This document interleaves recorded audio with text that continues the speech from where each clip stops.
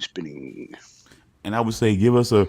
I would say give. It was when you announce us, give us a couple seconds to flavor your. You know what I'm saying, the flavor your introduction, if you don't mind. Hello, everyone. Welcome to TEE TV. My name is Charles, and with me today is Stone. The Stone Baron. Bonjour, mes amis. And Damian. Hello. Today, we're going to be discussing the new Justified show called City Primeval, Halloween 5. I think it's called The Curse of Michael Myers or The Return of Michael Myers or The something. Revenge. The Yes. Revenge of Michael Myers, okay. And then we're also going to be discussing season 2 of Grimm, along with an assortment of other things if we wish. And with us today is also Jim Grindle, who is currently off doing something. Massacring his toilet. We're not going to get into it right now. So No, he'll we be just back in a no, minute. no. We weren't going to, but we just did. Thank you. Yeah, Thank I'm thank you, sorry. Damien. Thank you. People, You know what I'm people saying? have a right to know. Yeah, this is information that It's our important audience information. absolutely needs. Thank you to at the moment. grossophile hunter. Thank you to the grossophile hunter over here. Yeah. But okay, so since Jim is not here at the moment to get us started on City Primeval, how about we give our initial thoughts on, well, Halloween 5? Well, okay, no problem. I guess we could do that. I mean, I Hmm. don't think he was gonna totally like miss the whole thing, but no problem. We can Well, do that we don't have to get like super into it, but how about we just give our initial thoughts on it? on Justified. No, Justified? Halloween. No, I'm talking. I was Oh, talking Halloween. okay, fine. All right, that's fine. I think Jim might be a little annoyed if we start talking about Justified. Nah. I mean, he's come in happily when we started on something he wanted to talk about, but no problem. Let's just Yeah. I'll do. I mean, I say Halloween 5 was. How can I put this? I mean, I haven't seen a whole lot of movies that really centered in on what I'm saying, the child as the feature, what I'm saying, situation, Mm. and and to have this one to where she's kind of like been sort of like traumatized into, what I'm saying, into no speech and things like that, and trying to communicate, trying to be normal. I think is an admirable, layer they put onto the movie. But I think the fact that they still had people like not believing her was cheap. You know what I'm saying? This girl went through a traumatizing experience, but was stalked by Michael Myers, and to have feelings like she's like connected and kind of sees what he's doing, and she's trying to warn people, and to have people not believing her was just. It just kind of cheapened the layer that they added on, that they put a lot of trouble into adding into this movie. I think. You see, I have thoughts on how they handled that, on her not having any speech throughout most of the movie. For example, they did not do a very good job of explaining why she didn't have any speech. I mean, that's hard. I mean, that would be hard to explain. I mean, that individually situation would be hard to explain.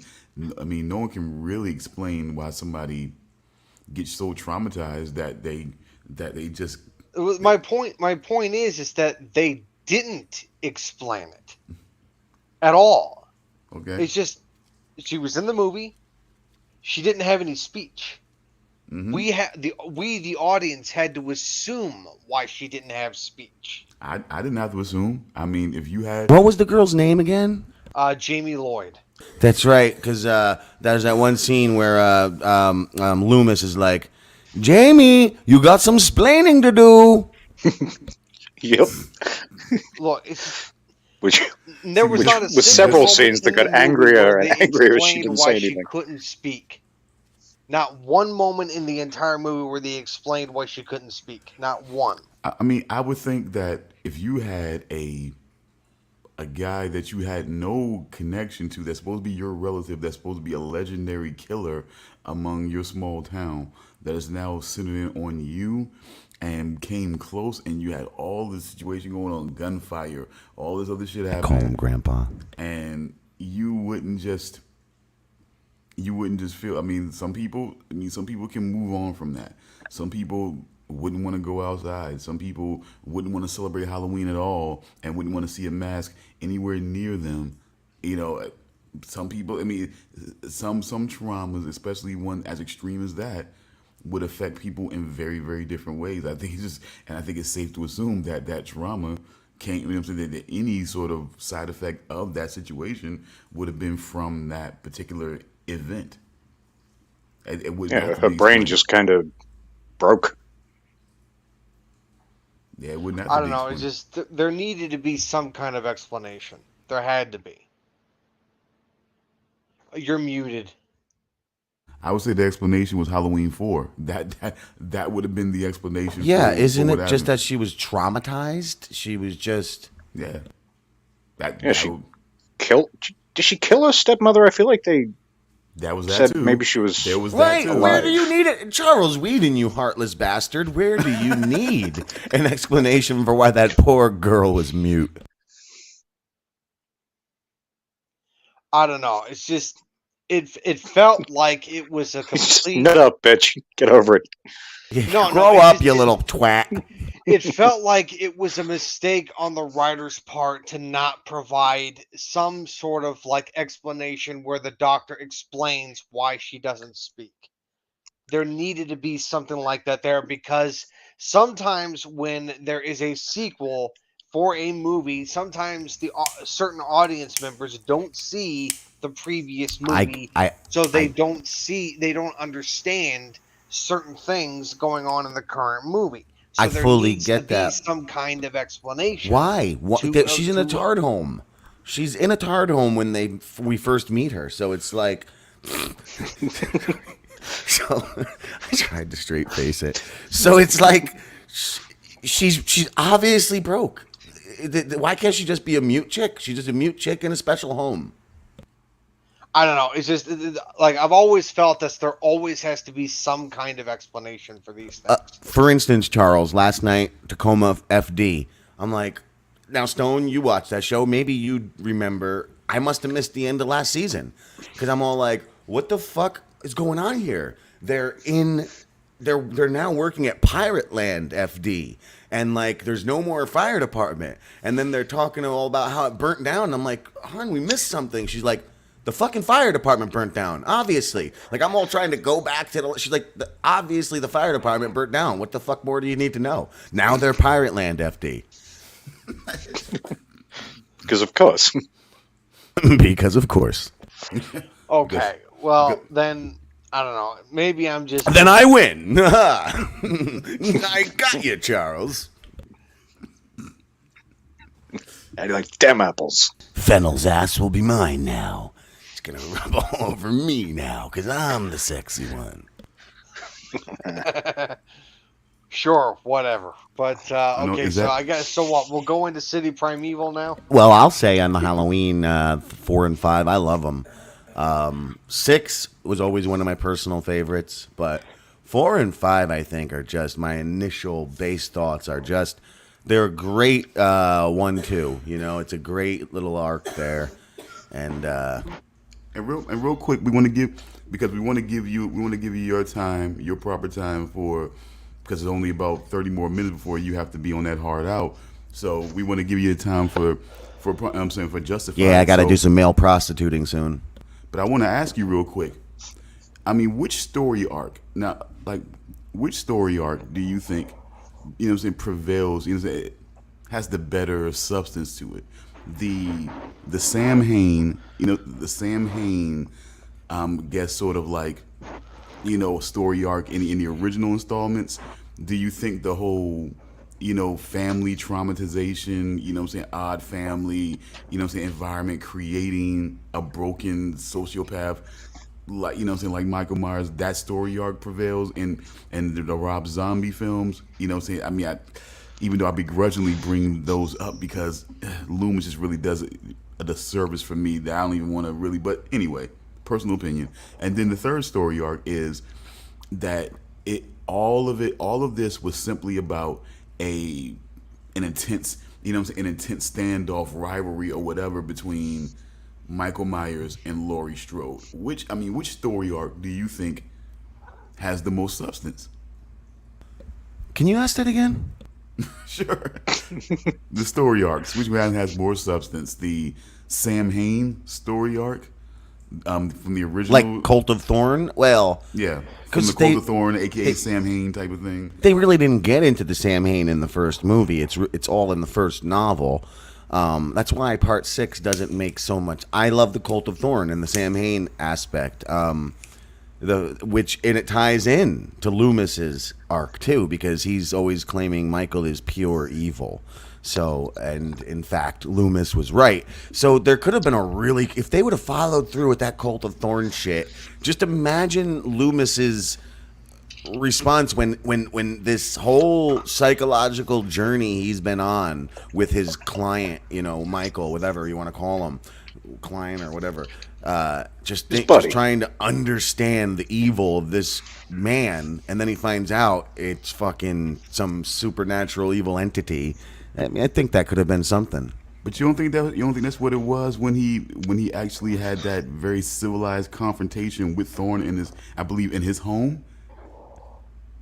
I think that it still could have been assumed as just people. Like, I don't think there was any, Loomis had no supernatural evidence there, just that people are using Myers' evil to perpetuate their own evils. Okay.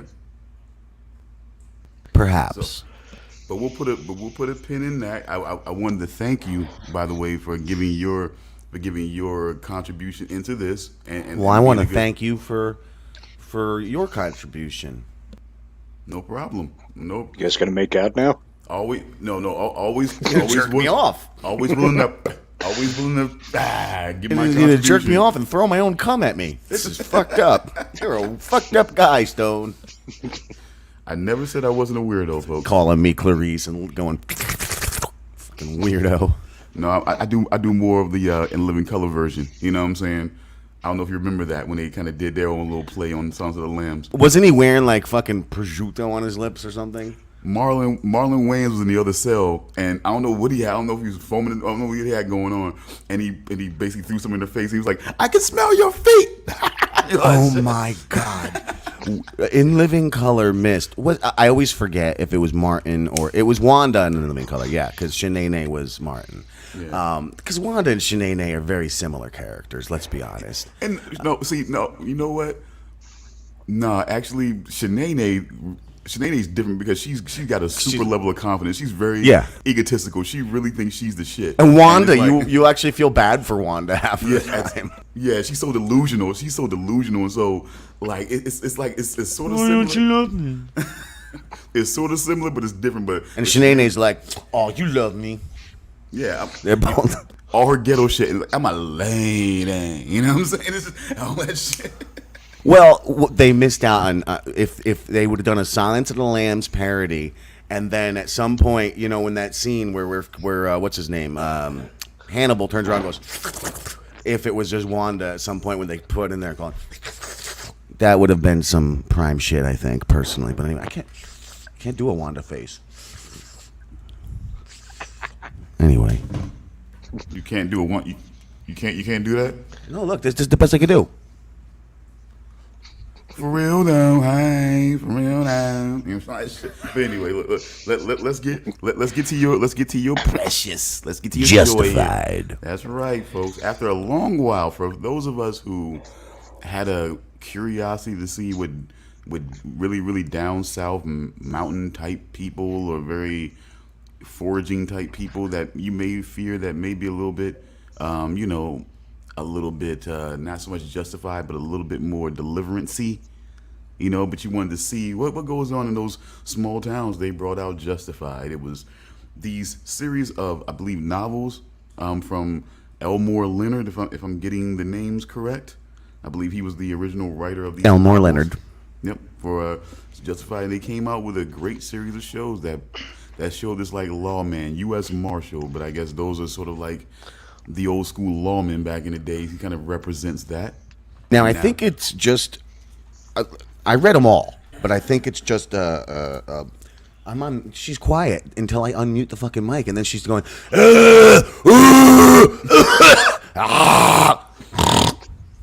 jerk. Fucking snarf over here. Fucking. I think it's just Fire in the Hole short story, and then there's like 2 or 3 novels or novellas, and they're fantastic.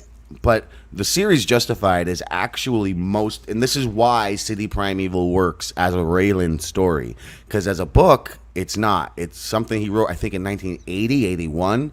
Raylan's not even in it, right? No, it's Raymond Cruz, who only gets a cameo in this Primeval series, or he'll get like a guest spot, the character, like a little nod. But the thing is, the reason why it works for them replacing that character with Rayland is because in the original run of Justified, most of the episodes were based off of different Elmore Leonard books that had nothing to do with Rayland. So, like, the whole series has been, it's not just the Raylan Given series, it's the complete works of Elmore Leonard with Raylan Given as a character. Okay, so just taking bits and pieces from all over the place. Okay, I mean, you know, it was kind of the way we started to realize that Hannibal was going. You know, the Hannibal TV series was kind of going. They were kind of taking little things and switching them around to where the movies kind of set them up a certain way. It was like we were seeing it completely different on the Hannibal. Yeah, like mixing the timelines around a little bit. Certain events, who get, you know, so who gets done what to who, you know what I'm saying, and things like that. And yeah, it was just some differences. But the hobble little barber. Okay, I can't get that fucking guy out of my head. It'll haunt me forever. I guess so, and you'll haunt us. But yeah, but now, well, thank you. And now we have, like you said, City Primeval, where we have a whole new situation where it's not dealing in like the, I guess, re-moving on of a new series of the show, but it's kind of like just doing this very, very, I'm pretty sure, explosive. If the actual TV show is any indication, this limited series thing is going to be very explosive. We already see now. Is it just me, or does it seem like Might be? Or does it seem like I believe Mansell? Excuse me, it was Mansell. Does he seem like that he's trying to be sort of like a outlaw mirror image of Raylan in a way? He's kind of like a pretty Boyd. Get it? You think it's that? I thought he was more. I thought his affect in the way he is, but even though he's very violent, but he still tries to be very humorous, very, you know what I'm saying, very down south, easy, like Sunday morning going. You know what I'm saying? It's like he's still kind of like the criminal version of Raylan Givens. That's Boyd. That's what Boyd was, and in a way, this is kind of the B movie version of Boyd, which I think he's good for the lesser Boyd. I think he's all right for that. You know, like it's like that typical 90s sequel character. But is he his own? If Boyd didn't exist, would this Oklahoma wild man be? Would he be as interesting? I'm not sure, or whatever. Would he be not just looked at as corny? Maybe. I mean, I feel like the thing about it is that, like with Raylan, see, with Boyd, you kind of knew what his motivations were. You know what I'm saying? Overall, with like Raylan and this guy now, you're not quite sure what you feel like you know what Raylan's motivations are overall, but I always kind of felt like that maybe it was just like this thing of he goes so hard at being a marshal and everything like that because he wants so bad to sort of like not be seen as his father. So a lot of what goes into that, you know what I'm saying, is fueled by more than just about being a great lawman or whatever, but more about like stepping as far away as he can from from the legacy that his father kind of laid out there.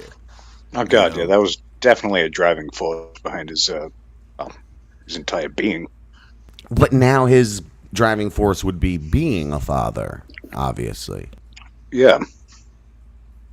Definitely, but I mean, because I for one forgot that thread, and I'm glad they didn't remind us. Like he didn't pick up a picture of his criminal pappy with a fucking shotgun, just to remind us of who Raylan is. Like, this is another phase, you know what I mean?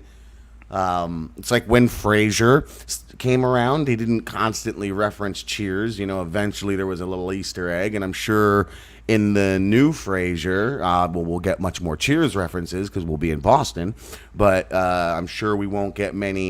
We might get a Martin Crane. He might look at a picture of his daddy, you know, but they what I'm saying is you'll have Niles and Daphne's kid there, but you won't have Niles and Daphne, and they won't have to talk about it. You'll just know it's Niles and Daphne's kid. They're not going to have to fucking feed you everything or whatever. It's just a character who exists.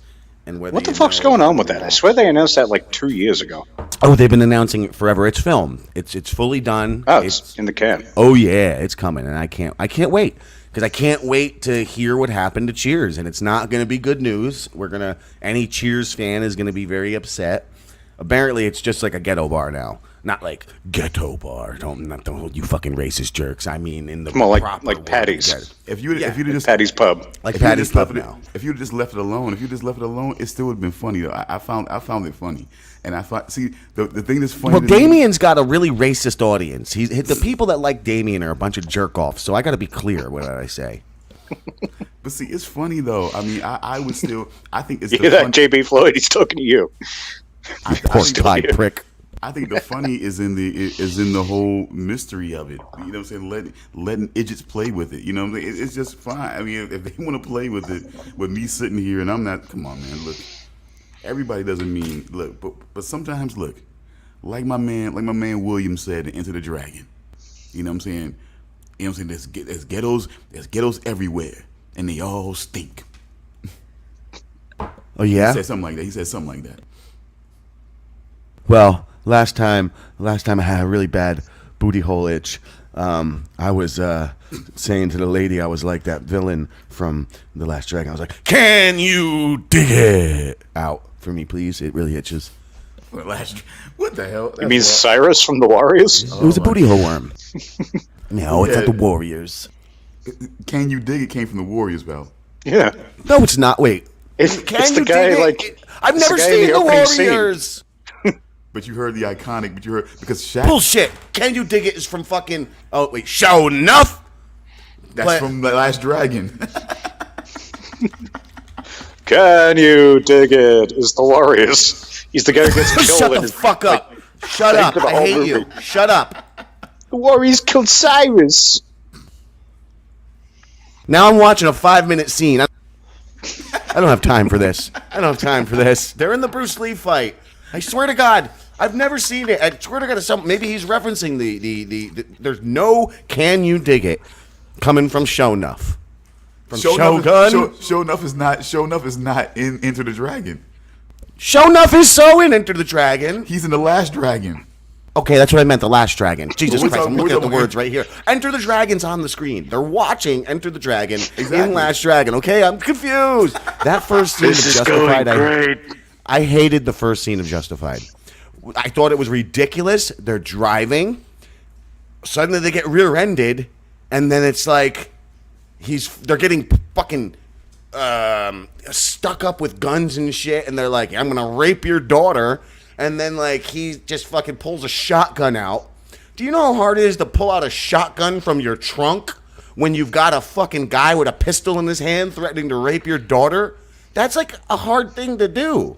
Trust me, I know. Yeah, that scene was very much put in there. Just be like, hey, remember, you don't fuck with Raylan Givens because you'll And get it was the best bad. of you. It was like, It was yeah. bad. It was. I mean, I didn't hate it, but like it did feel a little, Stupid. off. It was just. Yeah. It was just a reason to have him shoot a gun. How about give us an actual scene that makes sense? And worse off, and then it follows through into the next scene to where he's like taking these people to court. So talking about not clear why Jamie fucking Floyd is wow, Jamie Floyd, Jamie Lloyd, Halloween. Whoa, creepy. JB Floyd, his name's Jamie. Whatever. Anyway, it's close. It's on point. Yeah, they go to court, and it's for those guys, so that makes you think that he already was out to get them or something. Like, like, I don't know, it just seemed a little weird to me because a court date doesn't happen that quick. You're not just going to go straight from the ride into court. Those motherfuckers would have gone to jail and then some time would have passed. But no, he just went like right from breakfast to court. Like he fucking carjacking to breakfast to court. It didn't make sense. Yeah, like a very Old West style. Like, I'm taking you to jail. And then everything happens. Instead of months later or whatever the fuck. Quite possible. It might be fair to assume that, you know, since sometime they did go by before they had gone by before they had the trial, and it was mainly about the details that happened. You know what I'm saying? Because it was mainly about kind of establishing who people were. So they just wanted to establish that when these guys that came in, there was this, you know what I'm saying, African American female lawyer that was so apt in making, because you already seen that the judge Wannabe LaGuerta. That, you know, say that the judge Keith David, played by Keith David, he believes, oh my God. Wait, Sorry, I'm sorry. Judge Keith David played by Keith David? I'm sorry for your loss, did I by the say way, that? Damian. Oh my God. Yeah, I thought so. What? I'm sorry for your loss, by the way. I know how excited you were bragging about Keith David being in the show. Yeah, that was... Do you do that in the show? Do you do spoilers like that? Yeah, Not like we don't really... we go all over the fucking place. Yeah, but not exactly as just boom, just like that. Hey, Charles, remember when Keith David died?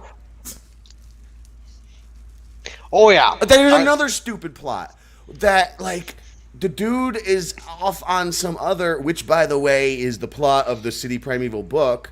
The dude is off to, okay, spoiler alert, guys. That whole Zlatke Vladio fucking scam he's pulling with the girl and that guy is a main character. He's going to be returning in a big way for the rest of the season. And the whole... Jesus Christ. Do you guys want spoilers from the book? How major are we talking? The basic plot, the basic arc of the entire season.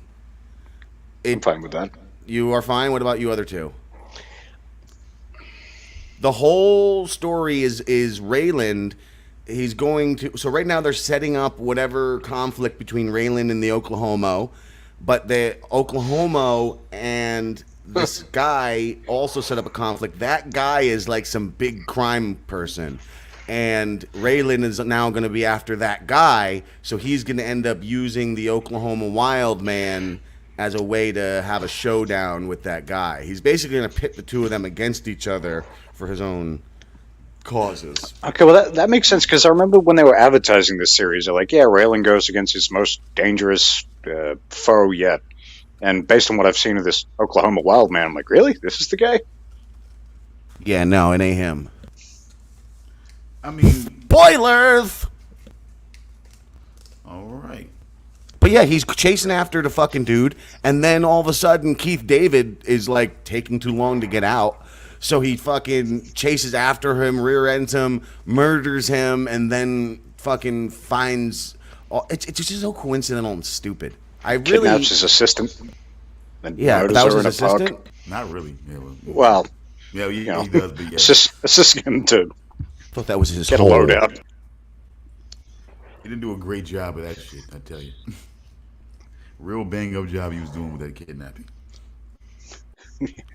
And I mean, now look, now what do we expect? What do we expect about from the daughter of, you know, Raylan Givens and Winona? What do we expect her to be like?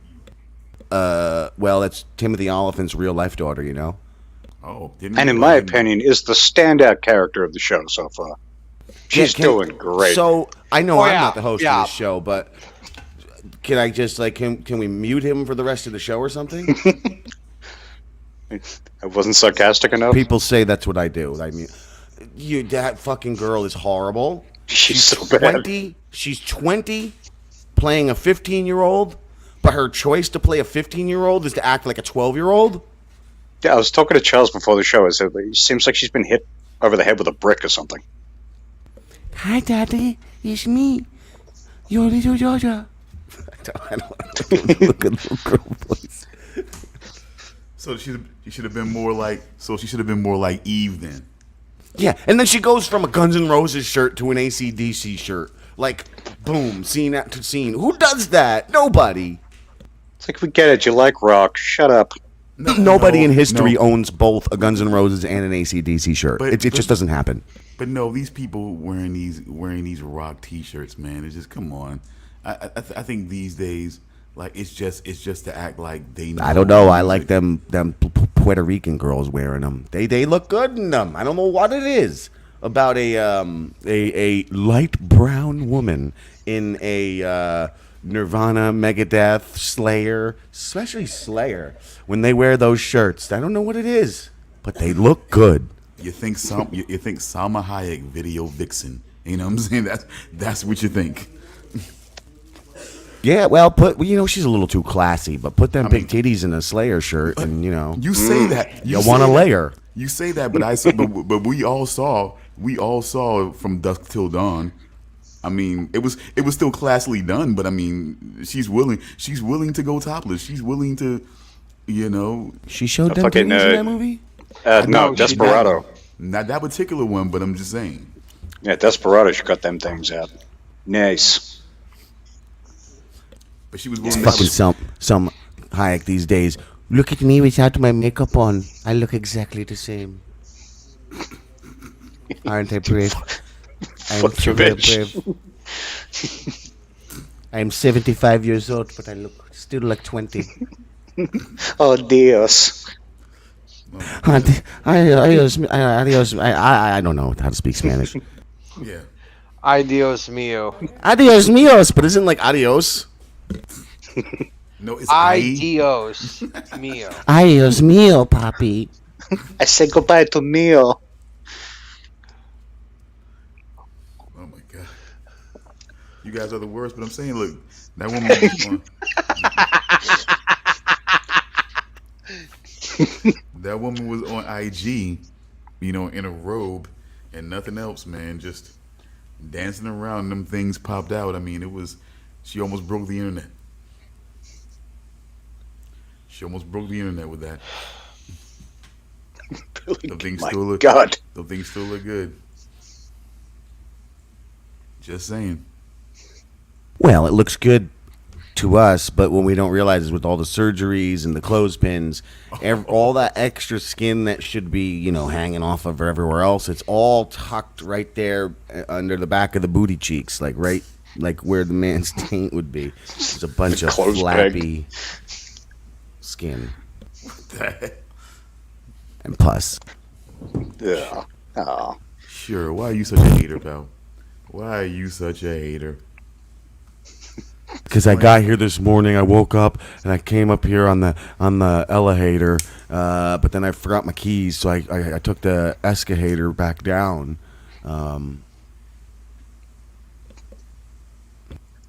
you still have some hack comedian, or are you working on something? No, that's a Gino Bisconte bit. Oh God. So It's his commentary on urban culture. So what? So what kind of? So really, y'all, what kind of hold do you think that this guy has on? I believe, Sweetie. What kind of hold do you think he has on him, and what kind of connection you think he has to this damn lawyer, to where she's just wherever he points to, what I'm saying, for representation, she just goes right to it, no matter what.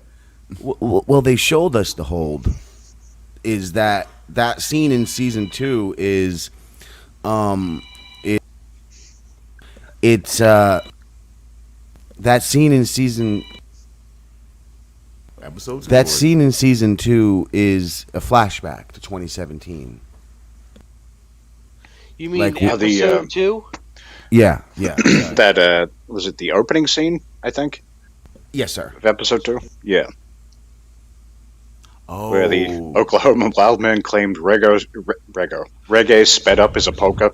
Yeah. So basically, what they're showing is like this guy is afraid of the Oklahoma guy, and that's why he does what he does, because he's afraid, because he saw him kill his own men.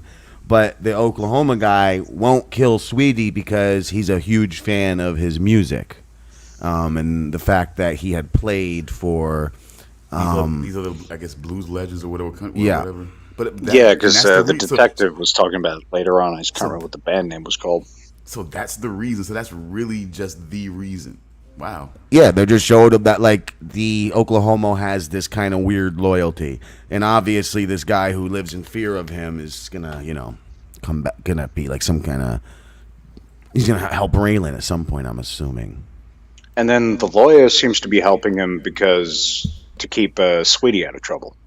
She mentioned that. Oh, I missed that. Keep him out of trouble. Okay. Yeah, so like I guess it's whatever their connection is, which I don't think has been explicitly stated at this point. What their connection is? The lawyer and Sweetie, you mean? Yeah. I mean, I guess it seems like they seem to have some, long, I guess, what I'm saying, I guess fatherly or mentor type of connection or whatever. Yeah, I was kind of wondering if maybe their family, never mind that. like it's his sister or something. Or I was suggesting he has big bass player fingers and he was doing his magic work on her, but you say fatherly, paternal. No, I mean, he seemed I know she's I know she's not in the best shape, but she doesn't seem like she's quite that close in age to to him. I mean, at least I would have thought, but I figured Charles, that's Ben Urich from Daredevil, right? Let's see. From the Netflix show? Yeah. I believe so. Yeah, I believe that's the same Okay. guy. Yeah, I thought so.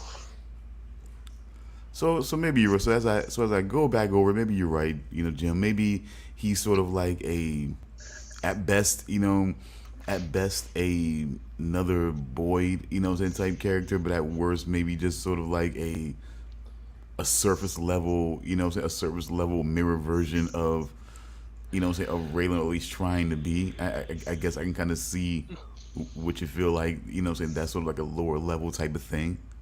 I understand that. Maybe I thought the guy. I mean, it was stuff like that. It was stuff like the whole reggae. The whole reggae being sped up as like a polka. I think that sort of thing in those moments, it's sort of like him sort of being sort of kind of like Raylan. At that point, Raylan like at that point, at least on surface level. I still want to test that out. I wonder if there's any truth to that. No, there's no fucking truth to that. You never know. You spit it up the right amount. Maybe. There has to be. It's got to be way more. It's got to be way more horns, way more accordion, or something that sounds like accordion. It's just. It's not the same. It's not the same fucking thing, bro. It could be a stripped down version. I don't know. No, it's not. I will be investigating. Yeah, you could do that. You can fucking do that. But I'm telling you, it's got to be. Ska will probably be more like, if you sped up ska, that would be more like polka. I'm not listening to ska. But you'll listen. I have my lines, so. But you'll listen to sped up reggae to try to make sure it seems like fucking polka, huh? It's still reggae at the end of the day. Does Steve Urkel not scar African Americans enough? You know what I'm saying? With that, you know what I'm saying? Without us trying to make reggae into some lower level form of, a fucking polka. Just saying. All right, fine. Oh. Shamed me out of it. Oh no, I'm not gonna shame you. I didn't mean to shame. I mean, maybe a little bit. Maybe a little bit. No. This is like the theme music to Eurotrash World. Hey! Like, come on, man. Right here. Look right here. You will see. I imagine guys on the beach. A bunch of pasty guys on the beach. Yeah, a bunch of Eastern European guys. In Speedos. Yeah, you know what I'm saying? European guys in those lederhosens and short shorts and clogs. No, Speedos. Speedos being really Euro trashy.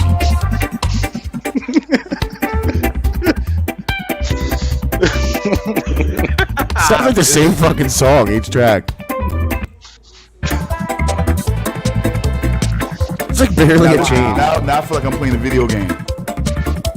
Yeah, this one's more like This sounds techno like or something. something out of fucking Mario Kart Racing. Oh, this is polka. Really, this is Polka. I ain't never heard anything like quite this. Poke your eye out. Hey, hey, hey, hey, hey, hey, hey, This does not sound like Poke. Poke your butthole. See, like I said, guys, you know what I'm saying, Euro trash guys in speedos, you know what I'm saying, women with no expressions on their face dancing. This is what I see when I hear this music, when I hear it like this. I don't know. The jury's still out there, eh? Nope, it doesn't sound like I'm fucking. sorry. Come on, man, Well, you're being. We'll have to agree to disagree. You're being okay. So you're being fucking swayed by low budget railing. You know, on fucking reggae being polka bullshit. No, I'm being swayed by the evidence that Jim just presented. He put that bug in your head, and now you were looking expecting to hear that shit. I'm sorry, there's no horns, there's no accordion there. It's nah. I don't know, but what were those? Boop, boop, boop, boop. What were those I did not horns? hear that. I did not. I did not hear that shit. I did not hear that. Don't do that. I did not hear that. Listen, a xylophone sped up is an accordion. What is that called? A steel drum? Yes, I mean, that's what that's what it's called. A steel drum. Yeah, I heard Well, Calypso we have a drum. new I didn't experiment hear now, an don't we? accordion. I heard a steel drum. What are you guys trying to do here? This is so wrong. What's wrong with?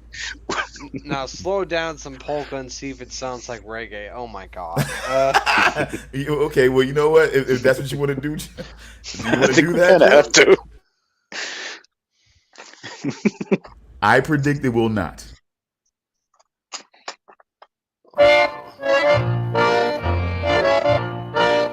Hey, man! Okay, it doesn't Come sound on down here, man! What the No. bummer Bring clown? your towel. You want to smoke some reefer? Don't worry, be happy. Oh my god. Hey! Oh, wait, that was Polka screaming. Wagwai. This sounds like just drunken Italians. Hey, that's Yankovic! Frank Yankovic! Frank Yankovic! And his Yanks! Wait, is that? I think it is. That's Weird Al Yankovic's dad.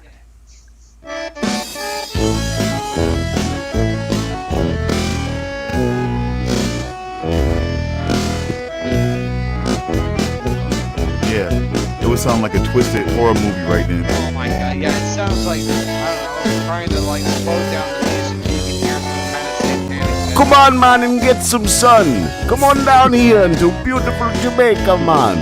And you're looking at some weird shanty. It's not very beachy. It's really nasty looking. Like it's Okay, I'm just gonna I could say totally- this right now, copyright strike. No, speeded, different speeds. I could totally drink from a coconut to that music. Oh my god, I could Oh, not. hell yeah. I could not. I swear to God, you feel like you died and gone. No. I'm not gonna do that line from fucking Goodfellas. I was about to fucking do it. Luke's a racist. Say what? Because it's a drum made out of steel. He spelled it wrong. Maybe it wasn't intentional. Yeah, Oh, he knows what he's doing, that Yeah, fucking you know. Machiavellian Fruit Loop. You know, you know what I'm saying? You know, Carlos Chan is very clever over there. Wait, More what? like Chris Chan. Hey, Oh hey, God. Oh don't no. compare me to that Fruit Loop. Oh, I thought we were still making fun of Luke. I'm No, apologizing. I totally was. Okay, good, because Charles Weeden would definitely never elder abuse his mother. I'm talking about Carlos Chan. what I was making fun of fuck? his. I was making fun of his Mexican and Asian heritage. I was calling him Carlos Chan. You know, just you know. Imagine being a human being that gets turned on by changing your own mother's diaper. Yeah. Chris Do I have- Chan is a Can I just not imagine that? disgusting fruit booter. He gives fruit booters a bad name. I think it's offensive to gays to call him a fruit booter. That guy is something else. It's offensive to pedophiles to call him a pedo. Like, and any group that you fucking refer him to it's offensive. He's possibly the worst. God I- damn it, I'm I hate gonna Chris Chan. I fucking hate that guy. Jesus fucking Christ. Like, I've seen enough to His know mother was that kind of cute. terrible. But I mean, you But know. I've heard that's one of the worst just- rabbit holes you can go down looking into that guy. I've seen very little, and that's all I needed to see. Yeah, Exactly. well, I don't know. I think he got off easy. Well, speaking Apparently of getting off easy, Nice pause there, you ass. you guys now can all you guys get off the hook of the Jim Grindle. I gotta go, and you guys can enjoy the rest of your Justified talk. Of course, you're gonna say something that's gonna make me want to jump right back in a fucking second, but I will try to resist. You got places to be. You know, look. Let me just say this about Justified. I don't get out of here. No.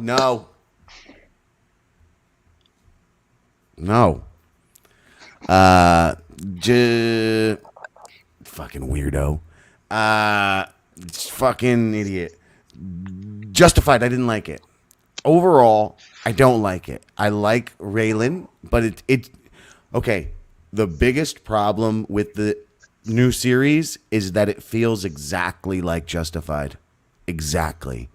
It's just like the show never ended, and it's just a whole new season, and that should be good. It should be something I really like, but for some reason, that bothers me. I don't know why. Maybe it's just like I wanted something new. Well, maybe it's almost now it's like bad Justified because, all right, if you're going to give me Justified, give me a better opening scene than that fucking shotgun to the tire. You know, that was just so illogical and silly. And a lot of choices don't add up. The daughter I absolutely despise. The fact that somehow she's hanging out. How did the Oklahoma even... He's not like some Illuminati guy. How does he even get a hold of the fucking Raylan's daughter? Like, he's got to fucking go to a fucking barman named Sweetie to get a gun in a fucking... an event. It's not like he's got sources, you know? I don't know. I don't know what the fuck is going on there. Why? But I think he did say he called around to a bunch of hotels to find him. Oh, So I guess okay, he well was- then they explain that a bit, but still, just I don't know, the daughter's reluctance to leave her, see me, and then like when it turns into like a kerfuffle in the end, she's just sort of just like, And then she's all crying when he was punches the the worst. fuck out of him. that was her acting. There we go. That's my final statement here. The very last scene that we have seen at the end of episode 2, she was crying wrong. It was supposed to be like, what is even her reason for crying? First off, Exactly. the logic behind her crying that her father's beating the shit out of the Monson, whatever. What? Because she was talking to him for an hour and liked him? Why was she upset? Why was she? Because her dad's a monster. She's scared. What was it? But she wasn't doing any of that. She was crying I'm so sad I stubbed my toe or something cry. It was the wrong cry. It didn't fit the scene. It was just, I'm not happy so far with this. She's with just the show. not good. She's not good, and the show so far is not too good, bitch.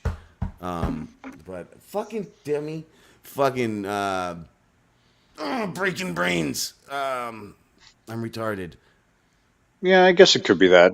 She's never seen him in that mode. Okay, then that's a different cry, though. It's a different cry than what she did. She went like,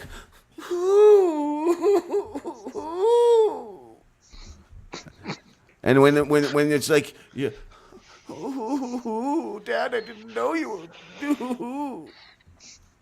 Totally different cries, completely. And my final words on just.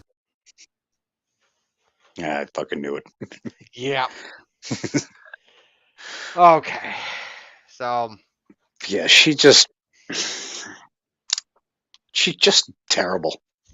yeah, In I think every possible way. I think somebody hit her in the back of the head with a brick and didn't knock her out, just sort of dislodged a wire or something, and now she's like even more stupid than she was before. And I think in order to fix it, somebody needs to hit her in the back of the head with another brick. Because I don't know any 15-year-olds, but I can't imagine they're like 9 to 12-year-olds like she is. If they are, we're in serious trouble. I If mean, that's all 15-year-olds, no, I God mean, help us. Okay. it's she's no, she's not. Look. Where her deal is, okay, is that you got to understand. You got to come on. You guys remember how Winona was? You know what I'm saying? You kind of got to remember how Winona was in the Justified episodes, right? Winona was an idiot too. But see, but she was She was. okay. That's a perspective. But I mean, she just And sneaky, so I guess, mm-hmm. yeah, I guess she is kind of like a mother. Yeah. So she Like mother, like daughter. so with her Hmm. so with her dad, she plays the the meek little it just she kind of plays it real, you know. But then she So, like, goes up. you think, like, more like I can get away with more shit if I pretend I'm still kind of childish? Yeah, of course, very Yeah, much but so. that's not going to work forever. Eventually, she's going to get to the point in her age where she's going to be expected to, act her age.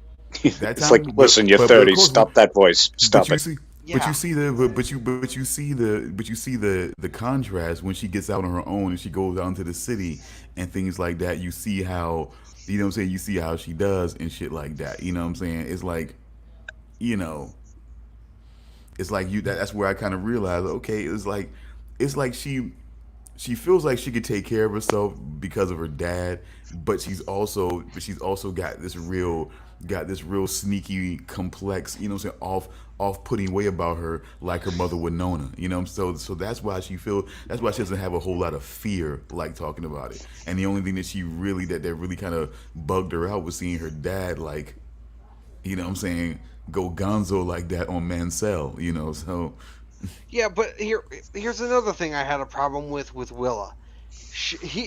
Raylan specifically told her to stay at the hotel. Well, no, more accurately, to stay on the grounds.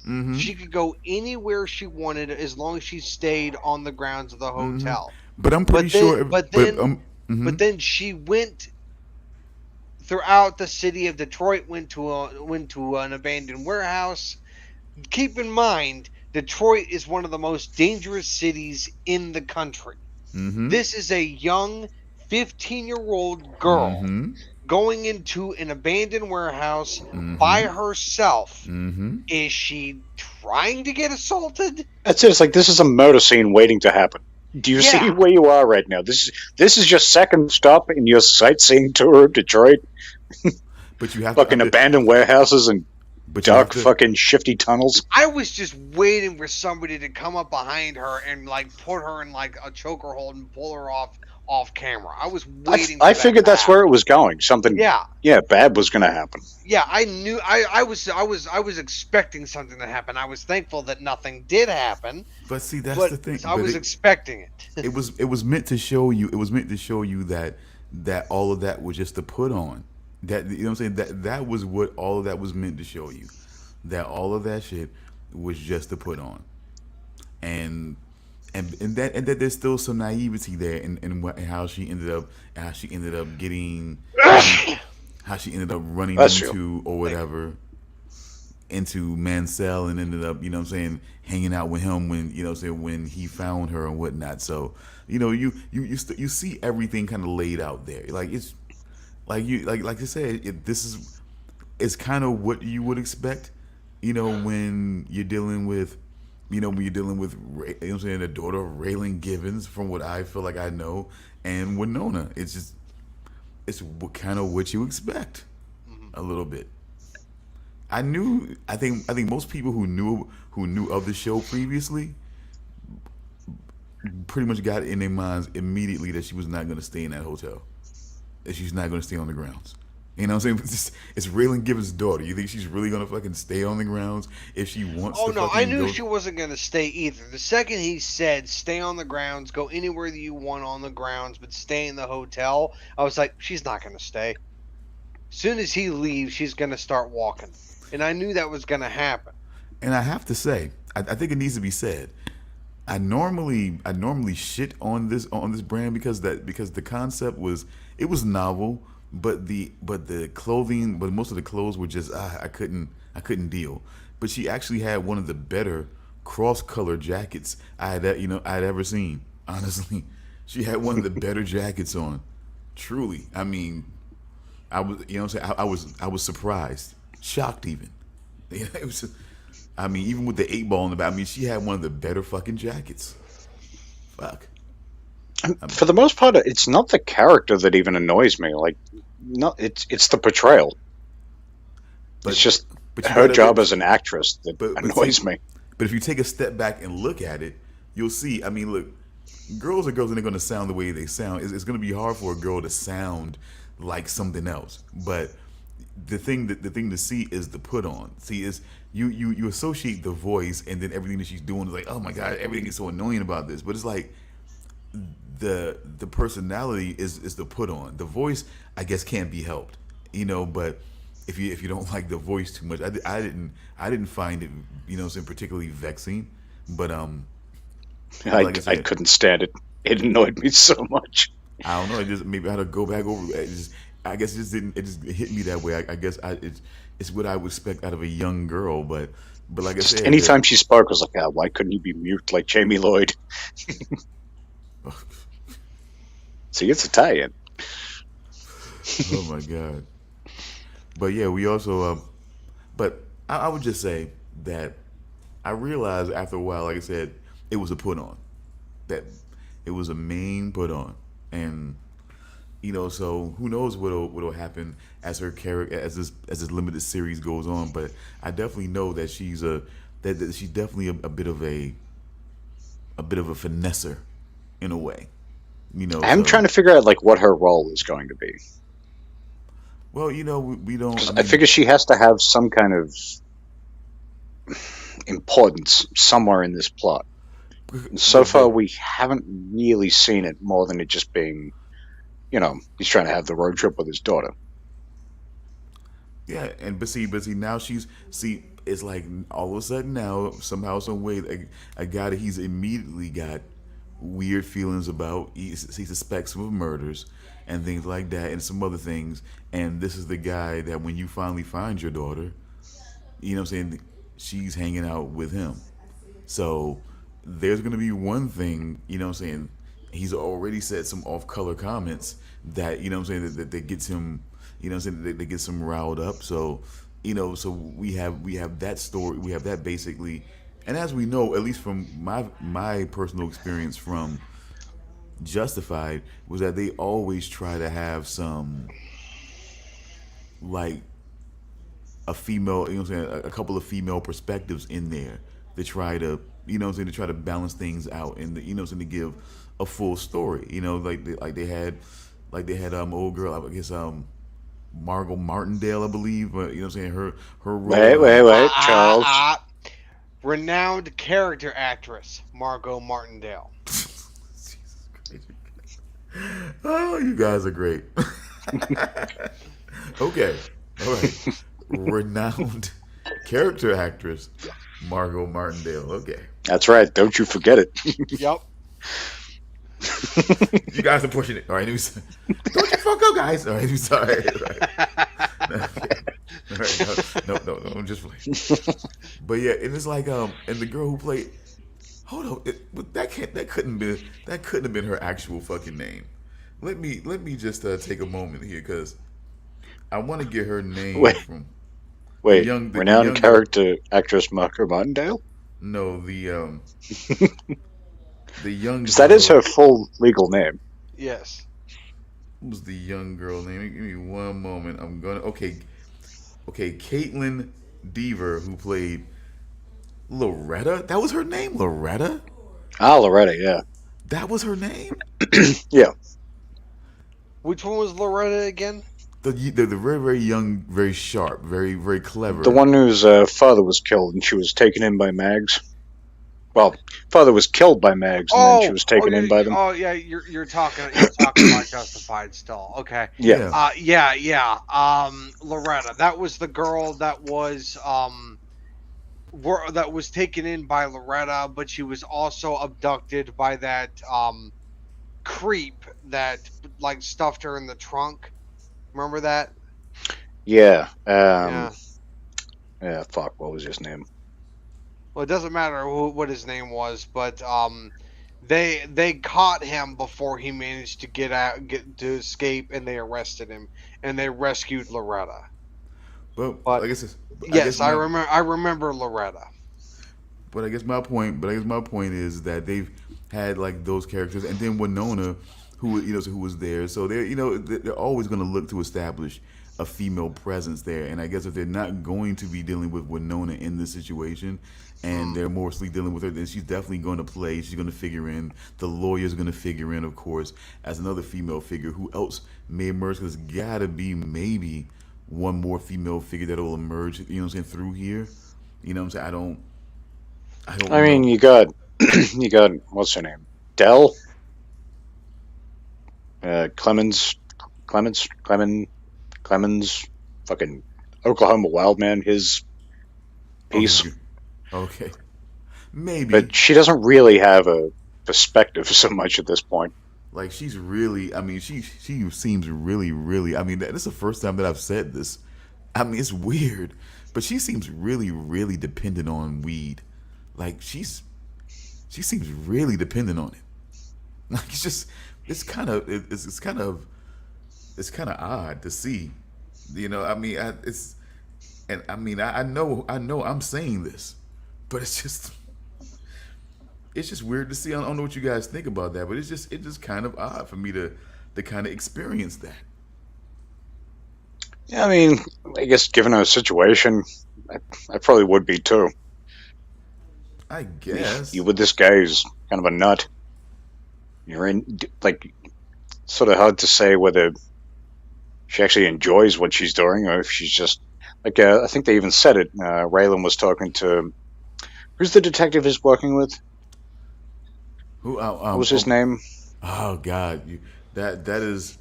I'm still working on that, but Yeah, I to let you haven't know that stuck yet. I am locked in though. Fun fact, he did. That's of course the guy who played Deacon Paul one time on King of Queens. Okay. Ah, like his friend, Deacon, Kevin James' friend. Yeah, the only recurring black guy on the damn show, yeah, yeah. the Yeah, insurance agent. yeah Yeah, Deacon Palmer. that's Yeah, where I know him from. yeah. He played Deacon Palmer on King of Queens for all those years. Huh. But yeah, they're speculating at one point like, what, is she in over her head, or does she know what she's doing? And then I think Raylan says like maybe over her head is where she's comfortable or something like that. So Okay. it's kind of hard to say with her yet. We haven't really been given enough information to figure that out. So maybe. I mean, you could be right there. Maybe she might be that other one to emerge. I guess. Interestingly enough. I don't see it though. I kind of feel like she might die or something. I kind of get that kind of vibe from the character. I feel like she might become a problem. It needs to be fixed. Well, it's she did. I mean, it's almost like Like she doesn't have enough sense to put the seat down when she's standing on a toilet. So you know, fucking puts a foot in the bowl and breaks her shoe. All right, so I found out the name of the detective. It's Wendell Robinson. Wendell Robinson. Okay. Yeah. yeah. It was funny. It was funny. Like I said, I was watching it with the family, and it was recognized. It was recognized by somebody else too. I think so before I even had a chance to say anything. That the guy Oh, was the King of that, Queens connection. yeah, just because it was like it's hard to know where where he would end up. You know what I'm saying? It's kind of fun that he ended up on a show like this. Definitely unexpected. I just I was kind of wondering what would happen. Because see sometimes with sitcoms, honestly, I hate to bring this in here, but sometimes with sitcoms, when it comes to African American, actors and whatnot, it can really pigeonhole you. Now, see, this is the one thing I didn't say. Almost every actor is typecast, but sometimes people really get pigeonholed in such a way that it's hard to figure like what other roles could they play. what other roles could they play? And it's like he seems to be really good at playing like the second banana to, what I'm saying, to some white, to some white central character. So, I guess it took a while, but we finally ended up with Justified, which is a definite departure from what King of Queens was. But I don't think I've seen him in anything else. I'm sure he's like, I don't doubt he's been doing stuff, but I can't think of anything else that I've seen him in. Wait, who are you talking about? The guy who plays Wendell, the detective Raylan's working with. the only thing I can This and remember, King of Queens. That's the only two things I can really think of. because he is a bigger guy. The only thing I can remember is, one time, I think it was the Jamie Foxx show, that sitcom where he played like the boyfriend or husband, of a girl that he was messing around with that had just got out and everything like that. And that old joke that seems to play out on black sitcoms a lot, with some guy when he's single is messing around with some girl. Turns out that she's married and got this crazy boyfriend that that they'll murder a guy that's been to jail, but he'll do this and do that, and he gets out. He played that one guy, which is kind of weird for me to see that, because I'm like, yeah, okay, he's totally not that guy. Yeah, that's actually weird to picture. Yeah, Him being that kind of aggressive. see, pigeonhole, what I'm saying, and it was sort of corny to see the way he was dressed. It was sort of corny to see, but yeah, it was funny. But it was a Jamie Foxx show. It was a mess. If you've seen anything on the Jamie Foxx show, I'm guessing it didn't go for very long. The Jamie Foxx show? Yeah. Can't say I've ever heard of it. Really? So you never heard that Jamie Foxx once upon a time had his own sitcom? Because that's part of being No. a comedian, and you start making it, you get your own sitcom. But yeah, he had his own sitcom. You have heard of Martin, right? Yes, that I have heard of. Oh, okay. Yeah, it happens a lot. I'm saying, the hanging with Mr. Cooper happened. Happened with this guy named Mark Curry. He got his own show. Even fucking Kenan Thompson had his own show. Did you know about that? Kenan and Kind Kel? of. I kind of ring the Keenan bell. and Kel, yeah. No, but Kenan actually, as he got older, Yeah. he actually had his own sitcom that I wasn't interested in, honestly, but I knew of it.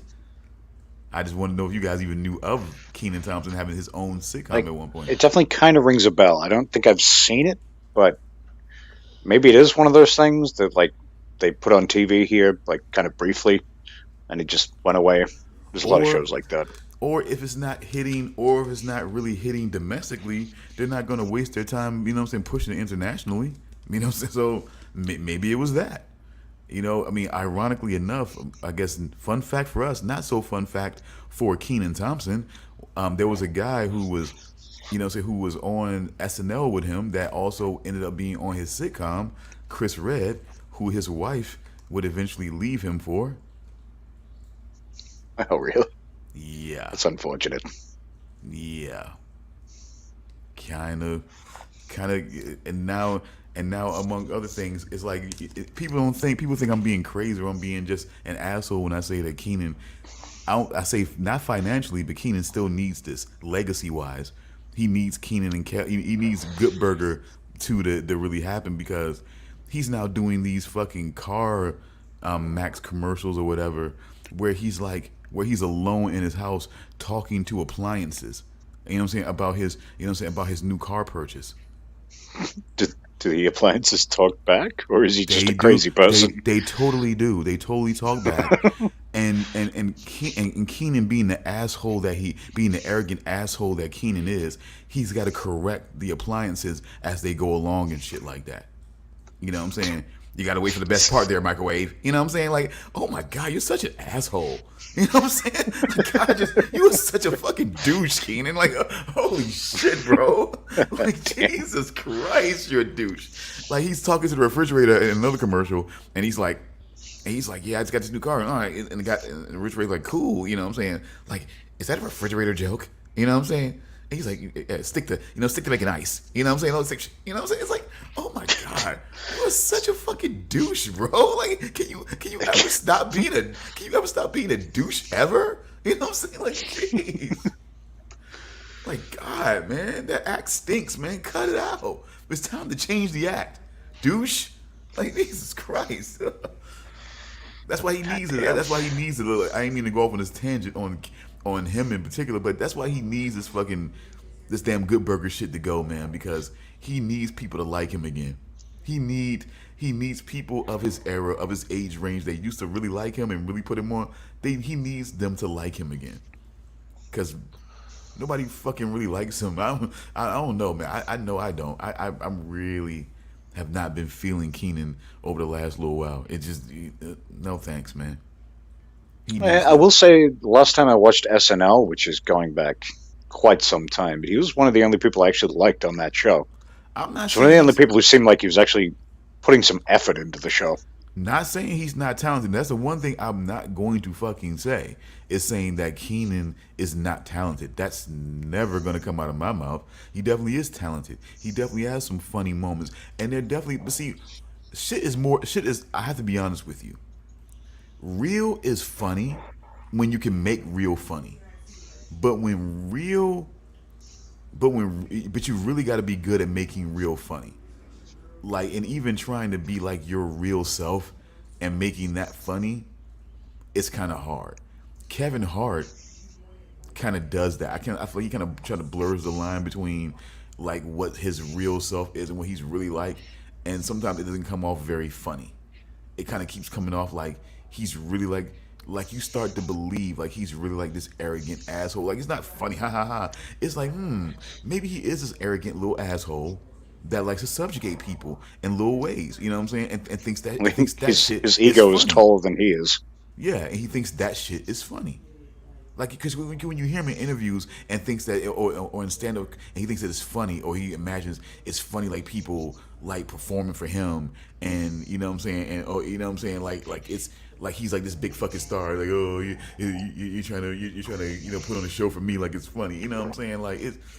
It's like you start to get this feeling that, yeah, a little bit of a douche. You know what I'm saying? And it's like, ugh. You know what I'm saying? Like, it's real. Like, Keenan, I start after a while, it's like, okay, Good Burger. You see other shit. Like, he seemed like always this little get over little jerk. You know what I'm saying? Like, little skeevy little jerk that is always trying to get an angle, always trying to get over and shit like that. And then you realize it's like, okay, maybe he is a little bit of a jerk off. You know what I'm saying? And it becomes less funny because it's like, okay, he really is a little user asshole jerk off that really didn't care about fucking Kel and used him, and you know what I'm saying, maybe this is who he really fucking is, but anyway, I'm sorry folks, I went off on a tangent there. Didn't mean to do it. I was going to say, keep going for a second because I'll be back. Okay, well, I can. No, I'm going to do something. No, we're going to go off on something else here. Just give me another 2 minutes of why Keenan Thompson is a shit dick. I'll be back. I'm just saying. I wanted more. I grew up as a fan. I grew up as a fan of that line of shows. All that Keenan and Kel, the Amanda Show. You know what I'm saying? That was part of my youth coming up. Yeah, same here. Same with me. I watched that stuff too. And aside from Keenan and Kellen finding out about how much of a shit dick Keenan is and kind of feeling bad for all the shit that Kel has gone through, I also kind of feel bad what Amanda Bynes has gone through. Well, I mean, well. Well, I mean, what can you say? Well, it's just like, I mean, take a look. Like, I know I'm going a little off topic here, No, but it's just like it's fine. This is what we do. It's fine. It's just like Amanda Bynes, like when she was in her early 20s, everyone, like, she was pretty stable, and everybody was saying, "Oh, she broke the child actor curse. She's gonna be fine. Nothing's gonna go wrong with her," and everything was looking up for her, like she had a bright future in her career. And then everything did a 180, and she went down a downward spiral that was hold on. Fuck. Yeah, I know. But she went down a downward spiral, and she's like, I don't know what the fuck happened with Amanda Bynes. Like, it wasn't even embarrassing. It was just sad. what was see, going on with her. but see It the was thing. just sad, and it took her years to find some semblance of stability, and she is still not completely stable. You have Like to. I mean, I recently looked into what's going on with her life because I wanted to see if her life had improved, mm-hmm. and not really. I mean, But you, she cannot live on her own anymore. Like I think she had to become I don't know if she became a ward of the state. I think she had to relinquish her rights as an adult. Like she can't do anything now on her own. Like she had to. I think she she's at the mercy of her parents now. as Like they her as they parents used. had to take up position to be her legal guardians again. Like Well, I recently read an article where she wanted to become engaged to her boyfriend, and she couldn't get engaged to her boyfriend without the consent of her parents. And she's like my age now. Like she's in her 30s and she can't get married. She can't get engaged without her parents' consent. Yeah. let me see. Do we have this here? Yeah. Victims, aren't we all? I mean, Yeah. I'm just saying, like, look, usually a lot of those, you know, what I'm saying, young stars are at the mercy of their parents, but But you no, just it's got just I mean all I'm saying when no. it comes to Amanda Bynes is that it's just I felt bad for I get it. I her. get it, and With all the shit that happened to her, it's just like I really felt bad for her. I get it, and I'm saying that that you just have to imagine, you know, young girl at a young age, you know, had you know what I'm saying, the world just, you know what I'm saying, had the world's pretty much, like, definitely the U.S.'s attention, and a lot of, I mean, Nickelodeon and stuff like that was going way out. I mean, like, she had a lot of attention on her and in the movies and things like that, and she felt like she was doing the right thing and going the right way, and then it just kind of all just peels off, and you're kind of left with, like, not sure what direction, you know, you're gonna go in, you know what I'm saying, at that point, because you thought you were going along with the plan, and you thought that everything was going the way it was supposed to go, and then all of a sudden it just kind of like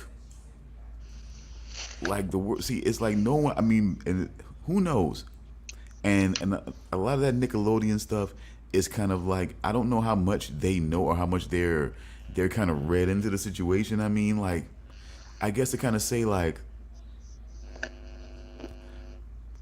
they don't know, like, it's sort of like, I don't know if they know that sort of like being at Nickelodeon was like a graduation process at first. Now maybe a lot more of them know now that it's more like a graduation process, and it's like, start figuring out what you want to do before this, you know what I'm saying, before your time's up, and it's like you got to figure out what you do as a young adult now, you know. And so, and maybe a lot of them early on didn't quite understand that it was more of a, that it was going to be more of a, you know, graduation process.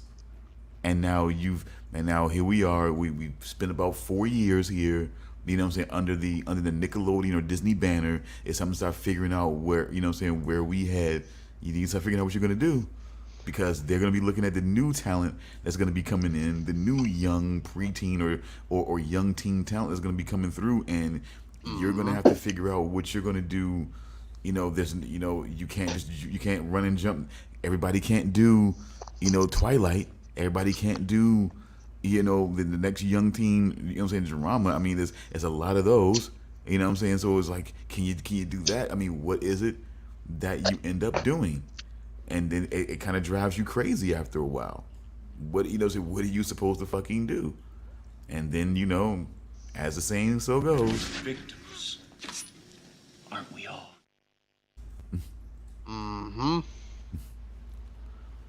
and this is the way it is. I mean, so it's hard not to lose your stability when you, at one point, Amanda Bynes was like the it girl, you know, the it, you know what I'm saying, the it, like, teen girl, like, a long future it would seem ahead of her, and she would become a young adult, and you know what I'm saying, she seemed like she was poised to do her thing. I mean, what a girl wants. I mean, was that really a? I mean, how do we feel? Did we see it? Did we know of it? How do we feel about Amanda Bynes' movies at that point? I Did they vaguely seek her? recall Did they seeing help? Did some they of hurt? that. I think my sister was watching it. Well, I mean, She tried to do a young. She tried to do a young. What was it? She tried to do a young retelling of what was a Shakespeare joint that she was doing, if I remember correctly. I think it was a movie that she had did that was supposed to be sort of like a turn on that, right? Or was that the movie What a Girl Wants, where she was pretending to be a guy in that, right? Yeah, that sounds right. I don't remember that. No, What a Girl Wants was the. I think that was the Princess. Okay, let me, because it's time to do this because you brought it up and we're going to, we are going to honor Amanda Bynes here because, like I said, because young Hollywood, especially Nickelodeon and the Disney channels, they do. I mean, I'm hoping now that they're equipping these kids. Okay, She's the Man was one. Sydney White, okay. What a Girl Wants was the other thing, okay. I mean, yeah, no, I mean, now I'm thinking about it now. Damn, she had quite a few fucking movies, man. Like, fucking Christ. She's Like, still like completely nuts, or did she kind of recover from that whole thing? Last I can recall is she was like really having a bad time. holy shit. And She's the Man, that was fucking, that had Channing Tatum in it. Holy crap. Quite a What cast, and She's the Man. What a Girl Wants was.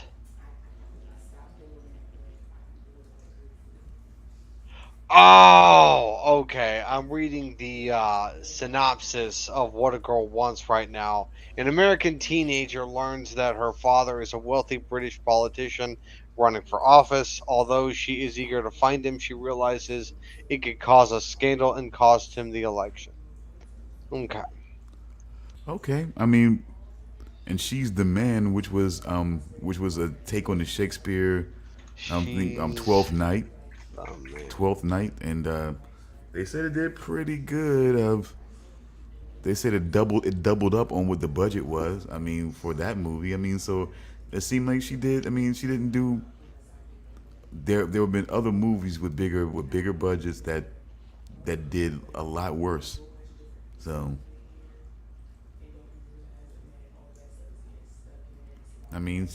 and then all of a sudden, it just all drops off for you.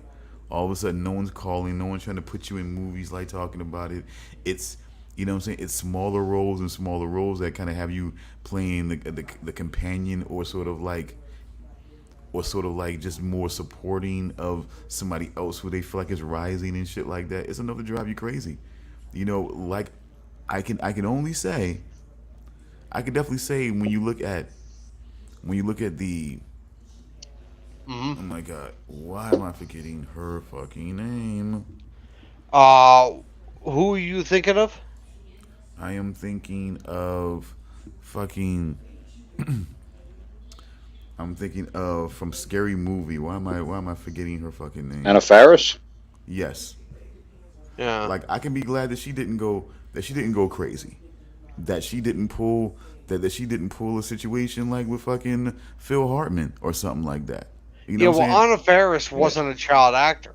No, but what she was an actress who has seen herself be in many movies with many people who were rising when she was the featured star of the movie and being in movies with people who were on those there's so much I mean it's such a bigger height than what she did, and it's like, and then it happened in her own home.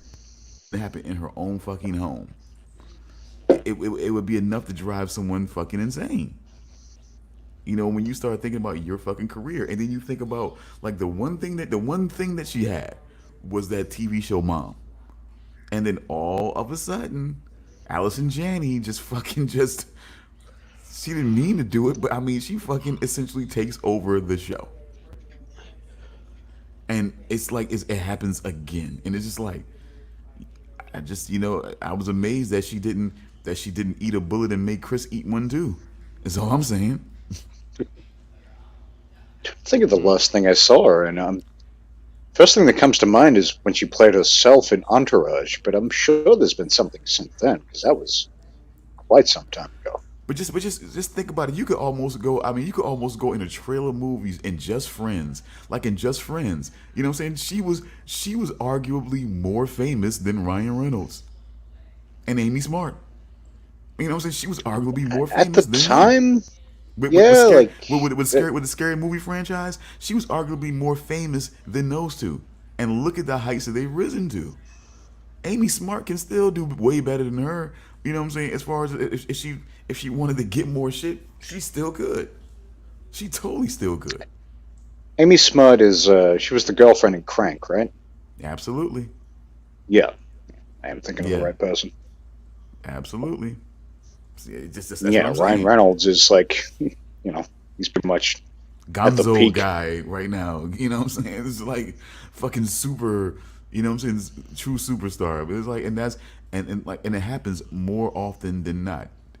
You know what I'm saying? It happens more often. The House Bunny. If you look at everybody, who was her supporting cast in the House Bunny, it's just enough to drive a fucking girl crazy. Who else was in that? I've never seen it. Fucking fucking one girl that was part of 3LW that ended up being part of the Cheetah Girls at one point doing other things. Keely Williams, Rumor Willis, also Kat Dennings for another person. For another. It's just like you just look at those three and forgot somebody else, and they just and the scary movies in the scary movie franchise, she was doing movies. Regina Hall was there with her in those movies, and Regina Hall has basically skyrocketed. You know what I'm saying? Well past her now. You know what I'm saying? It's just like it just happens over and fucking over again. Like a lot of movies, she was like the featured attraction, and it was like all of those people who were supporting even Chris Pratt. Like one of the few movies they did together was a movie called Take Me Home Tonight, where she played a fraternal twin, you know what I'm saying, with Topher Grace. And you know what I'm saying, it's this whole thing about them being in high school and about them being seniors and everything like that. He played a total douche. It was his paying dues phase. He was still a little chubby, still in that whole Parks and Rec phase, still a little douchey, you know what I'm saying, doing movies like Wanted, still paying his dues and everything like that, getting his comeuppance in the end.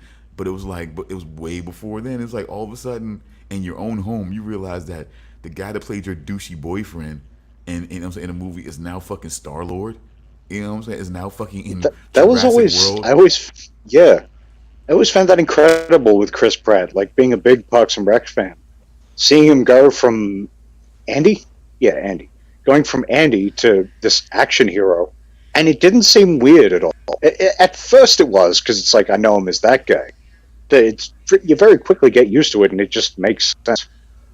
And I guess that's why it happened. It's because of what they settle him into. You know what I'm saying? Chris Pratt is always gonna be the guy that's never going to see. Like everybody gets typecast in their own way.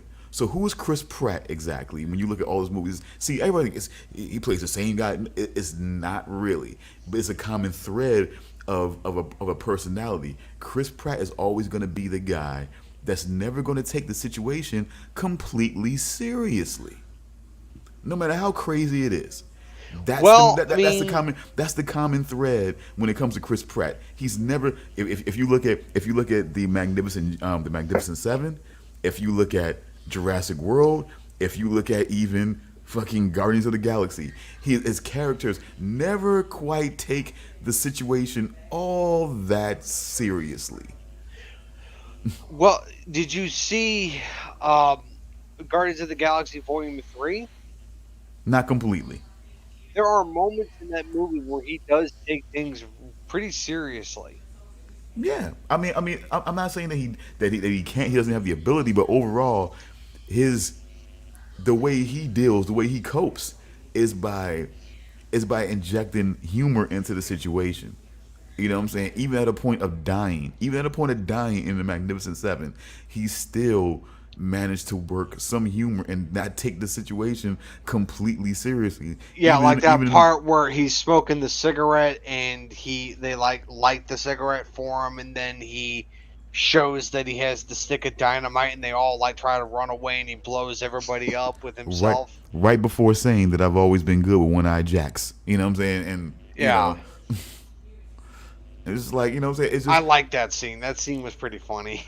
but that's Chris Pratt for you there. He's like I said. So if you're gonna see a movie with him in it, you're gonna see a character that he's gonna give levels to it because he's a good actor. But at the core of it is always gonna be a guy who I understand the situation and I get it and I'll be able to handle the situation, but I'm not gonna completely be humorless in this situation. I just can't do it. You know what I'm saying? So even at the threat of fucking large dinosaurs and velociraptors and everything like that, hey, I'm still gonna have a little bit of humor here because I just gotta have that. You know what I'm saying? If I can't dance to it, you know what I'm saying, then you know the rest. But you know what I'm saying? Just that's kind of like the way it is with him. You know what I'm saying? Everybody has their own bit of casting. You know what I'm saying? So, you know, and it's like Actually, that. so it floated. I can't remember where I saw it, but it was floated the idea of him, like, if they're going to continue Indiana Jones, him as Indiana Jones. I could see that. I could see See, him doing a good Indiana Jones, like see that's because see, he can be very good at that kind of uh, doing doing serious but humorous yeah, type like of. doing the comedy without being too hammy about it. Yeah, but do you seriously think that they're going to do that? I mean, because with what they've been Probably doing not. with the Indiana Jones movies, they've just been continuing it with Harrison Ford, and then with Yeah, Dial of Destiny. I don't think they're going to be doing any more. no. Actually, I do see another one happening at some point. Not with Harrison I Ford. No, definitely not. I think he said I think he definitively said he's done.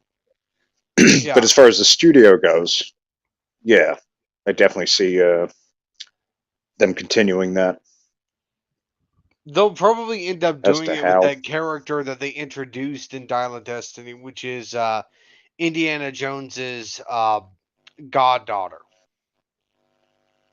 I think that was the plan. Is that they were going to continue it with that character, Okay, Indiana's have you actually goddaughter. seen the new one? Or No, I haven't, but I've heard rumors that the plan was that they were going to continue the franchise with a new character that was connected to Indiana Jones's character, and the plan was going to be Jones's goddaughter.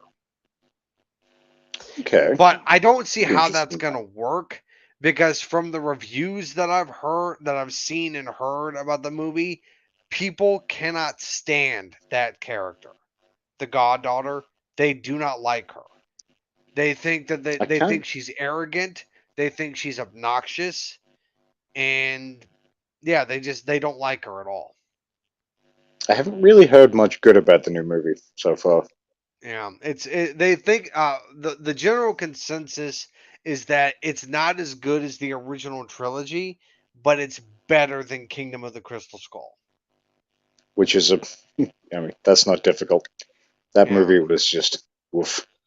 yeah. I watched the entire trilogy back to back. I got to that one. I was just like, I just don't want to. Mm. Sure, I would complete the series, but I don't want to. Look, I saw Kingdom of the Crystal Skull, and I did get some semblance of enjoyment out of it, but I don't think I would ever watch it again. Yeah, Let me there were moments, but it's not like the original three where it's just like I I struggle to find anything I would say is I disliked about those. Look, as far as I'm Even Temple of concerned, Doom, which people are kind of weird about. the franchise ended after Last Crusade. let Yeah. me ask you a serious question here. A little bit. I'm risking something here, but I want to ask if he hadn't have fucked up, if he hadn't have, I guess what they perceived as, because I'm not sure. I guess young Hollywood sometimes and dealing with that whole situation. But if he hadn't have, I guess what fucked up, I guess could Shia LaBeouf been considered as the successor? No. And Wow. I would say with an adamant, absolute, definitive no. Wow. I would say, despite his fucking up, if that movie was better and more well received, it might have been a possibility. But yeah, I don't know. And is I that your think reason for the is that your reason for the adamant no, Charles? Because the movie was not so well No, received by you. my reason for a no is that Shia LaBeouf on his own, and despite his massive fuck up, I don't think he's anywhere near close to the level of charisma and talent that Harrison Ford has. And I don't think he could hold his own movie, let alone carry the franchise of Indiana Jones the rest of the way. But I don't think he can do it. I loved Holes, by the way. I like that movie. I don't think he can do it. I really don't. He may be talented, but he's not on the same level as Harrison Ford. I mean, and nor He's should not. nor should he be. I mean, nor should he be though. I mean, come on, we're talking about Harrison Ford here, clear and present danger. We're talking about a litany of work that was probably older than Shia LaBeouf himself. Yeah, Like but a Hollywood you're, legend. you're talking about Shia LaBeouf replacing Harrison Ford as Indiana Jones. I am promising you, he cannot do it. No one can. Not even Har- Chris Pratt. Not even Chris Pratt. Harrison Ford is not some actor that plays Indiana Jones. Of course. He is Indiana Jones. No one can replace him. Wow. Anyone else that takes over that role will be considered a pretender. Is that what it always? But see, some people felt that way about Christopher Reeve, but people have changed their tune. But Superman is a different case. It's a different matter entirely. Really? It is, yeah. I mean, I understand to us, because yes. Christopher Reeve was not the first one to play Superman on camera. But He people wasn't. consider him I think the his best. father was, right? He was the best, but there's been other attempts in other franchises. There have been. There was Dean Cain, and Dean Cain was a good Superman as well. He was. But he was no Christopher Reeve. No, he was not a Christopher Reeve. But I'm just saying. I'm sorry, but this is just how I feel about it. No one can replace Indiana Jones or Harrison Ford. No one can replace him. Wow. I'm sorry, it just can't be done. Do you agree with that? Do you agree with that? Do you feel like is that set in stone to you? I mean, wow, no pun intended, really, folks. I mean, really, I'm aware, but Sure about huh? I said, "Are you sure about that?" But I don't know. I definitely I agree. It's one of those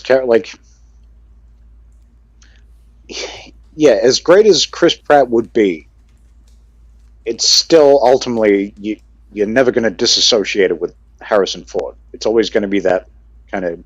Whereas superheroes, and I don't know if it goes back to the comic nature of it, where they're constantly being drawn differently and all these sorts of things, and different story timelines and all this fucking other stuff. But there's much more of a precedent set with superheroes being played by different people. Whereas, But once it happened, did you ever see the Sarah Connor Chronicles? Yes, I did. a little bit. Lena Headey. Yeah, Lena Headey. Yeah, Lena she Headey. was a great Sarah Connor, but it was still just that character is. It is. Fuck! Now I'm forgetting her Linda name. Hamilton. Thank you. Yeah, Linda Hamilton. It's just one of those. Yeah, there's certain characters like that. Where you can have someone else playing them, doing a great job, but you still just can't quite be this is Sarah Connor. It's just weird. It didn't really feel the same. It didn't. No, but if and they see I think that's it. it's weird. Now that one is weird for me. I have to say. I agree with you, but then because of what that Terminator franchise was, it made it to where it still left openings for other people to play Sarah Connor because it was just because of the timelines and the changes and the ripples and the this and the that. It just yeah, for a time, and then the focus wasn't completely. Because how can I put it? Like for the first two movies, the focus was no.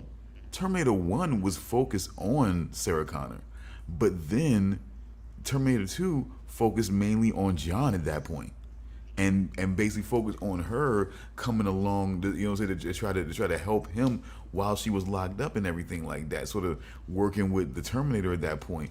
So it was like, and then from that point, we really kind of weren't dealing with other variations of her, younger variations in other situations. So it was like that one was a little weird. You know what I'm saying? Yeah, I But see what you then it's mean. like, but then we have Iron Man, because just like you said with Superman, there have been other emanations of Iron Man. But once fucking Robert Downey Jr. got in the fucking suit, it was like there was no other fucking Iron Man before or after. You know what I'm saying? After fucking Robert Downey Jr. got in that fucking suit. You know what I'm saying? For at least the way That's I true. looked at it. Yeah, and I guess that's a credit to the actor, really. Some actors just own a part so much that it's just like, yeah, you find it almost impossible to imagine anyone else. You realize no one else could have did Deadpool besides that fucking guy. Like him or not. Who else could have fucking did it? Who else could have fucking did it and did it justice? Who else? Just you know what I'm saying? I would wait for a name. I would love to hear another name of who else could have fucking did Deadpool and did it justice. Who else? Who I could don't do it think now? anybody could play Deadpool as well as Ryan Reynolds. No. Yeah, that's what I'm saying. And that's what I'm saying. Like with Christopher Reeve gave you that, and he was even able to give you what I'm saying, what asshole Superman might be like. You know what I'm saying? He was able to give you that too. Like he was able to really give you a Superman. Oh, you're like, talking about Superman 3 with Richard Pryor, right? Yeah. Yeah. Where Yeah, he goes into the bar and starts drinking. Yeah. Yeah, he And just talks about being inappropriate with Annette O'Toole. Yeah. Yeah, it's just basically once you've seen Christopher Reeve and what he was able to give you as far as Superman and what and just what he was able to give you as far as being like that super good hero that Superman was and shit like that. You just felt like, man, there was nobody else, man. For time. Oh yeah. Talking of Did, what's did the they guy and I- did they finally give us Nick Cage Superman in the Yes, Flash? they did. Yes, Nick That's Cage. fucking awesome. Yeah, Nick Cage Superman did have a cameo in the Flash movie. It is one Did he have of it is Did he one have of the Con Air haircut? He did, yes. Fantastic. It is one of the few good parts of that entire movie because everything else in that fucking movie fucking sucked.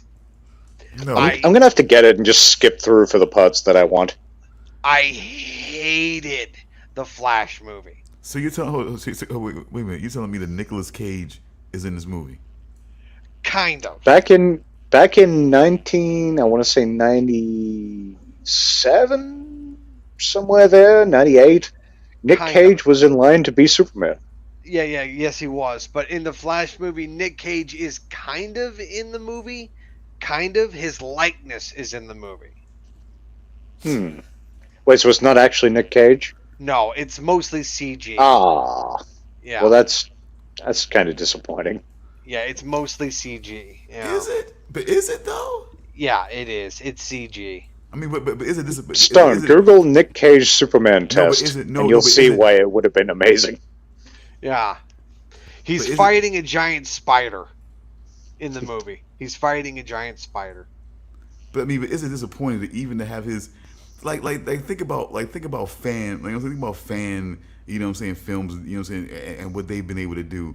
It's not a fan film. Like they I were know. actually going to film an actual movie with Nick Cage as Superman. No, I understand, but what Yeah. I'm saying is that stuff even feels awesome. The whole feel of what they would try to bring, and even try to say like this is what a sequel might look like to a movie that we really want to see a sequel for, and it seems pretty awesome. And you kind of it's kind of like doing that. It's kind of like bringing like the whole fan film thing like to a big movie like this and saying like, oh my god, like you want to see Nick Cage as Superman, like we'll throw that in there for you. He's okay with us putting his likeness in there and everything like that, and it becomes an awesome thing on its own. So it's like he agrees, they're good. This is not a weird thing. It's not a weird like mistake or flub in there. It's what they decided to do. They didn't want to just put a whole big thing into filming that thing, you know what I'm saying?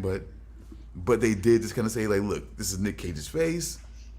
You know, this is what we're doing. So you pretty much can say Nick Cage did this. You know what I'm saying? But it's like, you know, It was his likeness, and they probably got it with his approval. But yeah, I mean, but does anybody ever really do anything in these movies? You know what I'm saying? It's like, you know, you could say, you know what I'm saying, certain things were done by this actor, but the only person you can say for sure who does everything that they do in the movie is Jackie Chan. You know what I'm saying? That's the one. That's the one. well, guy no, you not just Jackie Chan. We're also talking about Jet Li. Jet Li used to do it. I know he's having health trouble, health issues recently.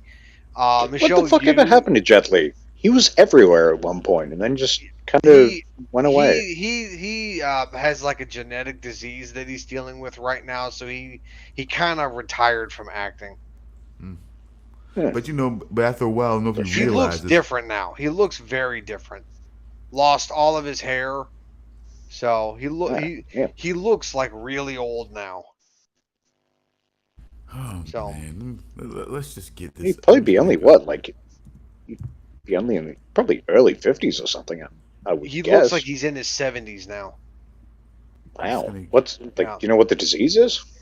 I do know it's something I can't remember, but I do know it's not cancer. It's not cancer. He doesn't Just some have kind of degenerative thing. I think so, but I'm not sure. Hmm. That sucks. But yeah, She made some fucking great movies. he it's bad enough to where he had to retire from acting. And then I'm not a sure if you damn guys shame. realize, but after a while, him and Jackie Chan started to team up and started to do movies together and things like that for a little while. Yeah. They did like several, you know what I'm saying, retellings of I guess, you know what I'm saying, I guess of Asian history together and certain other things that were pretty fucking fun, you know, and things like that before things went left apparently, you know, but okay. So- Well, go ahead. Yeah, I I'm wonder sorry. how long he's been dealing with that, because I honestly can't think of the last thing I saw Jet Li in. Like, The last I thing want to say saw the one, but there's got to be something after that. The Has to last be. thing I saw Jet Li in was The Mummy: Tomb of the Dragon Emperor.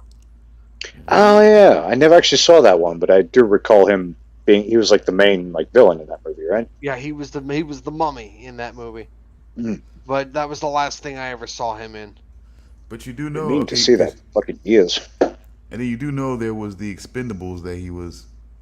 Oh, You know. you know what? Yeah, that actually was one. That was another movie I saw him in. And That then might have been the last thing, because that was 3. There was something Was it called 2? there was a movie as of about 7 years ago was- called League of Gods that he was a part of. Here, Never heard of it. let me look this up. I'm actually kind of curious to see what he's been doing recently. That was the most recent one from what I'm seeing here. Actually, Badges of Fury was one more in the last 6 years. That was, like I said, that was one more. Let me see. Yep, that was one of the more recent ones there. I gotta look up Jet Li now. I want to see what Charles is talking about. But yeah, say which Expendables it was. He was in 2 and 3. 2 and 3. Okay. Must have been 2. So now I'm thinking, I don't know if I saw 3. So I think there's 4 of those, I think. Oh, okay. In 2013, Lee revealed that he suffers from hyperthyroidism. That's the disease he's dealing with, and he's been dealing with the issue. In 2016, he stated that he had recovered from his illness and that accepting fewer film offers was due to his charity work and not because of his health conditions. Okay, so apparently he doesn't have the disease anymore, so it wasn't Good. genetic. Okay, that's Because, yeah, good. there's, like, seen a couple pictures where I'm just like, he's almost unrecognizable. Yeah. In his free time, he likes to play badminton, table tennis, rides his bicycle, read and meditate. He collects rare Tibetan beads. He says he's never bored in his free time. Okay. He's 60, apparently. Yeah, he's 60. I wouldn't have thought he was that old. Though, when I think about it, most of the movies I enjoyed of his, it's going back a while. Well, I'm probably, glad to see that he is doing better. Yeah. Yeah. Let's see. I'm That fucking- checking his movies. Jet Li filmography. What was his most recent film? His most recent movie was Mulan. He was the emperor in Mulan, the Disney movie. Just, it's going back, what, like 4 years? No, 2020. Came out in 2020. 2020. Oh, okay. That's that reason. Yeah. All right, folks. Don't know what you guys want to do. If you want to get into, go ahead and continue on with the Revenge of Michael Myers, or how you guys want to do that. Well, I mean, is there any? anything else left to discuss about Revenge of Michael Myers, or do you want to go straight into Grimm?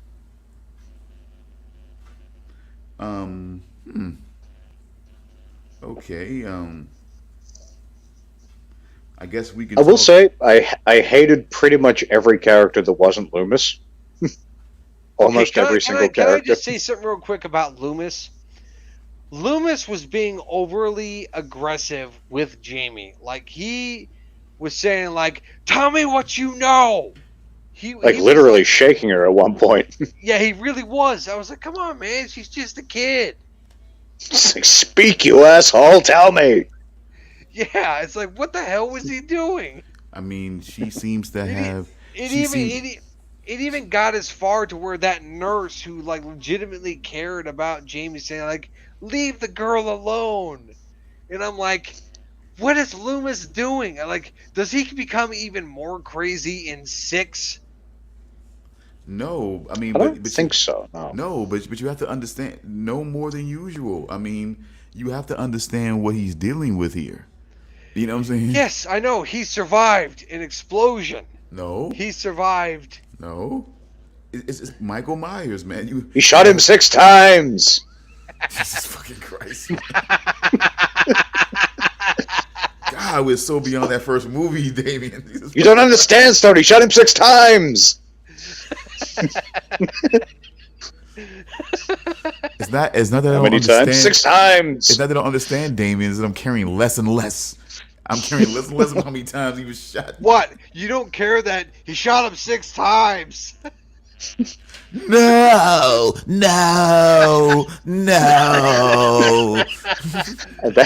That was the repeat of 6 times. And in this one, it was die, 6 times, die.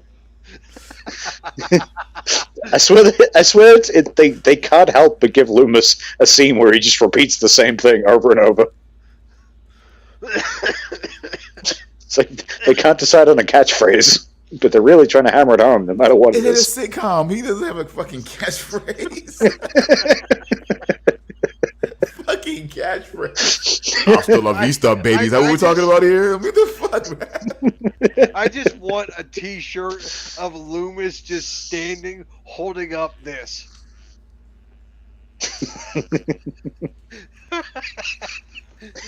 I'm sure we could get that done pretty easy. Yeah. No, I do a T-shirt. On the front, should there be another Halloween movie? And on the back is Loomis. No, no. They're gonna remake it 6 times. No.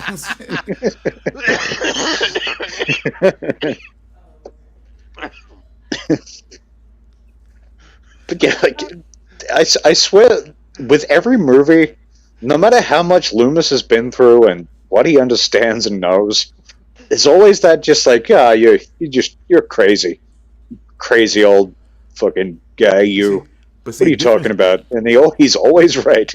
But different sitch though. Now Jamie was the one feeling like she had a feeling like she was seeing something and had a feeling of what was happening as far as Michael Myers went, and nobody would believe her. But then it's like Loomis believed her, and he needed her to give out that damn information. You know what I'm saying? He needed her to try to tell him what the hell was going on so he could stop him. I understand that it's fucking like, you know what I'm saying? It seems abusive, but he's trying to stop a guy who will fucking like slaughter whoever, you know what I'm saying, gets in his way in order to get to this goddamn girl. You know what I'm saying? He's got to fucking do what he can. It said like I'm not trying, like I'm trying to help everyone, but I'm trying to help you most of all. And clearly the treating you softly isn't working. So maybe I'll have to shake you a little bit, to fucking No. get you to snap out of it. Yeah, because I mean, God, I'm glad she started. She started writing, if I remember correctly. She started fucking writing. Or Well, I at least mean, there was earlier in the movie, like when like you first sort of I'm trying to remember when, because she wrote on a chalkboard at one point. It was almost like she was in a kind of trance. She's like, really, she's writing on a chalkboard, like she was he's like coming for me or something like that. she was like Rain Man on speed, though. I mean, I do have to admit that though. She was like Rain Man on Yeah, speed. and it's just like, yeah, it's a weird thing. She's like really wigging out. She was like, I mean, it's understandable though. I mean, you got a psychic connection, you know what I'm saying, with a, you know what I'm saying, with a just, I don't know, man, a weaponized, you know what I'm saying, a weaponized psycho. You know what I'm saying, in a way that's what we kind of have to say now. Like Michael Myers was a weaponized psycho. A connection that not only makes you, well, at least one and only time kill someone, it also gives you these sort of weird, psychic, this kind of psychic connection as well. You sort of know where he is and what he's doing. Yeah, cause so she was okay. Because I wanted to make sure that I was definitely getting that right in my head, because she was seeing it as it was actually happening. She wasn't seeing it before it was happening. She was actually experiencing it and feeling it Like as it was very happening. much, Right? in the moment, yeah. Okay. Yeah, I wanted to make sure that I was getting that right in my head too. So, but yeah, see that, and that's the thing, and that could be fucking, that's troubling. But I mean, he was trying to get it to stop. If he could fucking stop Michael Myers, and she could stop having that psychic connection, you know what I'm saying, with him and things like that. I mean, it's a lot of, see, again, it's just more and more details that lend to me that the cult of Thorn, aka Sam Hain theory, you know, it definitely prevails over every fucking thing else. It gives it more of a fucking story. It gives it more of something for you to think about. And I just think, you know, I don't know any theories. I mean, we're not gonna go there. I mean, we still got number 6 to go through, but in this long, arduous journey of all or nothing Halloween series, it's just, And in five, you could definitely tell in a lot of aspects of the movie they were definitely relying on a sequel coming out, because they don't really give you much, but they're trying to set up things, and then especially with the ending, it's definitely like a case where they were very much relying on a sequel. I think with this one. and here's the thing: do you get the sense? Like I say, he's like a weaponized psycho because you get the sense that it's not, at least in the original series, that it's not personal for him. You know what I'm saying? Like he never expresses any residual rage, or like, you know, I'm like really pissed off about what happened last time. Now I'm really gonna fucking start doing shit. it's like business as usual. You know what I'm saying? But he's not really pissed. It's like all part of the game. No. Now I'm back at it. You know what I'm saying? Just this is what this is. It's just, you get me, I get you. You know what I'm saying? This is what this is. He never really seems like really like super pissed about any goddamn thing. No emotion. And in this one, we see him being kind of playful. He puts on the because he kills Dina.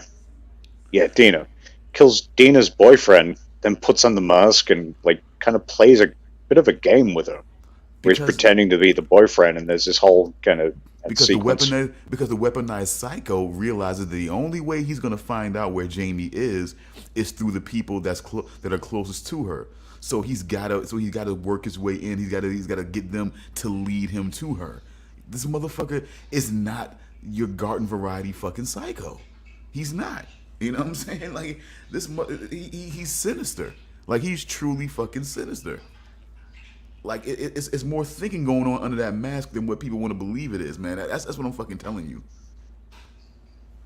I was so glad the boyfriend didn't last that long in the movie, though.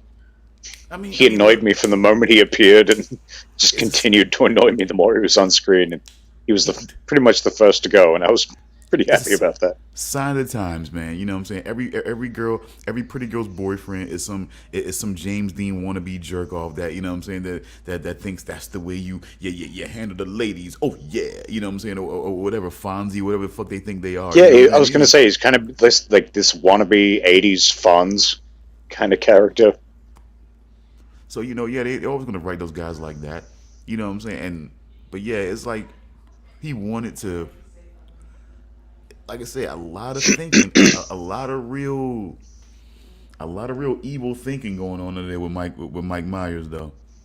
Gotta say, But I do feel with this one, the first hour was kind of there was a lot of nothing. It felt because I don't know.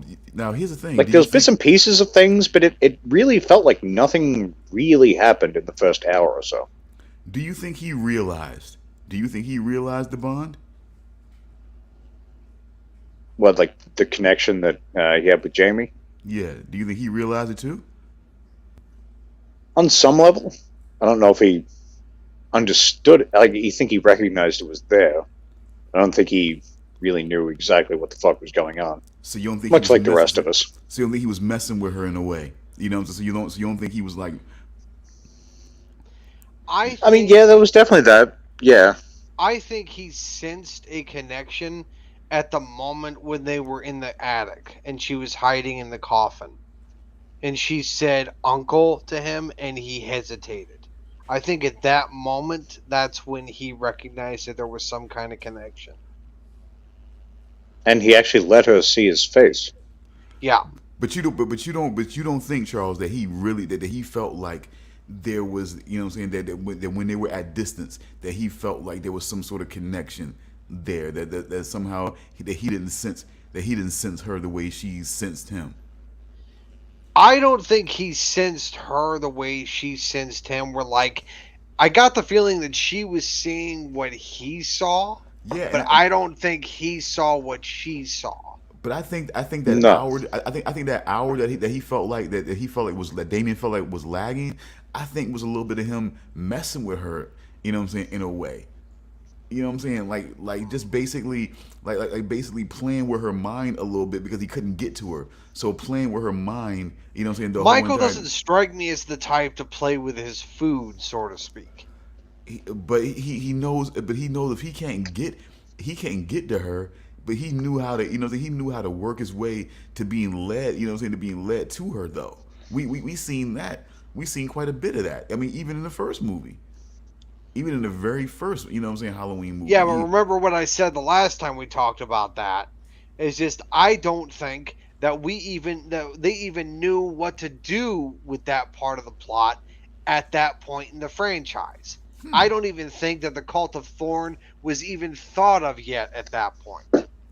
But he still seemed to have sinister ways about him to where we couldn't figure it out. Like Damian said, I mean, the guy was locked up all that time, you know what I'm saying, as a preteen, but all of a sudden comes out and he's able to get that car and drive, and he's able to stalk and everything like that. I mean, he still seemed to have some sinister, you know what I'm saying, workings going on, some cogs going on in that head of his. You know what I'm saying? He doesn't just go along and just starts just carving away through everybody. It's like he sat there for a while not doing shit to try to see, can I use them to lead me to Jamie? You know what I'm saying? And then I'll start ripping their asses up. You know, it's like he was pacing himself. It was like that's the one thing that we knew from all that time. Like, no one ever said constant problem, constantly striking out against staff, constantly striking out against other patients, constantly showing a capacity, you know what I'm saying, for violence, danger, whatever. Nothing. That whole time. Yeah, he pretty much nothing. just sat by a window and did nothing. Nothing. But then all of a sudden, somehow he got some kind of signal, some kind of spark, some kind of switch was flipped, and all of a sudden it became time. It became time. And all of a sudden everything started moving into action. And then he knew how to do these things that nobody would figure he would be able to do. And you know what I'm saying? And he's just moving along with a mind of just not, I'm gonna walk along and just start carving through everybody. I'm waiting. I'm looking. I need to figure out there's a certain person I'm looking for. You know what I'm saying? It's just like, bro, it's like they may not have implied the cult, but he was getting information from somewhere. There's no way he could have known about Jamie. There's no way he could have known about Jamie like that. See what I'm saying? Unless he was getting fed information and getting fed a target. And as soon as he got out, yeah, it's time, or she's going away. Time to get her ass in Haddonfield before, you know what I'm saying, before it's all done. It's time to get her ass in Haddonfield, because that's the whole thing.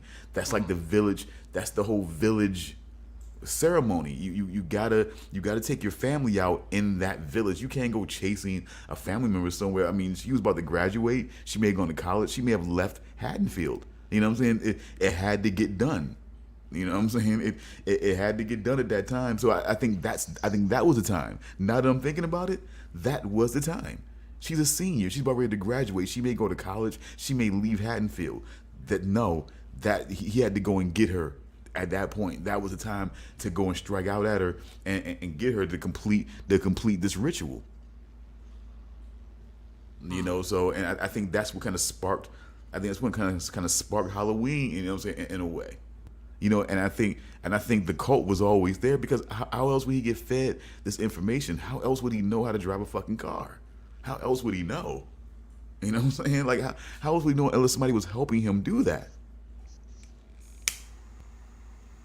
There's no way in hell that he would know, and there's no way in hell he would know about Jamie. He would know about Jamie, you know what I'm saying, after all that time. I don't know. I mean, it could just be. Actually, Jamie was the fault of one of the doctors or whatever who were preparing him for transport. They mentioned that he had a niece. But niece? Yes, No. I remember that. No, Yeah. no.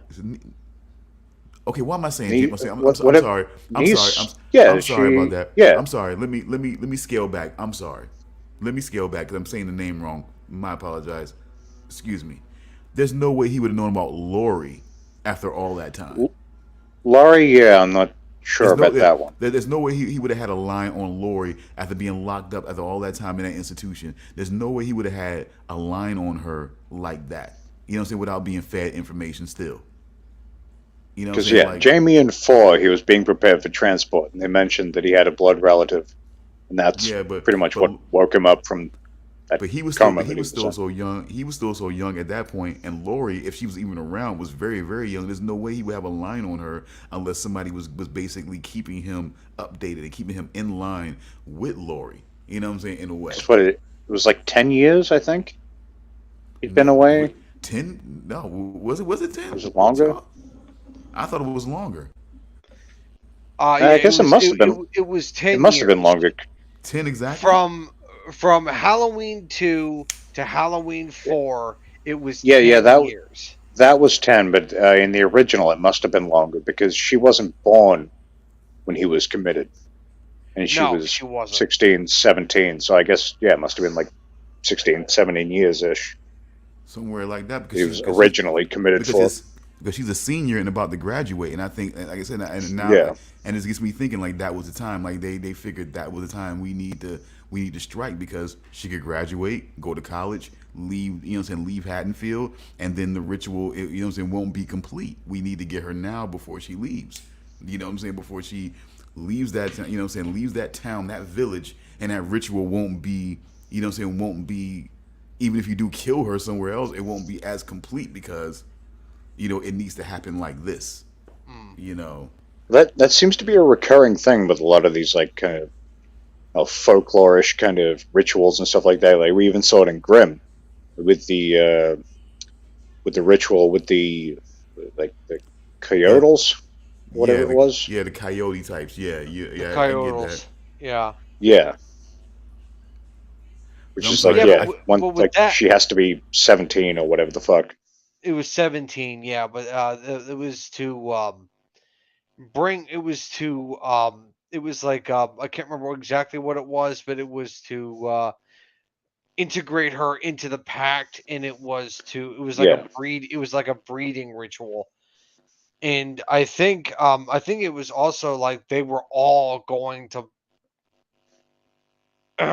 um do the things that yeah.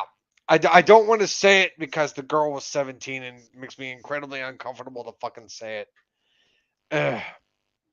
Yeah. you know the things that men do to the women's Yes. Oh is what they god were damn going it. to do. Yeah, it's fucking creepy, but whatever. Yeah, But it's very creepy, yeah, especially given that they're you know animal people.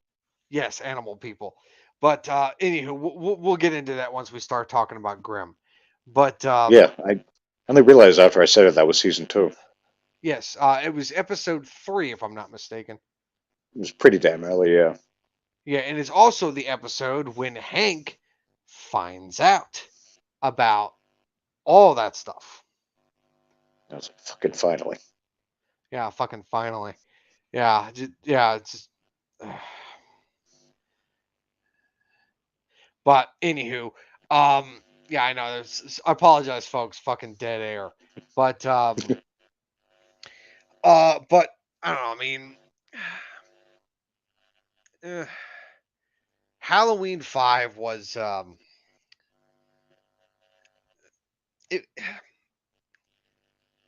4 It was had its better. moments. It was Yeah, 4 4 was overall was better. Yeah, 4 was better. It was a lot better. But I would say I don't know. I mean,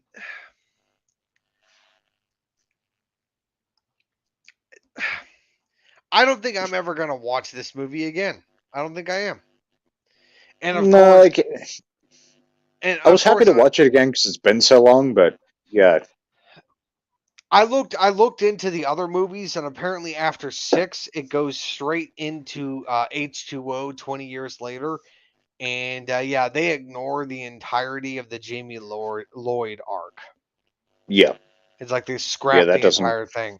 And to be honest, Yeah, even though Halloween 5 is kind of stupid, I kind of like the Jamie Lloyd arc. yeah. Like it could have been handled better. But as far as Yeah. like the general sort of the story of it and everything is good. Like I like what they were. I like what they were doing. I just think it could have been done better at times. But Yeah, but I mean, I don't know. It's just I don't know how yeah, I feel about them scrapping an entire 3 movie arc. But I mean, and then of course I come to find out that Daniela Harris shows up in the Rob Zombie movies. yeah, she was in I think both of them as a completely different character. Does she get killed in the second movie? That I'm not sure because I've never seen the second one. Yeah, because I know that a lot of people don't like the second one because Rob Zombie is pretty much given a lot of freedom with the second one, and people don't really like what he did with it. The whoring of Yeah, I know Loomis. Stone has. Yeah, I was gonna say Stone has big issues with that movie. Oh, you Well, know, look, I you wanted to watch. I tried to watch the first one, but I couldn't get past the part where Michael Myers beats that kid to death with a tree branch. the first one was fine. He was going, like I said, he was going with Yeah, a I theory. remember enjoying the first one. He was going with a theory of warped parents, warped youth, a warped environment, you know what I'm saying, that created a broken individual like Michael Myers. I was willing to go into that. The second one, there's certain bits and pieces that I still fucking like for the artistry, but I mean, you don't fuck with an icon like that. You just don't fucking do it. Not even for entertainment value. It's just no value in that. What do you mean by them whoring Loomis? They made him into a media whore. They made him into, you know what I'm saying, he wanted to fucking exploit the whole Michael Myers situation for TV. He created this whole scenario of trying to draw Michael Myers out and try to, you know what I'm saying, and try to get, you know what I'm saying, and try to get content on him in this whole little spectacle in part two. And I just found that to be tasteless. And So I they found So it just strips Loomis- the integrity that makes So Loomis Loomis. So they turned Loomis into a guy who's more concerned into using Michael Myers to become famous than to actually helping people. very much. And Fuck he got, that. And he got his in the end, but it was just like, and that was the worst part of it, because it's like, man, you made it so like people wanted him to see him get it in the end, and it's like that's not what you do to an icon like Dr. Loomis. That, you know what I'm saying, that. Well, first off, Loomis is played by Malcolm McDowell in those movies, right? Yeah. And when you and To and me, it that's- seems like a waste of his talents as well. No, it's not, because when you know who Malcolm McDowell is, you know what he's going to give you. When you see him, you know what he's going to give you. He's going to give you fucking Clockwork Orange type, like he's going to be the guy that's going to Which is vex a movie you. I've never seen. Yeah, but he's going to be the guy who's going to vex you. He's going to be the guy who's going to you're going to love to hate him. You know what I'm saying? You're going to Yeah, know but what I'm saying? I don't want to hate Loomis. I want to hear him say, "I shot him 6 times." God, man. We got a cult here. Thank you, Damian. Got a small cult happening. You know what I'm saying? The cult of Loom. They sit here. They He shot him bowing. 6 times. He shot him 6 times. That's why I'm telling you. That's why I'm telling you. You're becoming the next guy, Damian. I'm telling you. You did it before. No, You he shot beat me him to 6 it. times. You beat me to it. You fucking beat me to it, man. It's like you fucking know. It's like you fucking know exactly where. That's what I'm saying, man. You got to know how to work with the people that you're working with. You know what I'm saying? That is how good teams work. That's how people become successful. You have to know how to work with the team that you're working with. That's all. That's fucking all. He beat me to that fucking shit, and this is not the first time that something like that has happened. I'm telling you. And he's not stepping on anything. It was absolutely perfect. He came right in at the right time, beat me to it, and you do it awesome timing like that. I always welcome that. Come on, I mean, please. You beat me to a joke when you can put good timing in like that. Always. Look, Hell yeah. as much as I like Malcolm McDowell, I don't think he's gonna come anywhere close to Loomis in the other movies. Oh no, but that's not even a discussion.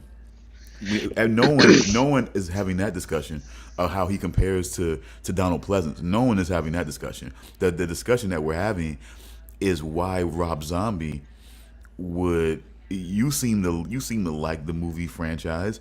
You seem to want to bring a little something more to it. Why the more would be fucking up the legacy of Dr. Loomis? That's everybody's question. Like, why would that be the thing that you would do? Nobody who loves this series of movies would ever think to, you know what I'm saying, to fuck up the perspective of Dr. Loomis. I mean, that is the guy. That is like the only guy for pretty much the entire, you know what I'm saying, run of the main series. That was the only guy who seen Michael for what he really was and tried to do as best he could to stop him. You know what I'm saying? Every single time. Like he was the guy. Like and they just tried to get rid of all of it, because I'm not even sure. You know what I'm saying? There was like, because I mean in Danny McBride's, you know what I'm saying, contribution, how, you know what I'm saying, how substantial was Loomis in that situation, if at all? Who plays Loomis in the new ones? Got me. I don't Is even he- think is he in Loomis them? is in the new ones because the newer ones take place in modern day, and I would assume Loomis would be dead at that point. But they would have to give somebody, you know Or what in I'm a saying? They nursing have to home or put, something, probably, yeah. but they have to put Yeah. somebody else in there. See, it's just nah. It's just nah. I just the more and more other details that I get, the more and more that I realize that the original series prevails over the other ones, regardless. You know. Because how do you take Loomis from being a guy who is literally willing to give his life and fucking torch himself to stop this guy into a guy who he just wants to be famous? And then eventually just That's a massive fuck you to the character. Good morning, Mr. Kish. yeah, and then to just say, well, you know what? In the newest ones, I think now it's coming back to me. Oh yeah, he was there. We remember the first one. He was in that. He was there.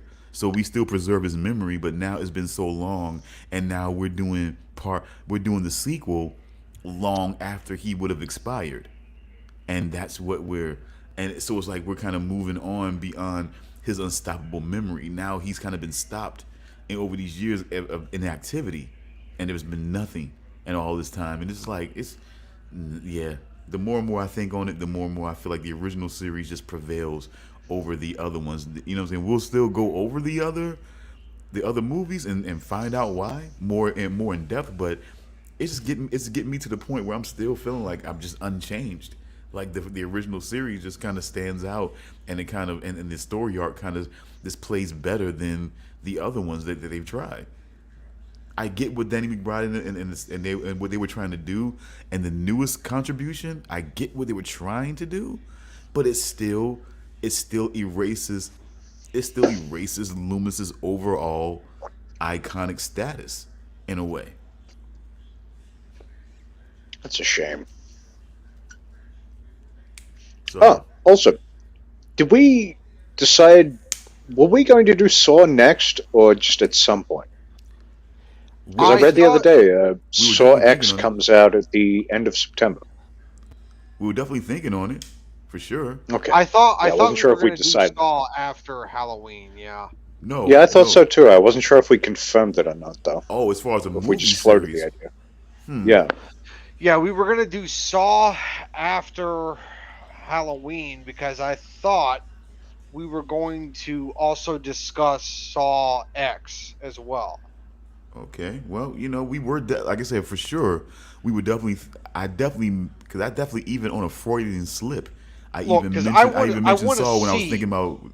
I was thinking about Fringe for some reason, but I ended up saying Saw. So No, it no, was no, like, no. When it comes to the movies, we were going to discuss Saw, but when it comes to the shows, after we're done with Grimm, we were going to go to Fringe. yeah. But what I was saying Yeah. was I made a Freudian slip when I was talking about it because I was meant to speak about Fringe, and Mm-hmm. I mistakenly said Saw. Which I think kind of got it resparked because I think we were talking about it before then, but I think it got Peter, resparked would you when I like to mistaken. play a game? Yeah. Oh my god.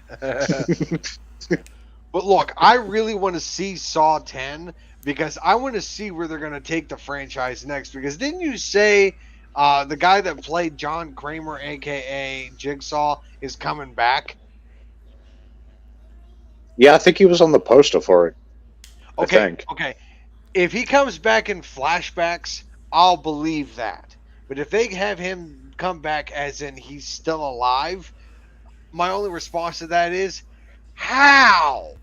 No, Because okay. he's been dead mean, since, what, three. three? He's been Yeah. dead since the end of 3. Also interesting that they decided to call it Saw X. Like, they're counting it's Spiral and, It's Roman was it numerals Spiral as in and... 10. Yeah, but, was it Spiral and what's the other ones that Jigsaw? were kind of... Jigsaw? Jigsaw. Jigsaw, like, It's just To called me, Jigsaw. Spiral is more of a spin-off, so you would think Yeah, this would be more Spiral like is the 9. spin-off. So it Yeah. Yeah, but seems kind of... see the thing is, see that's why they get so weird, and that's why maybe I was thinking that maybe But- we should talk, maybe we should review it because it was the timelines. Like you think I seriously thought every movie that came out, I was watching them. I wasn't waiting. And I think like sometimes we went to the theaters. I was watching the movies. I was trying to keep my best to keep up, but the timelines still fuck with you. The timelines still fuck with you, and it's hard to keep it together. It really is. And maybe I was a Yeah, 'cause little they really younger, but mix shit up. huh? They really mix things up as it goes along. Because it's about timelines and it's about who was doing what when, who was involved at what point, and how involved. And it's like, but then you realize it's a whole web that he has. You know what I'm saying? So it's like people. So either at certain eras when he realized, it's just like wow. It's like we get certain story. It's like I guess they didn't want to give all of his whole complete story right at the beginning. They wanted that air of mystery and to have it peel and unfold as things went along because we didn't get the whole story. So it was like, yeah, we got that he had that tumor and everything like that. But then we started to, but by the time the last movie ended, we at least got it to where it could have been prevented, and it was because of a mistake in the X-rays that basically caused everything to go left like it did.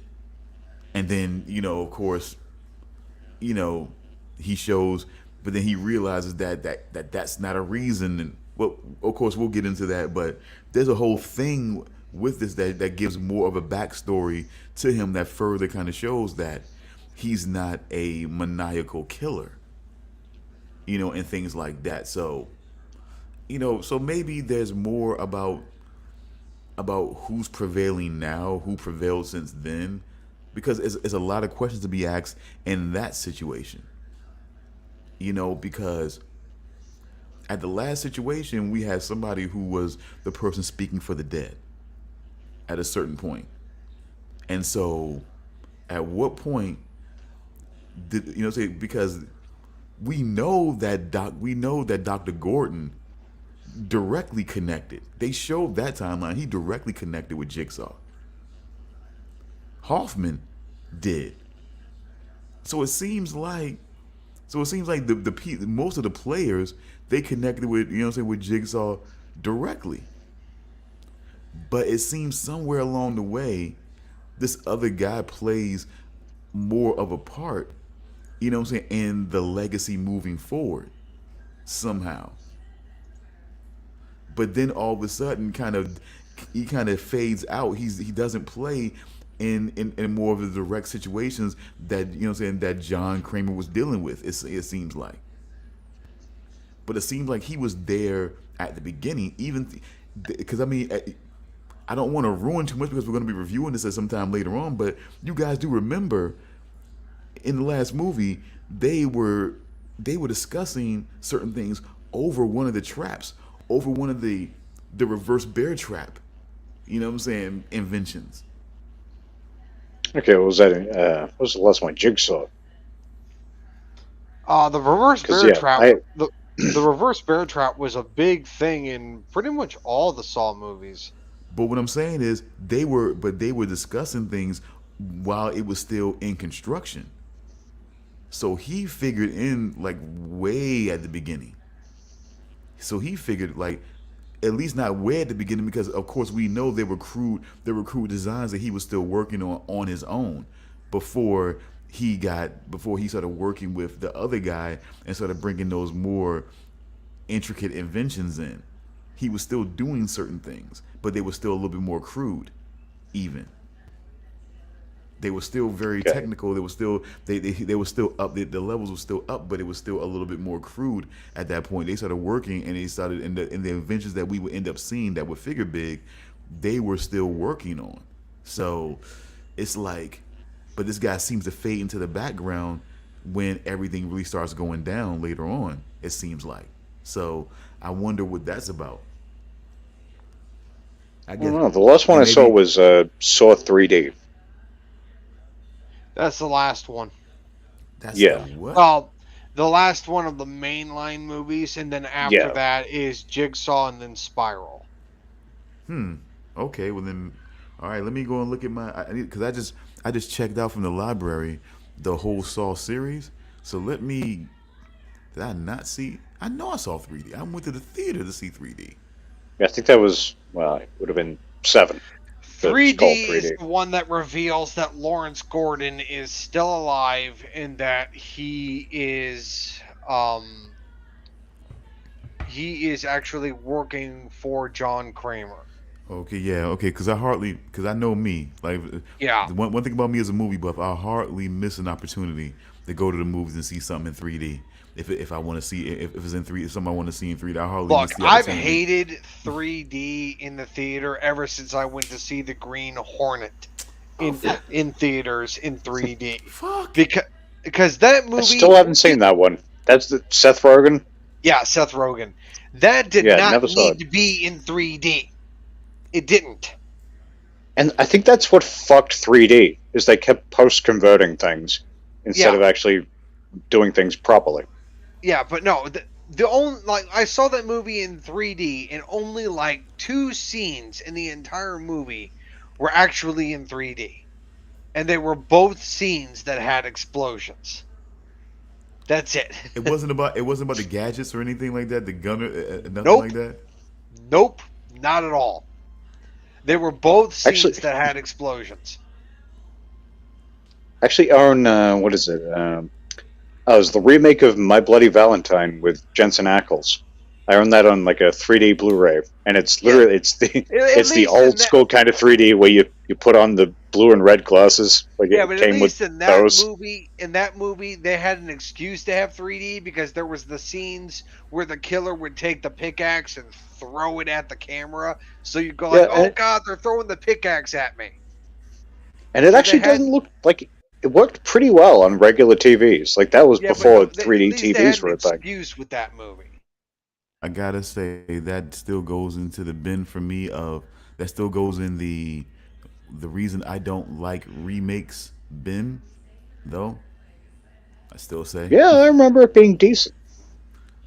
But I mean, when Yeah, you but but no. when you compare, Jensen Kinda Ackles pointless, did My but- Bloody Valentine. Jared Padalecki died in House of Wax. And Friday the 13th. Yes, he did. How did he die in Friday the I 13th? can't remember. Yeah, I can't remember either, but he did die in Friday the 13th. Trying to remember. I saw Friday the 13th remake. Not a good remake. It wasn't good. No, I didn't, it wasn't. I didn't like it. Neither was the Nightmare on Elm Street remake either. I didn't like that movie I, either. I still haven't seen that. I just don't really want to. I heard they turned it like way too serious, and I was just kind of like. Also, no Robert Englund. Jackie Earle Haley as Freddy Krueger was probably the only decent thing about the entire movie. But he was also one of the problems I had with the movie because they changed his reasoning for killing the kids. Like in the original movies with Robert Englund, he was just a child murderer. That's all he was. He was just a child murderer. Yeah. But in this movie, they added a sexual component to the whole thing. Which is and you don't need it. yeah, I was like, no, that's not who Freddy Krueger is, and it just felt weird to me, and it made me uncomfortable, and it's just like, no, this is not who Freddy Krueger is. And then to what we were talking about earlier, I didn't like the change. I didn't. yeah. And But, yeah, to what we were talking about earlier about like people playing characters, I don't want to see anyone else play fucking Freddy Krueger. Robert Englund is Freddy Krueger. Yes, he is. But see, there's a certain. But I even have to say this though. Now, that's the one thing that I'm always willing to do, is I can agree overall with that. But even Robert Englund started to make the role a little bit campy after a while, He did. and so I mean, yeah. he started to, Like- he started to become a caricature of what he built, in the franchise as Freddy Krueger. Though, honestly, Was it 5 that had the like Wizard of Oz sequence? Where he's like riding on a broom as like, the Wicked Witch outside the window? yeah, among That others. was but I mean, 5, maybe 6. In the Nightmare on Elm Street movies, they can get away with the campiness because he's literally killing people in their dreams. Yeah, Yeah. exactly. Yeah, but it's still you still want to feel like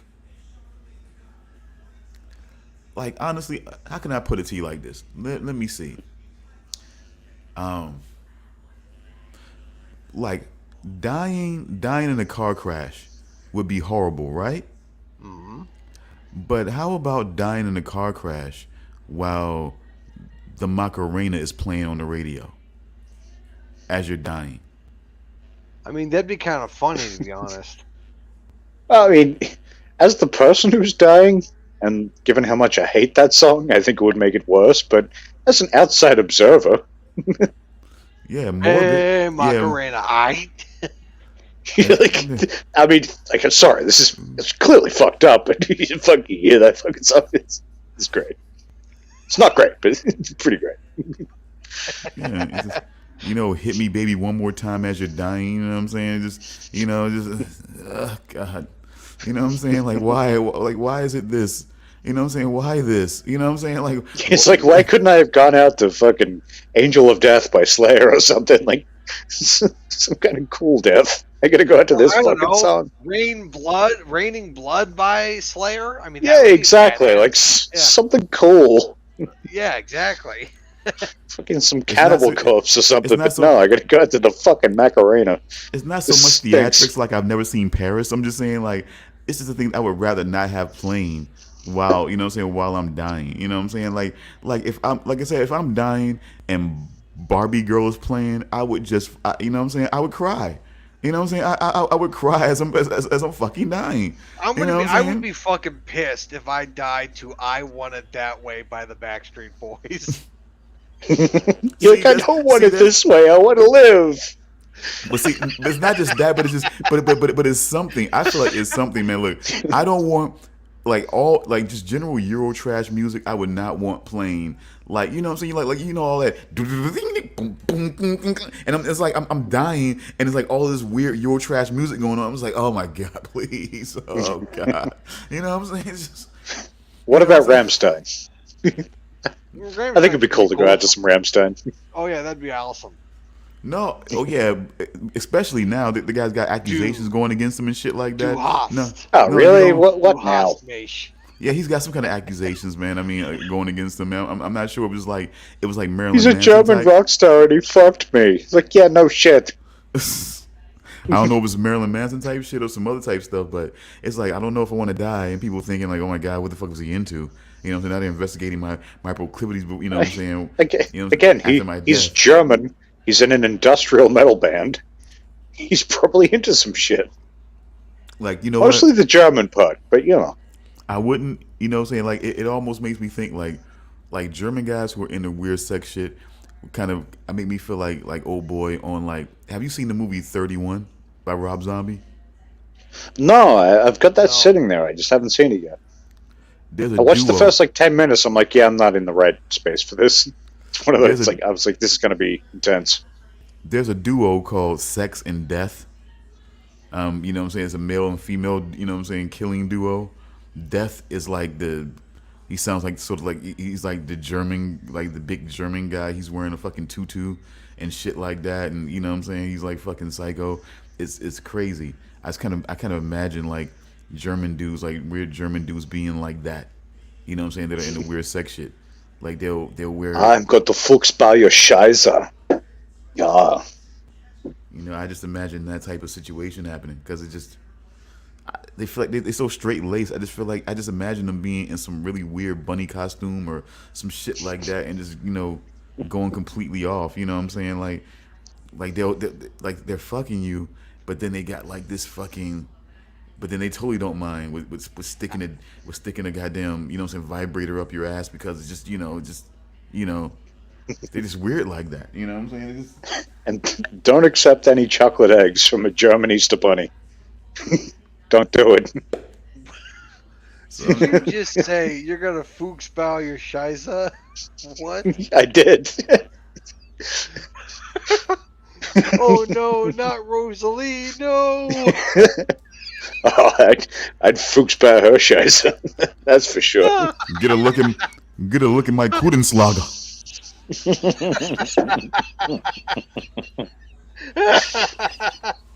Oh no!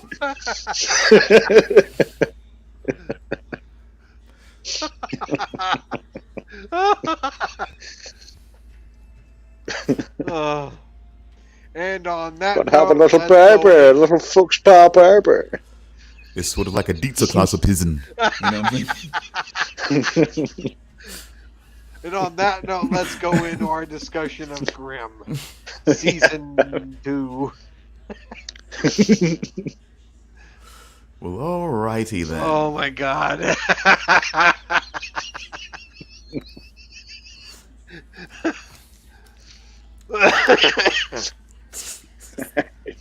Are you okay there, sir? We Oh my god. I'm alright. I'm alright.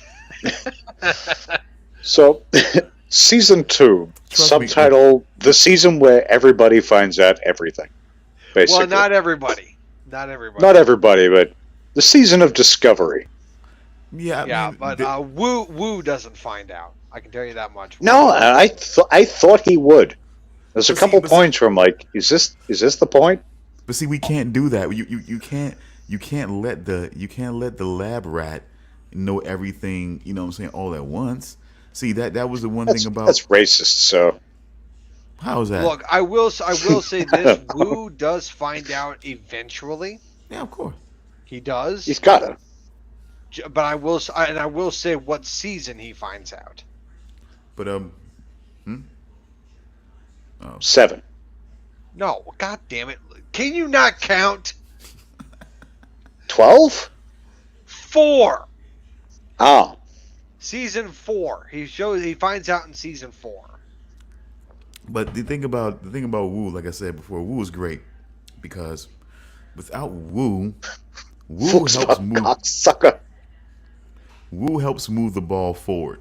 You know what I'm saying, in situations. If he doesn't, if you know what I'm saying, with certain things that he finds out, his little anecdotal, you know what I'm saying, little statements, you know what I'm saying, from time to time, you know what I'm saying, even at certain points making a mistake, and sometimes he has to take the hit in order to move the ball forward. Else they wouldn't know. They wouldn't have known about what was going on with Hank if Wu hadn't taken the hit. You know, he, like I said, for all the comic relief bullshit, Wu is pivotal. He moves the ball forward. I definitely feel like, you know, they definitely gave him a little bit more in season 2. They try to give him a little bit more of, because he's always like the guy who's dying. You know what I'm saying? He wants a little more action. You know what I'm saying? And a little less paperwork, a little less administration, a little less sitting around on the sidelines watching, and a little more action. And I think he gets a little more action in this one. But I was kind of thinking like maybe that's the whole reason they made Hank go on holiday later in the season, just to give him a bit more, a bit more of a role in things. Otherwise, I can't really figure out why the whole Hank storyline really happened, for the most part. because I mean, look, That's he's jumping way forward, but he's not a Grimm, he's not a Grimm, he's not a Vesson, he's a regular guy. A lot of this stuff. The term for that, if I can remember how it's pronounced properly, is normal person is called a Karasita, and normal person who is aware of the existence of Grimms and Vesson is called a Karasita Sliskinen, I think. I'm fucking. I need to applaud Charles because I was trying to remember that shit. I'm like, I just fucking German. Like, there's certain things that are easy to remember. That one I couldn't do it. My special Even skill even Monroe said at one point, he's like, yeah, if you can even pronounce that. It's like, I cannot. My special skill is that when it comes to dirty words or shit that seems dirty, I have my way of being able to connect to those things. So I think that's why Fuchsbau is stuck with me. It just seems kind of dirty. Kutenslager. You know what I'm saying? Like, come on, man. Which the Kutenslager shows up this season in season 2. It's the episode where Angelina, Monroe's ex-girlfriend, who is played by the very attractive Jamie Ray Newman, she is hired to kill Monroe, and she shows up to try to warn him. And the Kunenslanga is the snake Vesson that hires her to do it.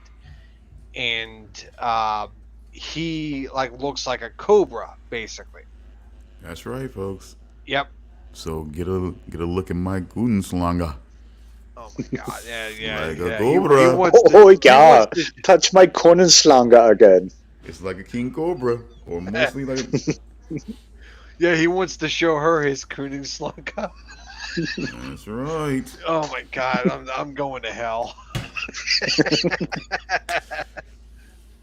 I don't know, man. I think your heaven. I think your heaven is truly, man.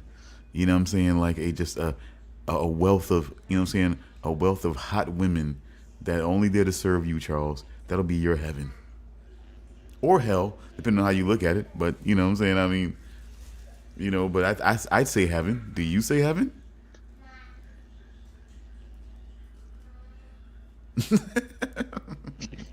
I would say heaven for you, Charles. I would say that would be heaven for you, man. Bunch of rock video vixens, just loving on you, man. Loving on you like you were Yeah, Bret Michaels. that's the dream, isn't it? That's the dream. Loving on you, man, like you were Tommy Lee, and you had a dick that looked like a remote, like one of those direct TV remotes. You know what I'm saying? Like you know what I'm saying? Like, you know what I mean? Wow. Like Tommy Lee. You know? I'm just saying. I don't want to be It's like pliable. that crazy guy. I'm just saying. I'm just saying for look, Tommy Lee may be, you know what I'm saying, maybe Greek, but I'm just saying overall though, I mean, he is still a hero for the white guys, man. Sure. I actually didn't know he was Greek until right now. Really? You didn't know Tommy No, no Lee was idea. Greek? I had no idea he was No. Greek either. I thought he was 100% white. Nope. Yeah, he doesn't give off that whatever the Greek vibe is. He doesn't give it off. Doesn't yeah, seem you like mean- he loves smashing you mean- plates in celebration. And butt fucking other guys? Yeah, definitely not. You know what I'm saying? Yeah, But I mean, butt it's just- fucking you know, guys I'm and just- smashing plates as a celebration for pretty much anything. I'm just, oh yeah, you know, just I didn't know the Greeks did that, but not the smashing plates. not all of They them. did. I knew they, They did do- they that. do both I of was these ta- I was things. talking- I was talking about the butt fucking guys. I didn't know they did that. Not all of Oh them. no, that's but well known. not all There's a of them. reason but hey, the Olympics used to be nude. and it's a reason why it's called Greece. I'm just- Fucking shot put one up another guy's asshole. I mean, it's the reason why it's Wow. called Greece. I think it may be the inventors of the lube, you know, but that's just me.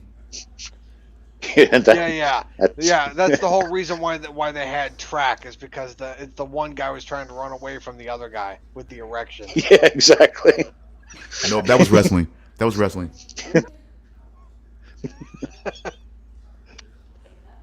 That was wrestling. But I'm just saying. But maybe I was wrong. Maybe I'm wrong.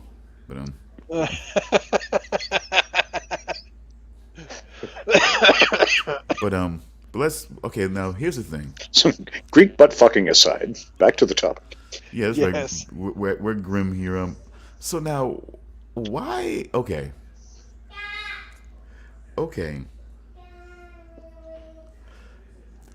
It seems kind of odd to me that they would make it possible that a situation would be made possible for, or no, you know what? I'm gonna trail it back because I'm feeling like Adeline. Do you feel like Adeline knew all of the ripple effect, all of the domino effect that would happen with simply, you know what I'm saying, with simply, you know what I'm saying, putting Juliet into that coma and everything like that? Did she know that eventually they would figure that the only way to get her out of that is, you know what I'm saying, is through a Prince Charming type situation? And Yes. so she knew all Yeah. that Yes, would happen. I think she knew, and I think that they weren't going to do it. I think she knew that was what they were going to have to do. But I think that she didn't think that they were going to do it. Yeah, I agree to that. Yeah. Hmm. I didn't think that they were going to get desperate to that point where they were going to cross that line. No, I think she was just in that moment. She was just seeking revenge. She just Yeah, I figured, thought I'll she kill was the just- one, like the one thing he truly loves, or the one person. he truly loves, rather. She was just blind with rage for what Nick took away from her, so she was going to take the one thing that Nick loved most in this world. Yeah, It And was he it was took just what's all most about important to revenge me. for her. I'll take the And- same from him. and Yeah, none she of this, wasn't thinking clearly. and none of this was about the captain at all. No. This was 100% getting back at Nick. Absolutely. God, it just feels like because of what he was doing, it just feels like that was partially maybe just okay, maybe I guess an unintended blowback effect, but an unintended residual effect was it ended up like fucking him over whatever his motives were and everything Well, like that. I mean, I think she was aware, like she was definitely aware of the importance of Nick to him. So I guess maybe on some level she's probably trying to fuck him over as well. But yeah, I still don't think I don't think she ever thought that they would go to the lengths that they did to actually fix it, or maybe even figure it out. Yeah. That was very much just her just being like, yeah, I'm just gonna fucking take everything from this guy Mm-hmm. Yep. who took everything from me. So how do we feel about okay, so he wakes her up, she doesn't have any memory, they're still trying to work through this. I mean, how do we feel about these series of episodes that kind of delve more into that? I mean, because I was really kind of feeling a little bit put off by it, just a little bit. How are you guys Wait, feeling? which aspect specifically? She gets waking back up, and she really doesn't have any memory of him at that point, and we're still dealing with that and everything like that. But it was still more of like they were using the lack of memory to cause some sort of like underlying issue between them two, which just further complicated the situation that was already complicated enough with her not having any memory of a guy that she was currently living with at that point. I just think it just kind of put too much weight on their relationship rather than the recovery and trying to figure out what's going on and get her help. It started to focus too much on the relationship and the breaking down of the relationship because of this and everything like that. And then the residual effect of him like being obsessed. Did no one know that? Did you know what I'm saying? Did Catherine not know that?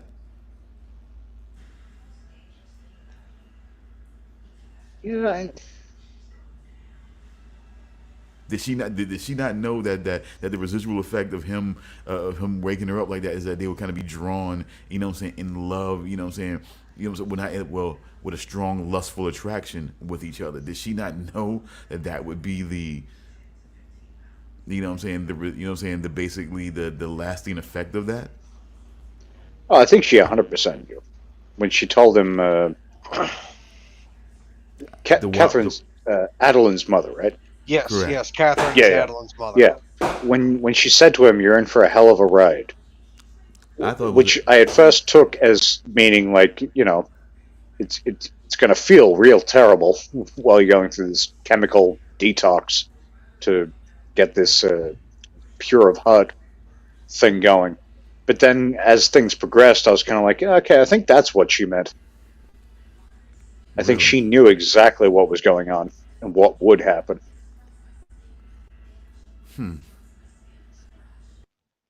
okay, so then, Because you got to remember, before- she's much more well versed in these things than Adeline is. But yeah, and I mean, and what was so again? And what was the purpose? To try to get back at him for that? Yeah, I think so. I think, But then protects his name, and you know what I'm saying, and basically in the face of threat by, you know what I'm saying, by Nick's mother. well, I guess because no matter what he's dealing with as far as that goes, I think she knows that he's still a major threat to her. Like if she if she fucks him over, he's ultimately probably going to get back at her much worse. I think that was just self-preservation more than anything. Okay, And interesting. I think she was I don't think she thought that she was going to lose that situation. I think she was definitely just like, I can hold out, and there's no way this Gina from Scarface is going to kill me. A Grimm. Oh, that's okay. right, Gina from Scarface. You know what I'm saying? A well experienced Grimm. Okay. Yeah, no, she was very. I mean, maybe it goes with the Hex and Beast thing. Very sure of herself. So it seems to me that as you know what I'm saying, that as resolute and as cold as, you know what I'm saying, as his aunt and his mother can be as Grimms, it seems like they're not even the most legendary, you know what I'm saying, type of Grimms that are, you know, that are out there and whatnot, apparently, as we find out too from this intern and whatnot. So like, what do we think about the old world Grimms? Ruthless. Absolutely ruthless. We find out with the shit. What was it? The episode with the turtle or tortoise fucking Vesson. Is that what you would call that? Is that what you would call I was thinking turtle, tortoise, kind of. That mouth and whatnot, man. I wouldn't call it that. That's weird. I was thinking weird. tortoise. That was weird. I wouldn't even know what to call that thing, man. I can't remember the name of it, but they're from the Galapagos Islands, and it's the episode. Yeah. It's the episode where that doctor lady would done like the splicing with the kid's DNA. That's the one. Yeah. Where he was able to split between the tortoise Vesson and the Lowen. But he was killing his friends. But what I was thinking about was, he didn't even know he was doing it. Well, I think was the intern. Well, I think what was the intern from, you know what I'm saying, the intern in the, you know what I'm saying, in the department that was pretending to be a Grimm. This was going to be an old world Grimm. Oh, Ryan. You're talking about Ryan. Yeah, I know him. Yeah. Was that season 2? I thought that was season 3. Yeah, that was. No, that was 2. That was 2? Okay. Yeah, it was definitely 2. Oh, that's right, because we don't see his particular Vesson again until season 3. There's an episode where we see more of his particular type of Vesson until season 3. Okay. I can't remember the name of his Vesson, but his Vesson is very similar to a leech. Okay. That makes sense. But But basically, I mean, it's like, but how? I mean, I don't know. Is Nick's version of a Grimm the best version of a Grimm? Most versions it's the most human. Most versions of Grimms are kill first, ask questions later. They do not befriend Vesson. They don't. Even if they do ask questions, like that's why I brought up the tortoise. Let's say tortoise Vesson, because I mean, if you say they're from Galapagos Islands, I'm going to say they're tortoises. But when they were reading about those, he's just like, I spent some time with these. They were kind of tribal, sort of thing, and he was like, I spent time with whoever wrote the entry. It's like I spent time with them. They were very compassionate. They were, basically saying these are decent people. And then at the end, it made them all that much easier to dispatch, or whatever the terminology was. They were non-hostile, non-threatening. They were not harmful to anybody, and the Grimm still killed them. But maybe because maybe the books that they were reading were from the old world. You know, some Grimms, because it seems like that while his mother and his aunt were this trusting, they weren't as, you know what I'm saying, they weren't as, okay, I'm just gonna go and they're gonna get done anyway. You know what I'm saying? It would have been done if they were like that. They don't seem to be like those old world types. Although they're not like Nick, they're not like these old world types that they're talking about, or even the ones that probably wrote a lot of those books and had a lot of those drawings initially. No, they're sort of somewhere in the middle. Because even knowing that Monroe was Nick's friend, his mother did. Just her instinct was just to kill him. Because of knowing what he is. But maybe Knowing what he is, but like you would think like it's got to be instinct because the way Nick invited him into his house, and the way like this, like she was just there. There's no way she couldn't have heard them talking. But her first instinct was to still jump Monroe and try to kill him. But I would look at it like this. Like I would think about it like this. Yeah. While she may not befriend an Ice Beaver, she might, you know what I'm saying, she might not kill an Ice Beaver just on sight. Yeah, that's like it's hard to say because a She might blue not be pod friend- is a different kind of thing. Like Yeah, she's not gonna be. that's the reason. Well, she might Sorry, she might have an issue with a Fuchs bow or an Ice Beaver, but you know what I'm saying, a blue bow and a Bauerschwein, she might kill on sight. Yeah, Why ones would that she are- kill a Bauerschwein on sight? They're fucking dirty bastards, man. Come on. They're dirty bastards too. Dirty bastards! What the hell, dude? Come on, man. They're fucking dirty bastards too. Like when we start to So realize that. all right, I found the blue pod. I found the blue pod. No, man. Fucking Maybe. dirty bastards. Maybe if I. Come on, man. Are we really gonna play it like that? Like it wasn't a little bit of back and forth between these species though. Fucking dirty bastards. I'm sorry. It's just the perfect. That was perfect. I'm just saying, like there was definitely some back and forth between those two, for sure. It's not like it was with the fucking Ice Beavers and the trolls and whatnot. It's The not. Hasleech. Huh? Hasleech. Yeah. Okay. You're right. It's not like it was between those two. It was more of just, you know what I'm saying, them kind of preying on them all the time and using them all the time. This one was more of a rivalry. Well, no, Yeah. it's not a rivalry. It's a full-on feud. Yeah.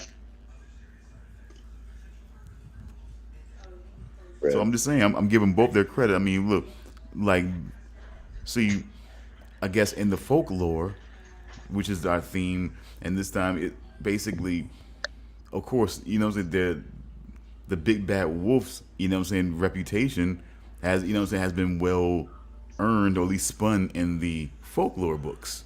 The three little pigs and everything like that, and you know, and the whole story is being told in that way.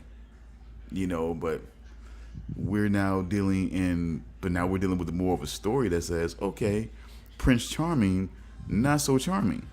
You know what I'm saying? Not so charming as we may have thought. And Bit of a you know, dirty bastard. We're not letting that go anytime soon, dude. Of course not.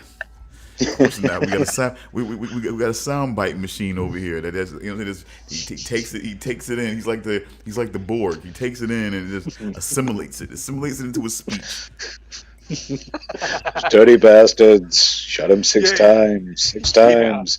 Yeah. Dirty bastards. 6 times. 6 times. Oh my god. I'm sorry. I shouldn't be holding these meetings during the show. I mean, man, look, that's my bad. I apologize. Continue. Because I think I definitely may be jumping ahead on this one, but I didn't think so. No, we couldn't. No, I can't, because like the mushrooms that, you know what I'm saying, that the guy was fucking, you know what I'm saying, spiking, you know what I'm saying, the fucking blue bars with in his fucking restaurant. Oh yeah, that episode, the fucking Bauerschweins. You know what they are. I'm just saying, man. You know what I'm saying? Like spiking their food with those mushrooms that he knew was gonna fuck them up like that, man. I mean, that was some shit, man. So, Stone, what are they? Won't you? Fine. You know what? Did you see him pretty much just roll his eyes at you, Charles? I'll be a Yeah, I good saw sport. that. I'll be a good sport. Dirty bastard. Dirty bastards.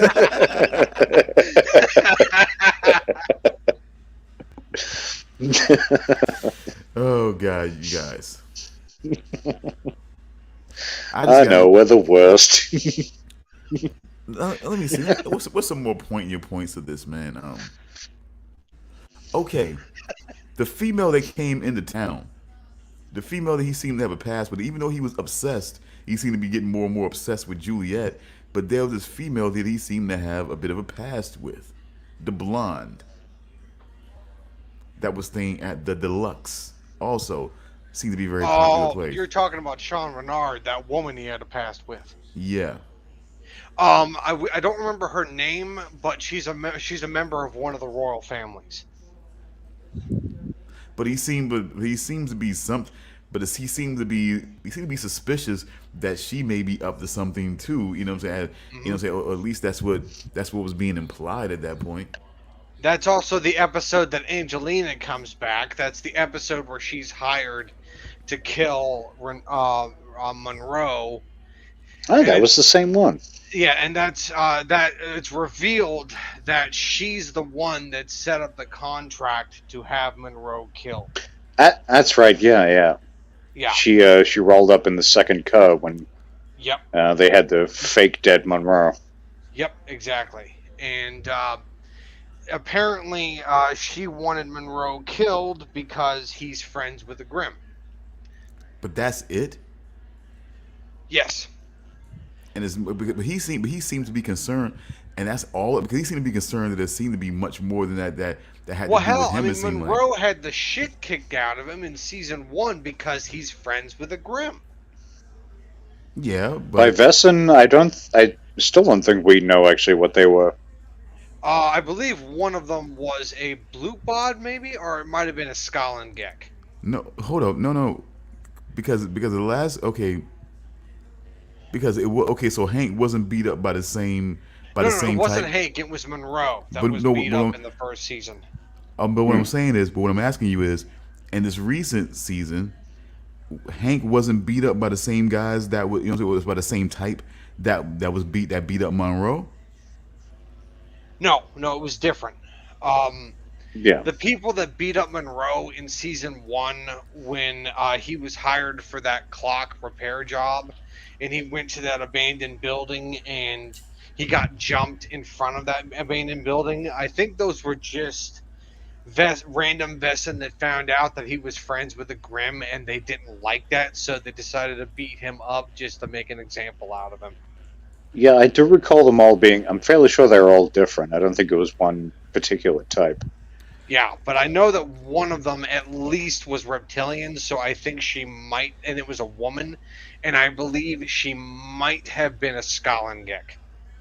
Okay, because the thing that still gets me though, getting back to this most recent, was that I was just finding it weird that somebody from another royal family would inject themselves in that way for a situation that's happening in Portland. You know what I'm saying? It just seems odd that one individual, one individual Vesson working with a Grimm is such a, now maybe with the Vesson Council, maybe, but okay, I get that, but with a royal family and it was with somebody else from another royal family in Austria having an issue like this with this to do that, it just seemed like there was much more there to the situation. I would say it's probably more connected to the captain and Nick, more because it seemed I don't know. In season 2 we sort of get a bit of an idea how far this sort of network of shit goes with these people, but that was my guess anyway. Like once I got to later in the season, I was thinking back and I was kind of like, okay, it's probably maybe even instigated by his brother on some level. I mean that's a given, but what I'm saying is, like, it just seems really small potatoes unless there's some bigger issue that they're concerned about. Why somebody from another royal family would come all the way into town to basically have somebody else like pose as the contractor on, you know what I'm saying, on a hit, and somebody to do all of this just to take out Monroe and to send a message. It just seems a little small potatoes for all of that, and that's why I think like they had Renard kind of come after her and like wonder like when she was like, are you gonna kill, you know what I'm saying, are you gonna kill me? It, you know what I'm saying, it depends, you know what I'm saying, on so many things, you know what I'm saying, like, and I'm like, that's what kind of Yeah. made me feel like he feel like there's something bigger going on than just that Monroe shit, you know what I'm saying? Yeah. I don't think we, at least, I don't know if we do later on, but I don't think we got any answers really to that one. I mean, well, we kind of did when his brother came into town and starts, you know what I'm saying, and starts to enact his plan and everything like Yeah. that. So you do kind of wonder, is it all part of the same scheme, which ultimately is, at least as far as we know, it's about getting the key. Hmm. Well, at Yeah. least that's a that's the main driving force. But then there's also all these other underlying things, all this resentment and hatred and stuff like that, which really drives it even further. And it may be like chaotic distraction. I would even say possibly if you were to say anything else, maybe a little bit of chaotic distraction, which was a lot of what ended up being with, you know what I'm saying, with Eric's plan and everything like that, especially when it came to the Baron. You know, it was like a lot of chaotic distraction for a main situation for to basically hide the main goal that they were there for. You know, maybe that's what Monroe was. You know what I'm saying? Yeah, you know what I'm saying. A small potato situation to send a message, but just but basically causing a bigger panic. You know what I'm saying, for some other, you know what I'm saying, bigger reason though. You know, Yeah, and then when that didn't quite work out, I guess I don't know. Then maybe it was just like, okay, we gotta go and do something bigger now, and I think that's where the Baron kind of came in and creating the zombies and everything like that. Hmm. Yeah. But like I said, I just just bigger. want to bring my car back to life. Seems to have died. I fucking I, I love that guy in everything I've ever seen him in. He's got that awesome deep voice, and he's always like he's very good at playing a bad guy, Some Yes, he people or is. like the homeless guy in American Psycho who gets real shit end of the stick. But otherwise, he's usually a bad guy or someone in power or something like that. The only thing that I've ever seen him in that I do not like is he played Sue Storm and Johnny Storm's father in Faint Four Stick. Was it? Yeah, the 2015 Fantastic Four movie. Ah, Where, okay. yeah. He played their father, where Michael B. Jordan played Johnny Storm, and Kate Mara played Sue Storm. Was he kind of a bad guy in that too, No, or at least no, a jerk? no, he wasn't. He was a because good some guy. because Wow. sometimes he can play He good. was a good guy, and he got killed.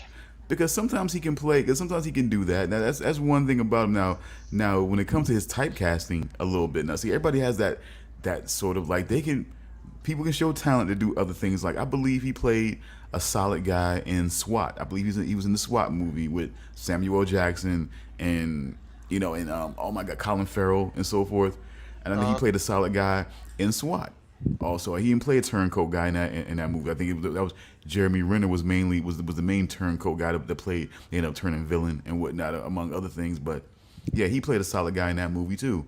And when you look at like when you tap the typecasting shoulder, it's more of like you're saying, he can play that evil, say that evil get one over on you slick, I'm saying, type of guy. Yeah, he could definitely do that. I definitely get that. But the thing is, it gets to a point where they got like a stable of these actors that can do certain things, but it's like he can't do the action stuff, so they got to have a double for every damn thing, just about. It's just like, mhm. man, come on. Yeah. It's All like, right, guys, I will be right back. oh yeah, Talk Yeah. amongst yourselves. So. No no worries. problem. We'll talk amongst ourselves. We'll continue. But yeah, I've seen him in a bunch of things over the years, but the main two that have always stuck with me, he was in season 4 of Oz, and then I think he appeared later on, but in season 4 he like took over the main sort of cell block for the show, and he was just this real, just very hard nails motherfucker. Like he was just, all right, I'm going to come in and turn this shithole around, kind of guy. And then yeah, in American Psycho, he played the homeless guy who Patrick Bateman killed his dog and stabbed him and shit. Look, man. Very bad situation for that guy. But I'm blanking, but I know I've seen him in a bunch of other things, and he's always good Yeah, he had a weird role in a variety of stuff too. But yeah, he had a weird role in Pootie Tang. If you ever saw fuck that yeah, he episode. was in Pretty Tang. Yeah, I watched like 3/4 of it a little while ago. I ended up falling asleep, and I just haven't gotten back to the other half. But Yeah, he was an odd villain. He was a really odd villain in Pootie Tang. he was. Yeah, just, but That's an odd movie, though. But what do you think about the Musai episode? You know what I'm saying, or as you know what I'm saying, or as you know what I'm saying. Really, we should be saying the Muse. Is a very fancy way of saying the Muse. All You know right, what I'm saying? back. Oh, with the chick who had like the uh, When she heroin changed up, lips, I guess you'd call them. and the glittery type of skin and shit like that. She looks like The a Mersai. Yeah. Her best in species is the Mersai. yeah. Like I said, I like to call her the Muse creature. You know what I'm saying? But yeah, I did thought she? for sure when I was watching that, I thought that was going to fuck everything up with Nick and Juliet, but it really was just kind of as far as that goes, kind of just a nothing plot line as far as that goes. Yeah. I mean, because He he just kind of couldn't- he turned because up, he acted weird, and then fucked off. because the thing is, he was a cop, and he couldn't. I mean, they had to kind of inject. I mean, it was sort of like a balance out. I kind of liked the way they wanted to balance the situation out, the way because they made a lot of shit like really heavy on her. And I see, and again, I understand this is see what we're dealing with is a lot of different genres in one show. We're dealing with a procedural cop show in one corner. We're dealing with a sci-fi, fantasy, folklore type situation in another corner. We're dealing with a sort of, romantic type drama type thing in another corner. And then we're still And dealing then with sort of like sort a of a violence. light comedy thread throughout.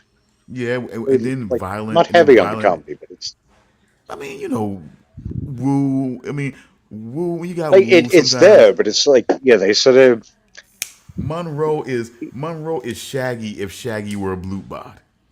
I mean, You know I what can I'm see saying? that. Like Monroe, yeah, Monroe is like I even called him at one point when I was watching it recently in season 2. I kind of likened like Monroe, Rosalie, and Juliet to being like the Scooby Doo gang. You know what I'm saying? In a way, when they were out there dealing with all those fucking zombies. You know what I'm saying? In a way, because they were trying to fucking like figure their way through this without killing anybody and everything like that. And it was just so funny to see them like get boxed in. It was kind of funny, but they figured it out. But I mean, it was just kind of Yeah, but I will say that, like you were saying, with the different genres, and there being a little bit of romance and like drama and all that. I will say that even though they really push for the romance between Nick and Juliet, I still say that the best romance in this show is Monroe and Rosalie. That is the best. It seems so much more natural. It does. It really does. And Like- I'm going to say a little bit regarding Nick and Juliet's relationship in the later seasons, especially around season 4. It gets very rocky. It gets very rocky because something happens between the two of them, and it gets bad. It gets really bad. I don't know what it is about her character, but I swear she annoys me a little bit more as the show progresses. Who? Oh, There's it just gets something worse. about the character. Who? It gets just kinda so bugs me. much worse. It Say gets again? so much worse. But Who? And whose character? Juliet.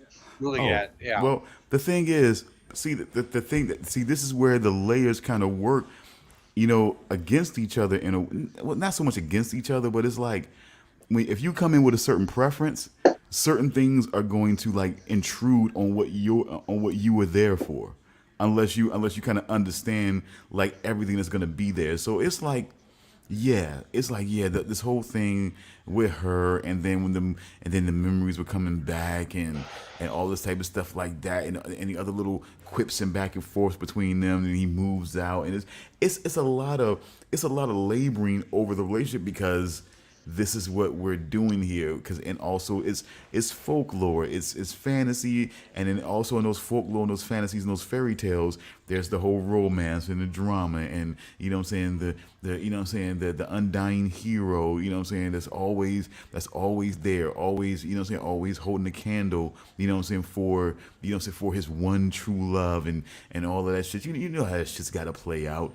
What I'm Yeah, saying? well, I mean, like, and it makes more sense knowing that, like, I think it's can't remember if it's I think it's just one guy who was a main creative on both Buffy and Angel, which both deal with a lot of the same things in a different way, but also a similar way. It's not like it's one of the reasons I think I really like the show. It definitely reminds me of both of those shows without being any kind of copy of those shows. But Reminds me of what I liked about those shows. and an acknowledgement to your point, Charles, about Rosalie and Monroe. Mhm. It's simple. Like I was kept pointing to my shirt. It's basic. They have a very basic, very very simple, very sweet courtship. What I'm saying, and things like that. And it's just very, you would you almost feel like. But see, the thing about it, of course, is that she's a fox and he's a wolf. Normally, they probably wouldn't mix. Probably he would probably prey on her kind, if anything. What I'm saying? And but it's like a what I'm saying. It seems to work. What I'm saying, and everything like that. And but you realize there are differences. Like you realize how cute and how hot it is for her to kind of fully voga, what I'm saying, into what she is. But I don't know if that would be the same kind of effect if he did that. What I'm saying? I don't know if it would be the same kind of vibe if he did that. What I'm saying? I just don't know. What I'm saying? Like differences, you know what I mean? I could see that, and it kind of goes to the scene where Juliet finds out, like when she's got all her memories back, and she finds out about everybody, and they really did their best to make sure that Monroe went last. It's like Oh because yeah. when that scene first started, when they're in the spice shop, and Monroe's like, "All right, like you remember I was going to show you something, so here I go." And I was thinking, I was like, he can't be the like let Rosalie go first. Don't let don't let Monroe be the first one you see. Don't let a blue bud be the Oh, first thing you see, because she'll fucking run to the hills. She will maybe. fucking shit her pants and flee. You got I to don't show her something know. a bit softer first, I think. I don't know. That's kind of weird for me. It's kind of like because it's like you see her and you like Rosalie. I mean, Monroe. See, Monroe is the big shock because Monroe seems very, what I'm saying, seems very well-meaning, very unassuming, and everything like that. Hold But up, give kind me, of timid. give me a quick second, please. I guess I'm gonna have to have you guys finish that point, but I'm gonna try to say because I'm hearing things that I'm not getting help here. But what what I'm trying to say was that Monroe is a very big contrast. But with Rosalie, I think that to deal with that big shock first, and then to come down because those two they're very very different, and it's like him. He got so nervous. He got so nervous that he became him. He evoked on Bud. nervousness. But he evoked on Poor nervousness and Bud. everything like that. And it was like it's so cute. He's so cute. And then her, she's like, it's like not a whole lot of difference. She just puts a lot of hair on, and it's like but it's very little difference from her overall cuteness. And then we kind of go from there. It's like, oh, okay. And then we go from that progression. It's like going on a roller coaster. I don't know if I want to. If you go on a roller coaster the first time, you can't help it. But if you can help it, you don't want to go okay, tick tick tick tick tick tick tick tick tick tick tick, and then if you don't have to, that's kind of what it was. It's kind of like, oh, okay, here's Bud. I mean, here's Rosalie, here's Bud, and oh, here's fucking Monroe. You know what I'm saying? Like, I'd rather kind of like I be like. mean, I kind of like maybe Monroe, hold up, okay, and then it's like, hey, look, see, here's Rosalie, you know what I'm saying? And then Rosalie's kind of like, oh, okay, so they're not all like that right there, you know what I'm saying? And and maybe the kind of the come down would be like, oh, okay, so they're not, okay, I dealt with that shock, but they're not all like, you know what I'm saying? You know, true. But to use the roller coaster analogy, I don't know if I want to be just starting off just going completely fucking vertical. You know? like, what you mean? You don't want to start at the top, like you No, don't want to start at the top. I want that little bit of a build before you just go, you know. I don't know. Like I kind of like those coasters where we kind of okay, like you know what, we're already started at the top, and then we just boom, we go right into it, and then we go around a little bit, and then it's like okay, now we're getting to the all right, we're used to it now. You know what I'm saying? Now we're getting used to what we're expecting here. We're good. We got over the initial shock, and now we're kind of melding in here. We're kind of getting our heart rate regulated, and we're knowing what's coming, and we're good. You know, I kind of rather get him out of the way because he's a contrast. She would never have thought that Monroe, you know what I'm saying, good old kind of, Monroe would be, and he would do that. You know what I'm saying? Everybody else, you kind of like, okay, you know, but okay, that works. That's totally him. Rosalie, it's just not much change. Just put some hair on, and and she's got this color going on and everything like that. But it's like with Monroe, it's like red eyes, the fangs. It's just like, you know what I'm saying? It's just like a whole different It's thing that's the like true not test. Monroe. It really Yeah. is the true test of can you handle this? I think that's kind of like I think that's why they did it. They was sort of like, we gotta kind of ease her into this a bit. Otherwise, yeah, as I said, she may just fucking flee and never come back. I If we don't know. really just give her like one of the most intense versions all at once. I mean, she already fled after she saw was it Bud or Rosalie where she left? Say again. Was it Bud or Rosalie where she just like left? It was Rosalie. Yeah, Yeah. I think it was Rosalie, and she just fucking left. So, like, Yeah. given that, I'm kind of wondering, like, yeah, if they'd shown her Monroe, would she have even come back? To be honest, I don't think she would have come back. No, I was actually I was surprised she came back at all. I kind of thought this would be okay. This will be they'll deal with this in the next episode or later in this one, kind of thing. I But didn't that's think she was coming back. Mm. but see that I would have been more See, I'd have been more nervous about whether she would have came back or not if they would have showed Monroe first. But Rosalie is like she's not that threatening. Like when she's able to Voga, see when she's able to Voga, it's like she's not that threatening. She's still able to stay very very calm, very much still herself. You still see her features. She just gains a lot of hair, a lot. She gains a lot more fur, and a lot more color contrast. But even you see, it's like he gets nervous, and it's just like he's a little, you know what I'm saying, little hamster type, little germ. You know what I'm saying? It's like Like, he's yeah, just, there's nothing threatening about this guy. it's He's it's a like beaver, not a hamster. I mean, come on, man. Did But you I say mean, hamster? I did. Yeah, I he mean, said a hamster. because I mean, beavers are not that nervous. They're not that nervous, man. Beavers are not that fucking nervous. But I mean, their lodge is literally at a dam. I mean, yeah, but I mean, but they're not that Cobbled nervous. together. But it's so like he's so nervous. He reminds me of He reminds me of one of them damn caged little rodents because like he's so nervous. I mean, how when he Volgas, he looks like a damn beaver. But he acts like a damn. You know Pun what I'm saying? intended. Huh? Pun intended. Ah. You say he looks like a damn beaver. But I mean, but his mannerism is so or so just or I so think that's just one mousy of and his just quirks. I huh? think that's all it is. It's just one of his quirks.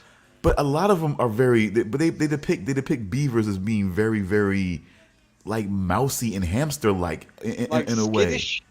skittish. Very. But and beavers don't usually strike me as that way. Beavers strike me more like badgers. You know what I'm saying? Beavers strike me closer to being more badgers than like hamsters or gerbils.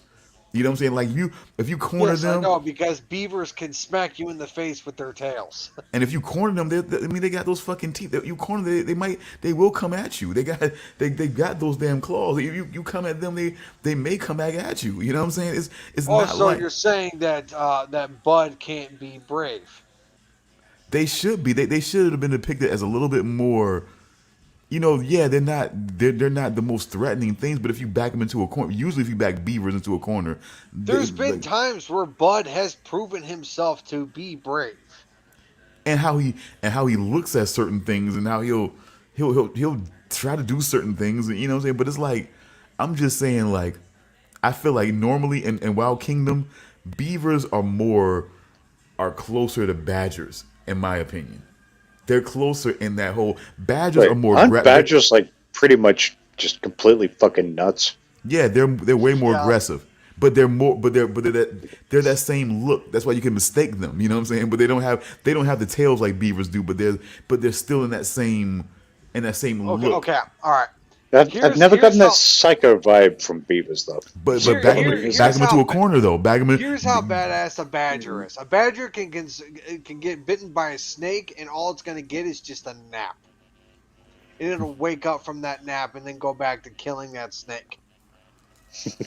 I'm with you. I'm with you. I'm not saying that they're on the level of them. I'm just saying like there is still a little bit more of a similarity to them than it is to like gerbils and hamsters. But they make their mannerisms seem so in a way it just puts me in that mindset whenever I see Well, him. I mean, I don't know. I mean, I like Bud. I I do. like his personality. I I've like him. always found it kind of endearing. I like him. I mean, I always thought of him as the comic relief of the show, I like aside him. from Woo. I like him. I do. I like him. He's Yeah. great.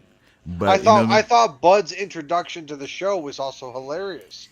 When he was working on the refrigerator and we got to see his ass crack, I thought that was very typical of a character like that, and I thought that's kind of funny. And then Trust Nick me. comes in, he's like, "Oh, please don't kill me. I gotta go." Julius, the fuck? He's like, "Oh, maybe you arrested him once." Yeah, I'm sure that's what it was. Yeah. Yeah, I I'm thought that telling was really funny. And it's just like I like Bud, and there's episodes, and as Bud continues to show up, he becomes a much better character. It's just No. his growth as a character really improves, and I really Hey, like it. initially, he was a problem. Now is it He's going around like telling people at bars, like, "Yeah, there's a Grimm in town." You know, Oh, that never changes. Bud doesn't know when to shut up. no. He But really initially, it was sort of doesn't. like he was kind of creating problems. But then, yeah, he turns around to being a friend and being like, "I'm going to help you fix problems." But Oh, yeah, yeah. he still doesn't know when to shut the fuck up. No, he But- doesn't. He really doesn't. but big Oh, question. you're trying to remember stuff, huh? Well, Nick's a Grimm, and a Grimm is a cop who helps people out. I gotta go. God, But it's big- That like, seems to be his shtick. when he let that slip in front of Juliet, I was like, God damn it, Bud, not again.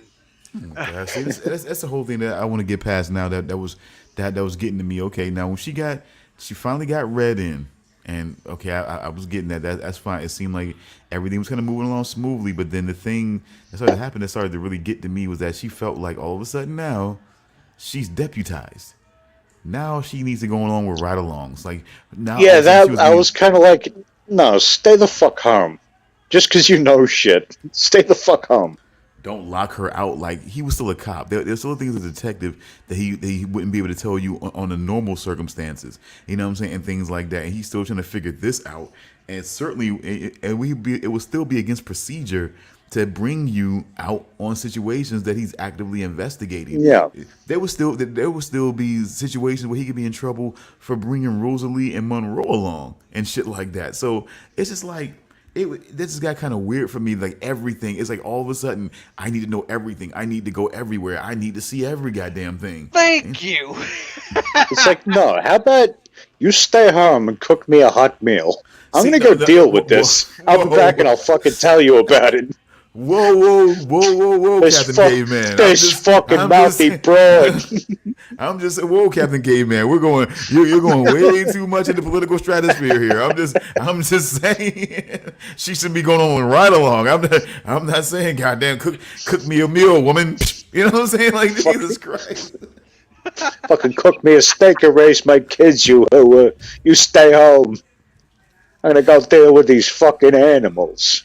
My God, Wow. this guy here. But I'm just saying, I'm saying like that thing started to kind of like get to me, and that's when it was like, come on, you're out there, and you're not sure. Like, okay, you may have been read into what's going on, but again, you have to understand he's still figuring out that everything that all of this is, and there's still things that he's still trying to figure out that you can't just throw yourself into, like these fucking zombies. You know, like That's it. Like every day, he's trying to figure out something new. Almost every day, he's trying to figure out something new. You know a little bit, and you're just like, all right, I'm in now. No, relax. Please, just chill. But real quick, all I can say with the I like to call her the muse creature. You know what I'm saying? In that situation, it was a good. They threw that in there as a good balance. Like, okay, they kind of fuck the hero over with, you know what I'm saying, with her and Captain Renard and everything like that, and all that type of situation. So he needed a situation to kind of pull him and distract him a little bit, to make him feel a certain way after being shit on, you know what I'm saying, for several episodes. You know what I'm saying? He now has someone that makes him feel like he deserves to feel as being this hero and this undying guy that's trying to figure all this out and still trying to protect the people that he cares about. He just needed to feel like someone truly seen him the way he should be seen, and that's what this whole muse creature was doing. There's only so far it could go because he's a cop. He can't go and kill any fucking body. You know, so they had to eventually bring Juliet in to see if she could break the spell and bring that whole thing back together in that way. You know, because it's still, I think it was still a little bit of, you didn't want to make him look too puppy dog. Like as soon as she was okay with being back with him, he's like completely okay with that. You know what I'm saying? There still had to be something, even if it was more chemical, that pulled him away from her, at least for a moment, to make her feel like it may, you know what I'm saying, she may have blown things or whatever and have to work to kind of get it back. You know, so that whole thing was fun. But it was balanced. But what do you think about her though? Does she fit? I mean, was she good for that role? I mean, did you feel like I felt like she was cute. I felt like she was definitely cute. Yeah. That she was definitely somebody. She was definitely a good placement for someone to play that kind of role. I definitely feel like that. I could definitely. There was another one of their little. We'll tie this into known history things where it was a. What's the vessel called again? Musai. Yeah, where she was the reason Van Gogh cut his ear off. I don't know. I like the little things like that. I mean, yeah, like, oh my God.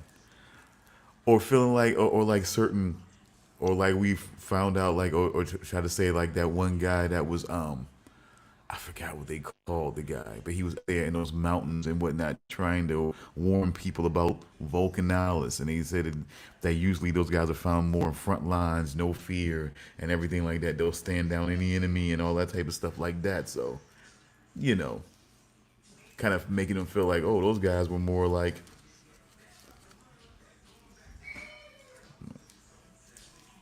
Those guys were more like those guys maybe in those early wars.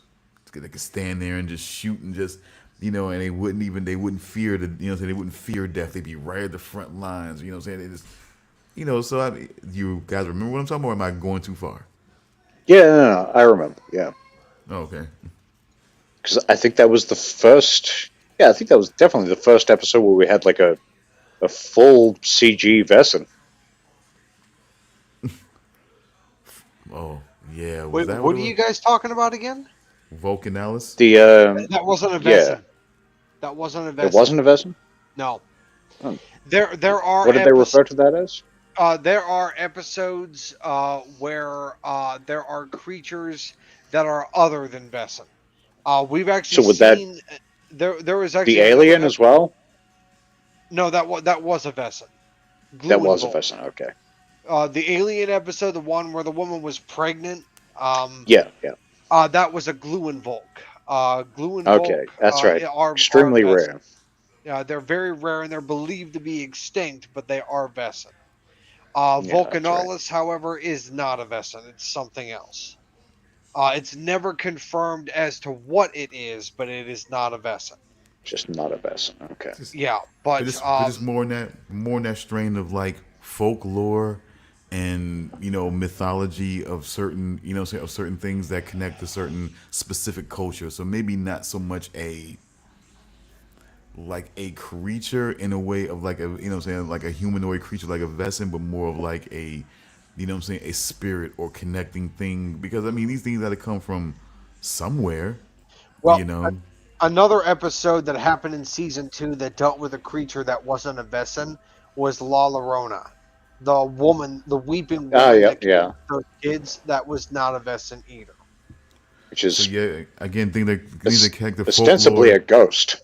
It was a ghost, folklore, basically, yeah. Yeah. folklore, urban legend that connect to certain cultures and things like that is more, because again, if you have things like this that can be these things, like you have to now open up the door to other certain folklore and mythology being real themselves in a certain way, and much in that same vein.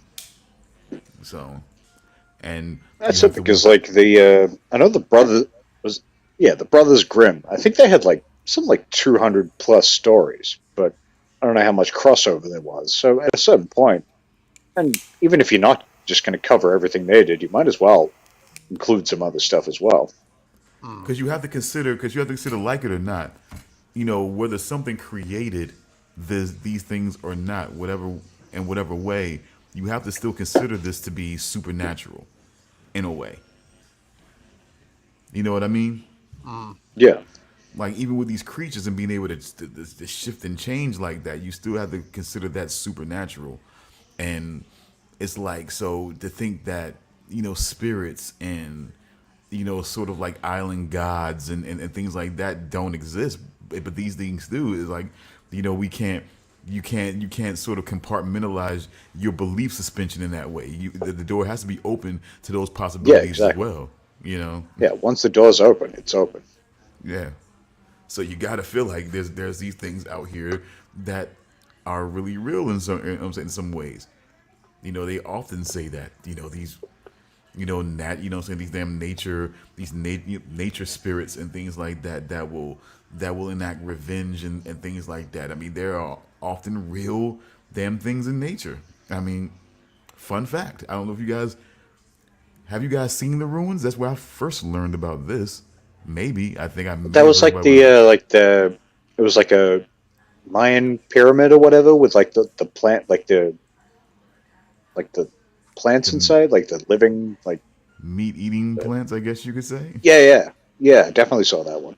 And then the one facet where they show the plants that can mimic things in order to Yeah, draw yeah. certain things in. And yeah, it's like nature has that. So it's like you think you would consider, some people would consider that to be supernatural.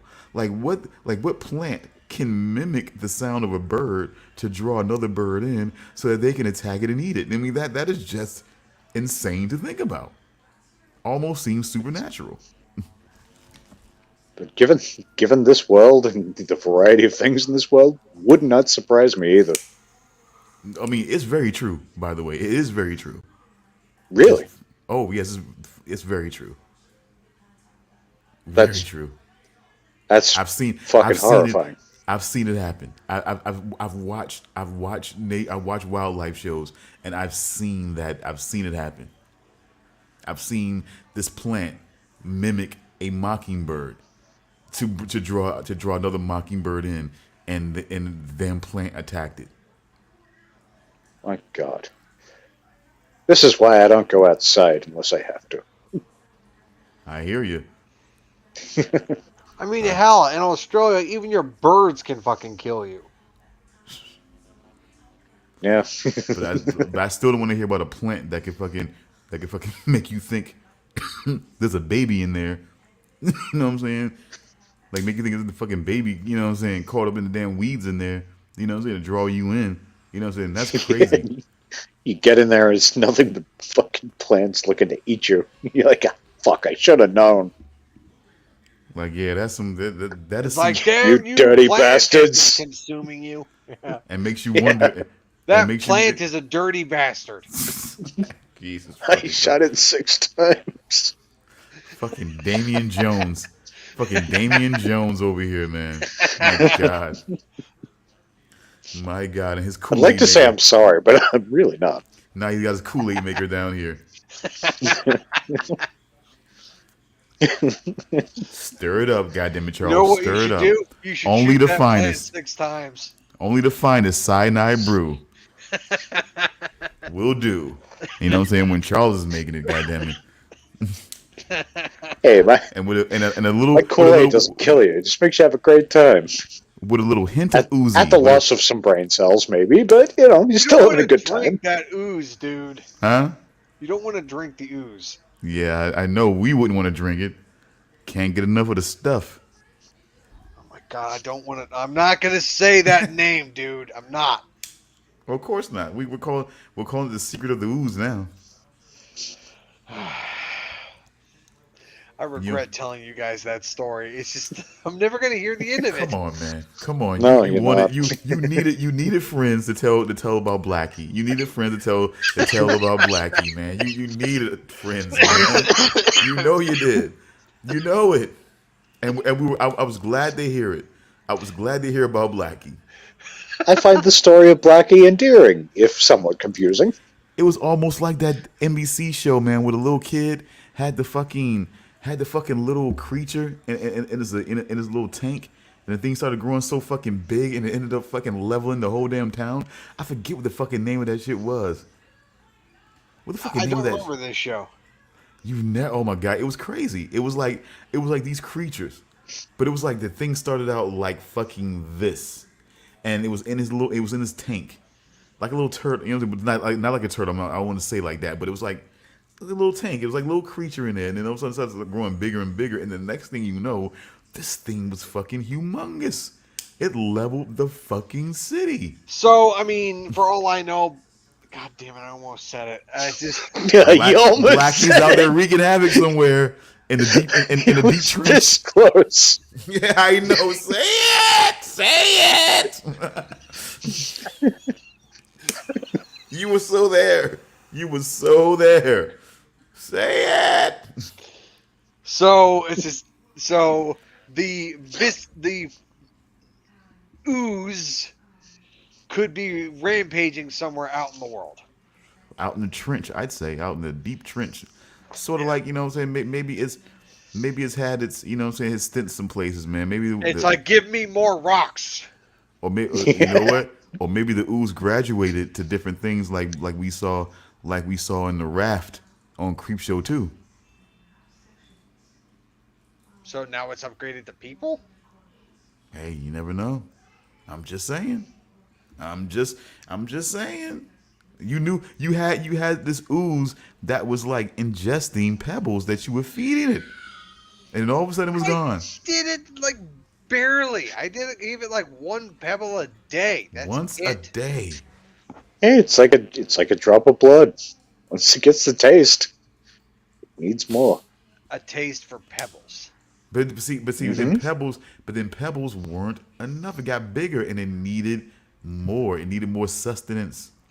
So it like jumped out of the bucket and started eating the pebbles surrounding the bucket, and then I think your dad was working some kind of experiment, and now it's out there weaponized or maybe out of control. okay, I'm just gonna tell you something right now. My Have we- dad's not have we- smart enough to do any kind of experiment. We heard Say of any again? mountain ranges that have disappeared lately? Not that I'm aware of. Good. How about people dissolved or anything like that? Missing? Just This is not the hospital scene from The Blob from 1988.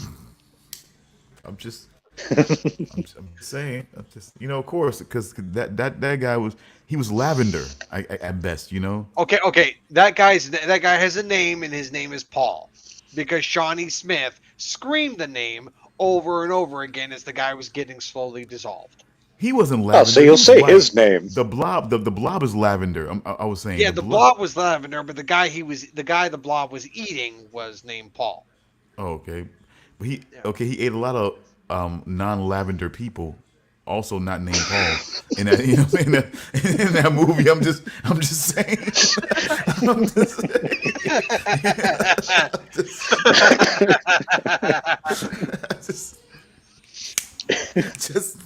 Just want to make sure we were clear on that. He wasn't after all Pauls. I mean, just he was. Apparently he took the what he blob can get. is prejudiced against people named Paul. No, he takes what he can get. I'm just saying. It's like, oh, Paul, that guy's a dick. I'm gonna eat him. This girl. I saw her name tag.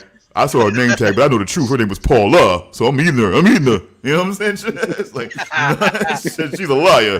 Her name is Paula. Getting that phone booth. She's lying. Paula, I know you, Paula. Get over here. Oh my god. That goddamn, see, he made a mistake. He thought that pastor's name was, was Paul, Pastor Paul. My mistake. You almost got him, but he's like, no, I was wrong. But anyway, okay, I'm sorry.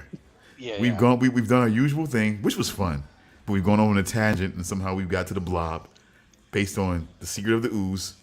I know what we got there because we're telling you. I feel like, just like Grimm, I feel like Charles Ooze has figured in history more than we know. And you have to phrase that better. Charles Ooze. I'm sorry, it's not your ooze. I'm sorry, it's your dad's ooze. Is his dad's no? Oh, that's even worse. Oh. Why have you done this?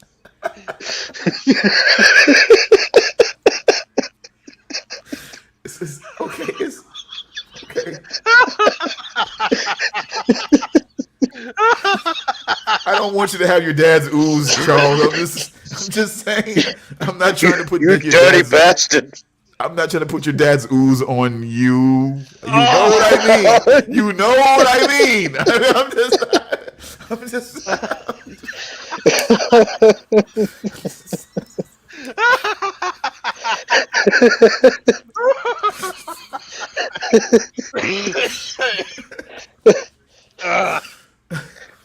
Charles is going to come back like Jamie Lloyd next week. He's not going to say a fucking word. He's traumatized by this dirty bastard Stone. My God, has it? Bauerschwein aren't the dirty bastards anymore. You are. Jesus Christ. Have you said that? Have you said that 6 times by now? 6 times? I don't know if I've said it 6 times. No. No, that's my line.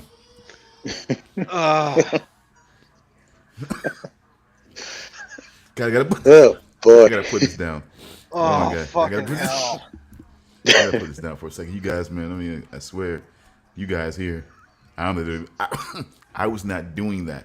Okay, the pail of ooze, and there's nobody's ooze. I'm just saying it wasn't. It's not anybody's ooze. No one oozed that out. Is what I'm saying. I just want to be clear. I'm not saying that Charles nor his dad. I don't believe that Charles nor his dad oozed anything into that pail. I'm just saying. I'm just. And they don't play with each other's ooze. That would be strange. It's all on the level. It's fine. Oh God. I'm just gonna try to move on here. Yeah. Let's move on. All right. Before I have to go bury myself under 6 feet of dirt. Okay. No. We don't want to do that over ooze. We definitely don't want to do that over the ooze. All right. But I would definitely say, okay, once we got past the now look now here's my big question with Prince Eric. Hmm. Was it an arrogant act, an act of just plain stupidity? Was it that unique combination that I like to call idiot behavior, or was it just a lack of research in what could happen when he tried to use the Baron to control the Grimm, or try to subject or try to basically. I think it was a lack of I think it was a bit of arrogance as well as a lack of knowledge because I don't think they knew how the Baron's mucus was going to affect the Grim. I don't think they knew it was going to affect him differently. Really, I don't think but they but knew. Monroe seemed to know. Monroe seemed. That's why I think arrogance falls into that category as well. I mean, that's just wow. I mean, to undertake that kind of planning to do this and to not realize, I mean, because I mean, he was basically up and at him. I mean, I guess you could say in a lapse of a couple of hours between the time that he was taken and the time he was brought to the airport and everything like that. Maybe, I mean, he was back up and at him. Like by the time they got in the air, he was basically back up and at him, and they definitely didn't expect that. Yeah, but I mean, I don't know. It's just I'm fairly certain that it's just like they didn't know, and I think it was just part of just the arrogance, assuming that it would be fine, that they'd be in the clear. So And that's it's why they assumed that it would be okay, and they thought that they were in the clear. So it's they were unaware, and it was arrogance. Yeah. But then again, Eric is a member of, or was a member of the royal family, so they're arrogant just by default. I mean, but yeah, but I mean, but they still have all this history because I mean the royal family. So because I mean she said because Catherine said barely human. I mean, does being a hexen beast make you barely human, or because he's part hexen beast, is the royal family just regular people? That means that No, no, no. The royal family are all human.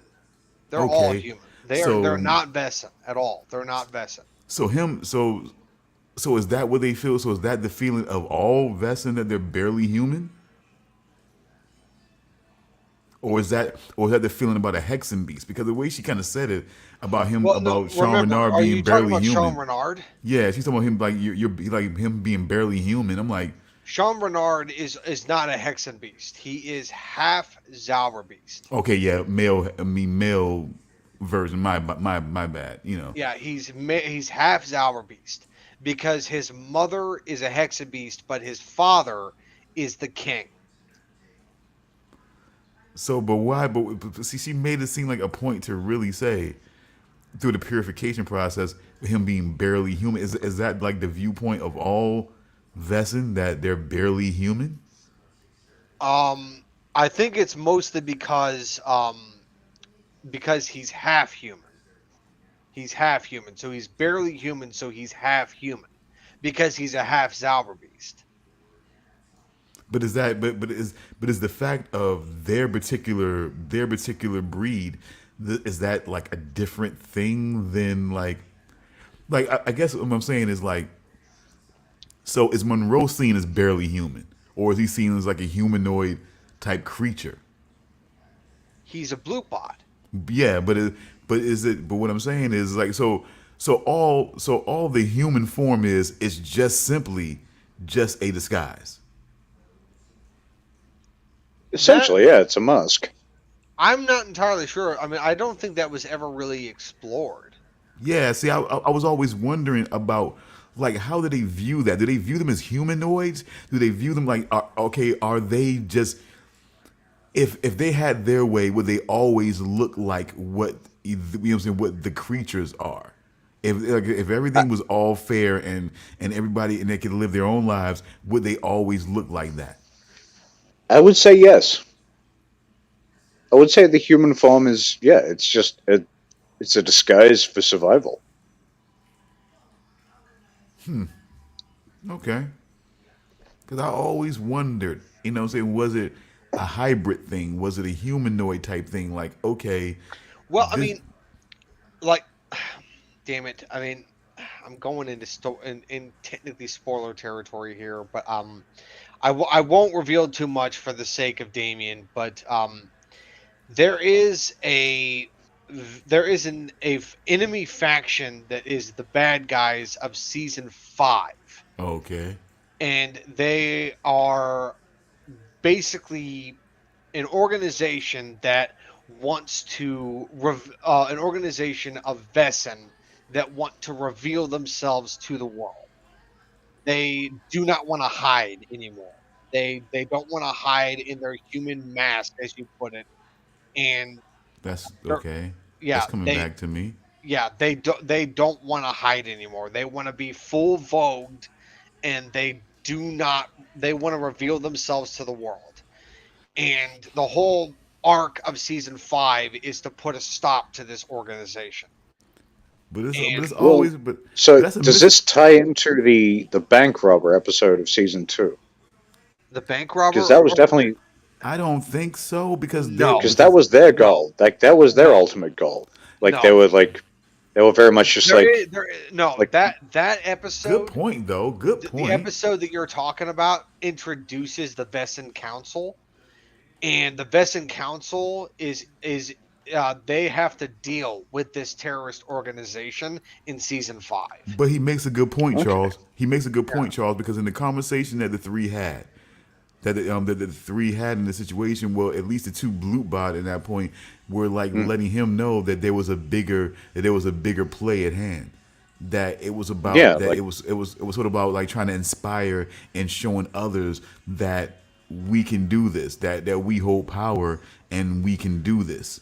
You Yeah, but know, I like think we're I gonna let the think whole world see who we are, something like that. yeah. Yeah, but the thing is that I think those two people, the two blue bod that were saying that, I think they were basically just being a couple of idiots that didn't know what they were saying, and they were just drunk with the adrenaline of what they were doing. I think that's all that Okay. was.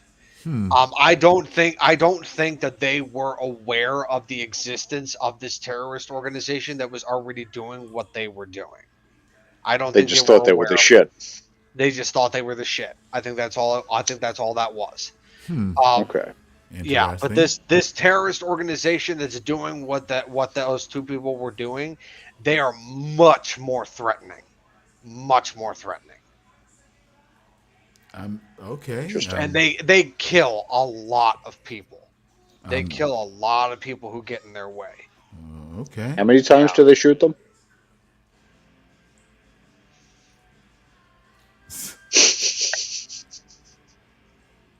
Oh God. Yeah. But let me see. I just want to say, let me think about one other thing here. Let me try to see if I can think of anything else that we're missing here. No, we're not missing a whole lot here, but okay. What about the like? What okay? What do you think about the whole? Okay,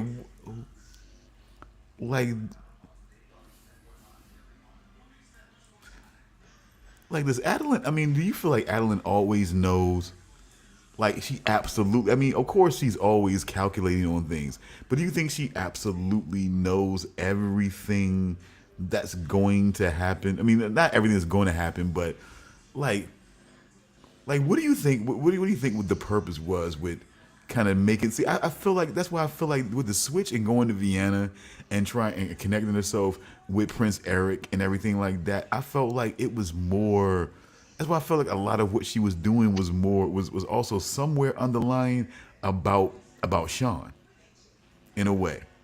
Because I felt like there was a certain point where they were talking, and it seemed like they were talking, they were planning, and it seemed like he might have been ready to kiss her, and she was seemed like she was expecting it, but then he didn't. It was almost like it was almost like a blow off to her in a way, and you know what I'm saying, that kind of made her seem, you know what I'm saying, I a bit I dejected. sorry, I didn't mean No, to go ahead. interrupt, but No, go ahead. I don't think Eric had feelings for Adeline. I think 100% of the time Eric was using her. He was Yeah, using her. maybe. Yeah, maybe. Sure, I sure. don't think a maybe is the issue here. I think he was using her because there was a scene where where he was about to be intimate with Adeline, and then he received a phone call from the king, and the king had it is implied that the king made a comment to him about being intimate with a hexen beast, and then Eric just dismissed the whole thing, saying like, "Hey, you were intimate with a hexen beast too, so what does it matter?" And he Yeah, just yeah. What's the completely worst that he could happen? Something like that. yeah, he just completely dismissed the whole thing like it was nothing. And it's just like Actually, no. You said you were intimate with the Hexen Beast too. Like, look how that worked out for us. Something like that. Like, yeah, yeah, look how that worked out. yeah, and he was referencing Sean Renard's mother, Yeah. which I will say we do end up meeting at some point. It's just not for a couple of seasons. Okay. Yeah. But I'm just, like I said, I'm just saying that I just feel like underlying the cat, whatever plan Renard had, I just felt like that shit just kind of jammed some shit up for him, and she knew it. And then she kind of fucked off the, you know what I'm saying, the Vienna, you know what I'm saying, got herself connected in with Eric and everything like that to try to stay connected into what was going on. And then pretty soon she was just starting to gain a little bit more of a foothold in the situation, and then started positioning okay, but see, but how would that even work? I mean, because yeah, he's a royal that was connected mainly through the king, which is in a lot of different standpoints is enough, but it was connected through, you know what I'm saying, his connection with the Hexen beast. That doesn't, you know what I'm saying, that doesn't put an asterisk on the situation. That doesn't put, you know what I'm saying, that doesn't put people to automatically challenge him taking his place if something were to happen to the king, if something were to happen to Eric, as you know. That doesn't put anything, that doesn't put, you know what I'm saying, his situation in a, you know what I'm saying, in a weird light. Hmm. If it was like say if it was found out that the child of royal blood, that, you know what I'm saying, that she's carrying, that Adeline was carrying eventually, was his. Um. Yeah. I guess she's not technically a Hexen Beast. Well, at that point, No, Anymore. but it So doesn't. But it doesn't matter. But the fact of that, the royal child that she's carrying was the, you know what I'm saying, was the son that was born, you know what I'm saying, in the king's connection with the Hexen beast. If it was Eric, maybe it'd be different. It'd be more solidified, I feel like. But doesn't the fact that this was sort of like the outcast prince that was, you know what I'm saying, that's the father of this child, put that in a bit of a weird space, put that kid in a bit of a weird space. yeah, I guess. Hmm, oh, And maybe then the they fact, managed to just completely keep it under wraps. because she's connecting herself. See, that's the thing about her and her calculating. That was what I'm kind of asking about too, because she connected herself in with Eric, and I'm sure she's probably slept with him a few times, several times. You know, since they've been together. You know, and then to go back to Sean Renard and then have sex with him as an Hexen beast. I mean, like I said, she challenged that. She wanted him to basically vogue out, you know what I'm saying, to vogue out as and become, you know what I'm saying, his, you know what I'm saying, excuse me, Zowan Beast? Did I say that correct? Zauber Beast. Zauber Beast. She wanted him to go, you know what I'm saying, full on for that before they ended up having sex while he was going through his, you know what I'm saying, trying to go through his basically getting that situation taken care of with his obsession with Juliet. And essentially they allude to her being pregnant as a result of that situation. But no one would know that besides her. So anybody in all, you know what I'm saying, all implications would think that that child was Eric's child. But even he didn't know. Yeah. But even he didn't know at the beginning that she was even pregnant. She wasn't revealing that information to him at the beginning, but seemingly making deals, you know what I'm saying, behind, you know what I'm saying, behind his back, you know what I'm saying, over the fate of this child. With that fucking Frau. What was her And name? then Frau. Peck, Pesh. Pesh, yeah, Frau, okay. Frau Pesh. The one with just what I can only describe as aggressive wrinkles. And then it's like, okay, and then it's like, and then the weirdest part about it was that she starts to go through the process of getting her powers back while being pregnant. Well, I mean, there is a ritual that she can do that can only be done while she's pregnant in order to get her powers back. So her being pregnant was a part of that. Yes. It was a necessary part of her getting her powers. So she couldn't have got her powers back just by going through this process and not No, being pregnant. she had to be pregnant. Fucking weird. Yeah. So she had to, and she had to have known that. I don't think she did know that, but Really? it just so happened to be lucky that she was pregnant. Does that seem odd Yeah, to you? 'cause- Does that seem odd to you though? Just That the way it was seems odd. presented when she's making these deals with the what Stefania. was it, like the gypsy woman. Yeah, Stefania. Yeah, okay. Stefania. Yeah. Who her actual name I cannot pronounce. Which or I will remember. say that, my God, Stefania. Ooh, man. What?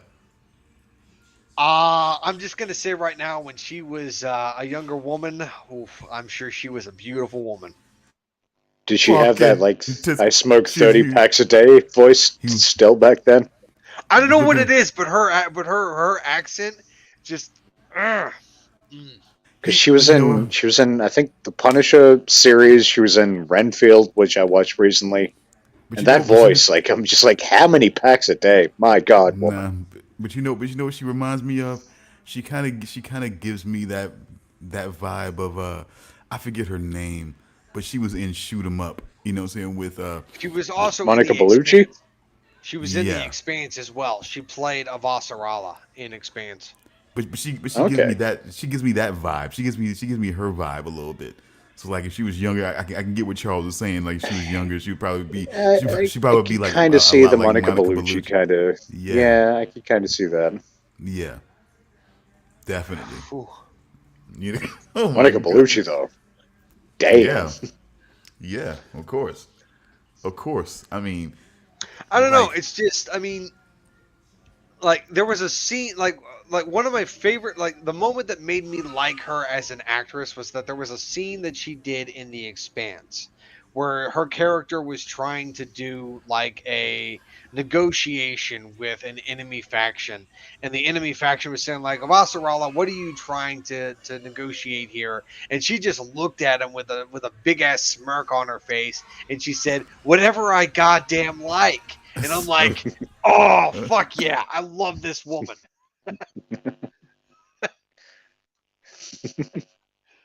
And ever since that moment, I've loved that woman. I've watched every time I see her on screen. I'm like, ooh, it's about to get good.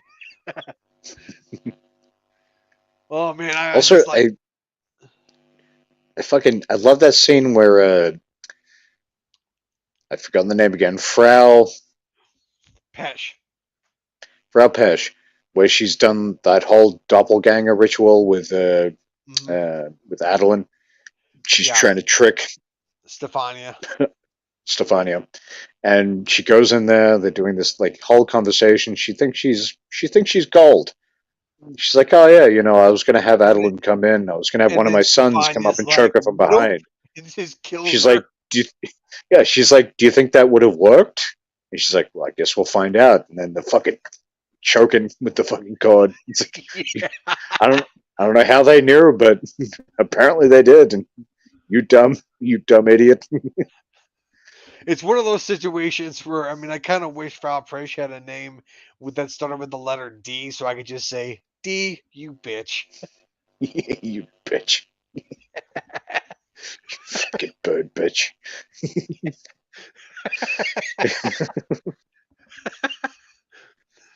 Oh man. God, I was happy to see that character go. I did not like her. Oh no, Frau Pesch was a manipulative bitch. And yeah, like Like at first, she seemed like she could be an ally to Adeline, but then at first, as soon as we saw her meet with Sebastian, we were like, "Oh, okay, yeah, this woman can't be trusted." no, And I'm not even and a I'm little bit. and I'm like, "Yeah, never trust a Hexen Beast, never." Yeah, It never ends well. nope. Not one Hexen Beast. time. There's a certain character that shows up later. He hasn't shown up yet, but he says something that I think is fucking hilarious. He says, Hexen bitch. Pretty much Yeah. sums it up. Yep. Yeah. He says, It's a like, what much is the more. Hexen bitch now? What does the Hexen bitch want now? That's what he says. And to be honest, the actor that plays this character, you're gonna recognize him from both Buffy the Vampire Slayer and Angel. Alexis Denisov. Oh, fucking Yeah. Wesley. Yep. He Yeah. plays Prince Eric's cousin. Yeah, He's nice. gonna be playing a character named Prince Victor, Okay. who is a villain. He's a villain, and Nice. he is a dick. He is a Good. he is a great big bag of dicks. I mean, he's an asshole. Good. It'll be good to see him again. It's been a while. Yeah.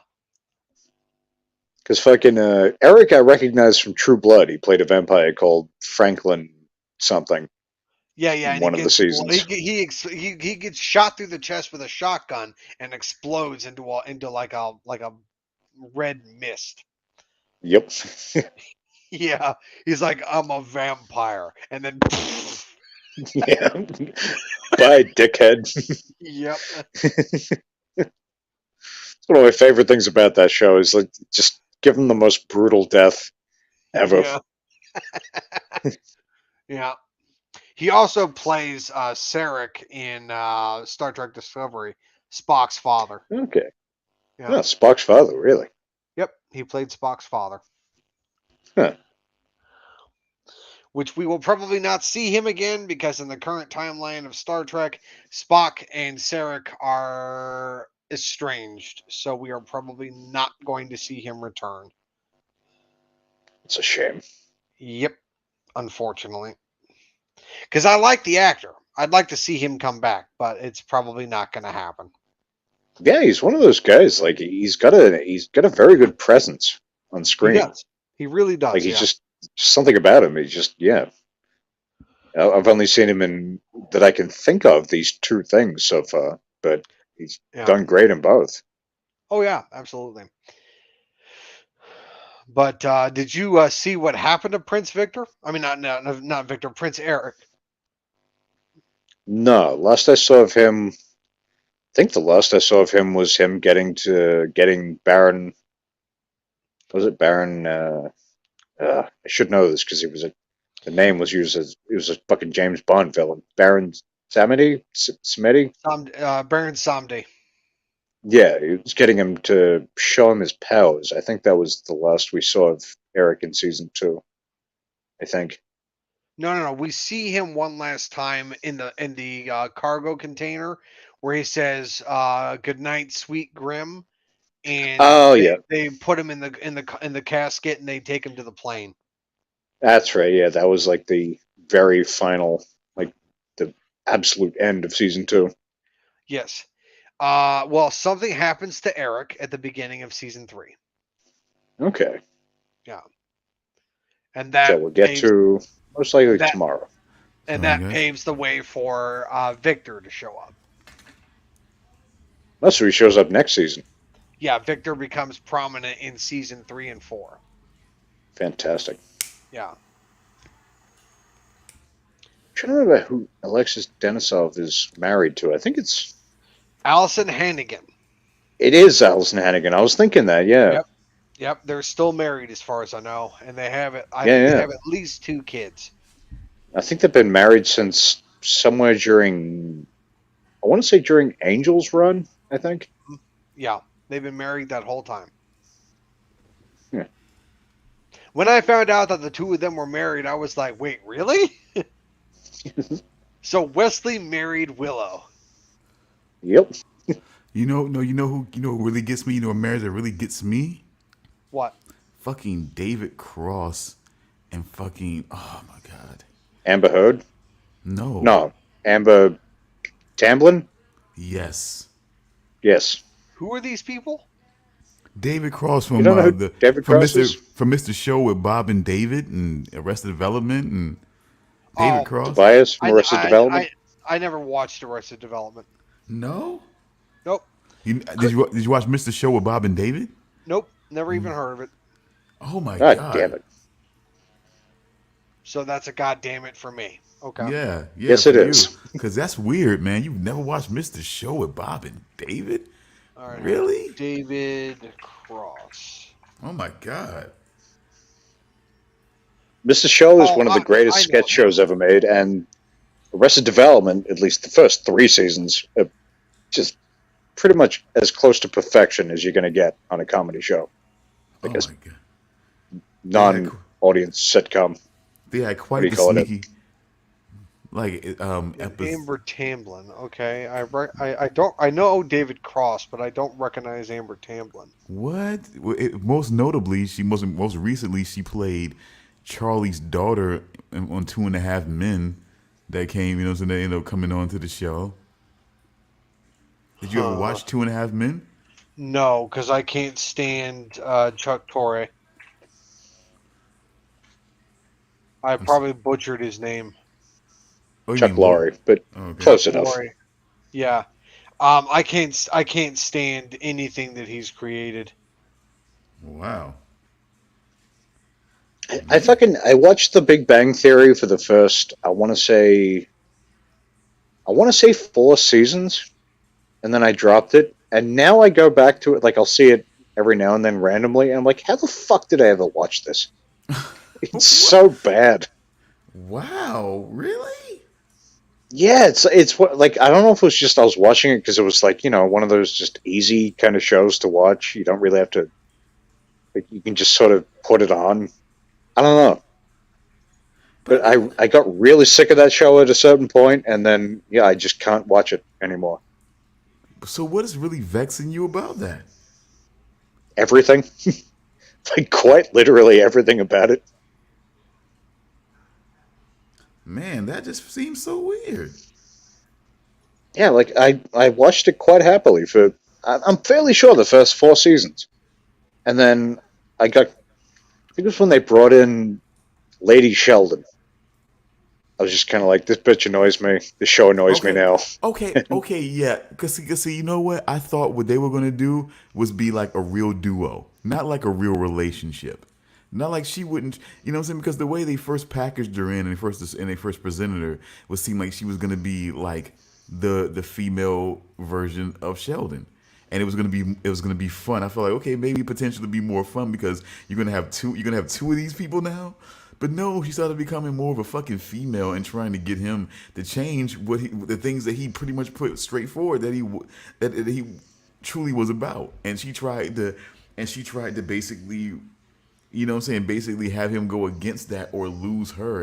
And she mainly just basically leveraged like any other woman would leverage a guy like Sheldon.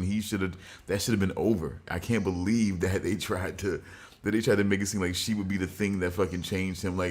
Like this guy, and ultimately it would still be a woman that would make him change who he actually was, and never lied about, but because she No. saw something, because she wanted him to be something different, he had to be something different. Like, I don't know. It's sort of weird that Like becomes that's both a bad decision, but I also felt like having two Sheldons was a bad decision too. It just really. felt like overkill. Like we've already got one who's overbearing as fuck. We don't need another one with tits. It's just like, what are you doing to me? I don't know. I mean, I don't know. Maybe I'm being wrong on that. Maybe I'm being, what I'm saying. But I just felt like it could be a fun. It would have been a fun situation because nobody else had quite the personality to be like to be stand out like that. I mean, that's why he got. I think that's why he got young Sheldon. Because did anybody else really have the? Did we really want to know young Wallowitz? You I don't see, think I want to know young any of them. look, Really. look. I get why Young Sheldon is a popular show, but I did not like The Big Bang Theory at all. And out of all the characters in The Big Bang Theory, the one that I hated the most was Sheldon. I, Wow, really? I despised Sheldon. Oh my Wow. god! Every time he came on screen, I wanted to grab a very dense brick and throw it at him. Jeez. I hated him Why was that? Oh, why was because that? he was just annoying to no end. I could not stand him. The shit that he did, the shit that he said, the shit that he surrounded himself with. Even thinking about him right now is giving me an aneurysm. Oh my god, I really did not like Sheldon. I still don't like him. And I Wow. won't watch Young Sheldon. I won't. Do I you know he's okay? a kid. I know, and I'm not going to throw a brick at a kid. I know. Yeah, I'm not. But At least not without a ski mask on. yeah, exactly. But but no, it's just I won't watch Young Sheldon just because I don't want to watch a show about how a kid grew up to be the man that I absolutely hate. But what? I mean, but what? And you say he's really that annoying to you? Oh yeah, yeah. Oh my god! Every time Sheldon talked, the stuff that he did, I wanted to shove my face through a mirror. I was just like, I found that far more preferable than listening to that lunatic talk. Oh my Hey, god! brother, eat glass. Yeah, I'd rather eat glass like that, like Watch the this D. fucking cunt. Yeah. I'd rather eat a light bulb like that woman did in the Evil Dead Rise than listen to him talk. Wow. I wouldn't actually do that, mind you, I but mean, still, you know, thoughts. Yeah. It's just a frame of reference. Exactly. But no, it's just I really, really don't like Big Bang Theory. I really don't, and it's mostly Again, because of like I, Sheldon. I, I did. Now I have no idea why I did. I Yeah, it's just couldn't tell you. I really don't like Sheldon Cooper. I really don't, and it's just See, he was probably my favorite. Probably more or less the only character I really liked when I I used to I, watch it. I And really don't then like. at a certain point, maybe it was Lady Sheldon coming in and being like, "This is Sheldon, but done by a worse actor, actress." And I was just no, like, "Okay, I actually no, hate this character." Wait, no. She could. Lady Sheldon? Who are you talking about? Amy Farrah Uh, Fowler. ch- uh, Oh, Amy Chick Farrah who Fowler. she was a Jeopardy host for a little while recently. Mayim Bialik is her real name. She used to be There you on. go. She basically, she was a big deal because she was, of course, had her own show, which I grew up on, Blossom. You know, that was one of the shows I've I heard of used to. that. Huh? Yeah. I've heard of that. Yeah, that show was the show that made Joey Lawrence a megastar. Wait, Joey Lawrence, as in? Yeah. Oh, You know, oh my God, I can't believe that he had this whole catchphrase and everything. He was like, oh, you know what I'm saying? This type of, yeah, this whole thing, yeah. Wait, I'm not No, no, thinking no, about that. it was whoa. No, that's what it was. I'm sorry. It was whoa. Is it That's the Lawrence brothers? yeah, Joey Lawrence got, you know what I'm saying, was really like, I mean, he didn't get a start there. He was on Give Me a Break before that, of course, like when he was a I haven't kid. thought about the Lawrence brothers in fucking years, like 20 years. Yeah, he was on Blossom, and like that's when he really became like the heartthrob at that point. You know what I'm saying? He They were grew up. all heartthrobs, all three of them. Well, well, Couple of queers right here. no. Joey Lawrence was more of the confirmed guy. I mean, like the other Lawrence brothers, they were kind of,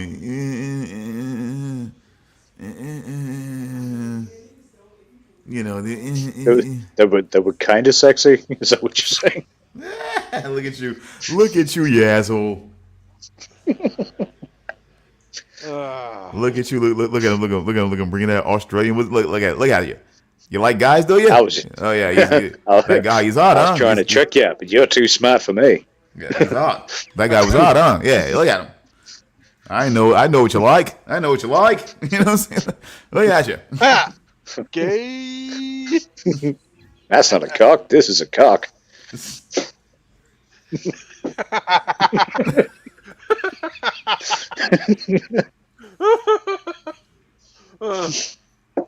Oh, No, you got the wrong one on this one, Damian. No, that's not a queer. This is a queer. That's a queer, man. Damn it, that's better. Clearly. You dirty bastard. Has it been 6 times yet? Has it been 6 times? Shot him 6 times. He's still trying to fuck me. 6 times. Can we retire it after the 6th?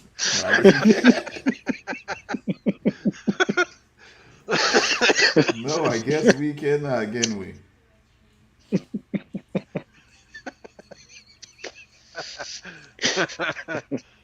What a lovely time we are having, but I would definitely still say that that the Baron was fun toward the end, you know, toward the end of the season and everything like that. It brought about a weird, you know, it brought about a weird series of events there that was really almost like a. It was almost like a. I don't know why they do that with the Eurotrash guys. It was really almost like a Die Hard-esque type of situation. You know, it kind of basically. Now that I think about it, like I couldn't put my finger on it, but it felt Die Hardy. You know what I'm saying? Like, you kind of get where I'm going with that. What part felt die-hardy? Yeah. Yeah. All of the chaos, all of the emergency here. We have people going on here. We want the freedom of our brothers here, you know, and all of this, and we're really stealing the gold here, you know. It's not die hard until I see Alan Rickman falling from the top of a large building. Of course, but you got to see Ben Samdi, you know what I'm saying, fall, you know what I'm saying, you know what I'm saying, in a very, you know what I'm saying, a very private jet, you know, at the very It's least. not Alan Rickman falling to his death from a tall building, man. It's not Die Hard. You're right. That's why I'm saying it was Die Hard it was Die Hard-esque in a little bit, because it was like, it was weird because it was like they played that whole thing of, You know, I half expected somebody to say, "Get off my plane," like Harrison Ford in Air Force One. he was I think, you know, Nick was too coked out to actually go and try to be, you know, clever at that point. He wasn't saying much. You know, he was real coked out and ragey. Yeah, You know? he'd be going like, "Get off the plane." You're just grunting it. That man wasn't saying too much, man. I mean, he thought he could put him, like I said, no research. He thought he could put him out again with the damn toxin. I and think he that just made him stronger. We don't. I mean, we still. I mean, do we start to get a breakdown? I mean, because I think, like I said, I know I was in there all the way up through, nose in only a slight spoiler when True Bell came along and other situations. I was there for a good few seasons, but I'm feeling like, do we really get like the true breakdown of like what Grimms are all about? Like, what are you asking?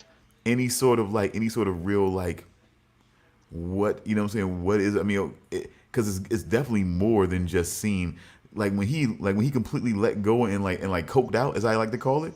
You saw his eyes. I mean, you look at those eyes; those are coke eyes, man. I mean, come on. I mean, what do you guys think? Like when you saw Nick, like what drug did you think? What drug did you think when you saw Nick? Like okay, whatever.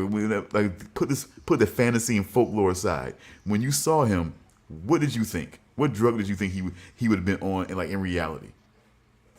I thought coke. I'm not sure. I mean, I'm I assuming thought this Coke. is the start of season 3 because last I saw he was passed out in a coffin or in a box. Oh yeah, we are. I am going a little far there. I just wanted to ask the question. I didn't want to reveal anything, but I just want to ask the question. Did you get to season 3 yet? No, not yet. No. I'm halfway through season 4 right now. So what drug would you have said, man? I would have said either coke or bath salts. I'm gonna go with meth. Meth. I would have went like I said coke or bath salts. Really? Well, technically, you would go with bath salts because remember there was that whole situation of that guy hyped up on bath salts in Florida who ate that guy's face off. He did.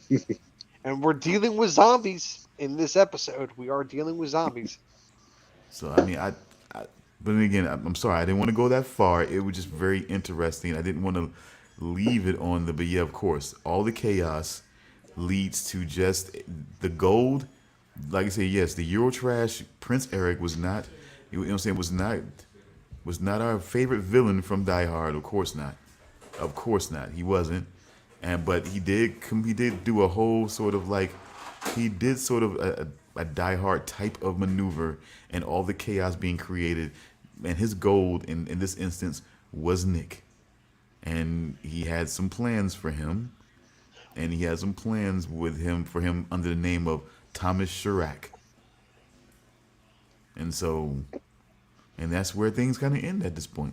Yes, and we're going to find out in season 3, or more accurately, Damian's going to find out.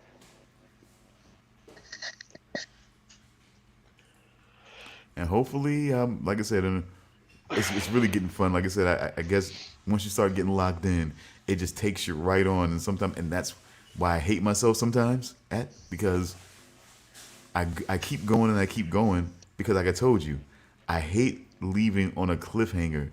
I gotta get in at least one episode of the next season so that I feel like I'm connected back in, and I'm not just waiting on, okay, what the hell happens here?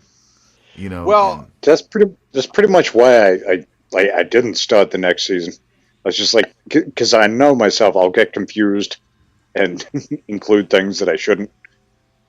yeah, but I'm usually good at that. I'm usually good at not doing that, but I'm getting a little too excited right now. well, It doesn't matter as much with like when you guys are both seeing it. More like, shows in the past where we're all watching it for the first time or whatever. Where it's like, yeah, you don't want to be going over too much that other people haven't seen. Definitely not. That would be rude, and we don't like the rude here. But some of us though dream about the rude being roasted, with a light lemon sauce and things like that. Butthole cupcakes. See, he still remembers. just take the candle and just stick it in the center. The what? Yeah, see, you know what? I know what you guys like now. See, you want that kind of comedy? I can mix it up. You know what I'm saying? You guys get prepared for some perineum pie. Now, do we know what the perineum is? Mm-hmm. No. It's the technical term for the taint. Oh my god. See, now the taint I think Hannibal would toss. You think so? I mean, toss away, not toss like the salad. Give it a little lick. I think he I would mean, just get rid of it. the area, but the tank. I mean, you think he would toss that? You think he would toss that? So you think he Well, wouldn't use genitals? He wouldn't use anything too close to the genitals. He wouldn't use that. Oh, he would use the genitals and the butthole, but that patch in between. What are you going to do with that? I mean, you can't turn Make away jerky out of butthole it? You can't turn away butthole cupcakes. I mean, Yeah, where you exactly. gonna- Oh, but where you perineum, gonna put the candle, man? but no perineum Candle pie. Come on, somewhere. but no perineum pie. No way. Come on. I mean, how far can you stretch it?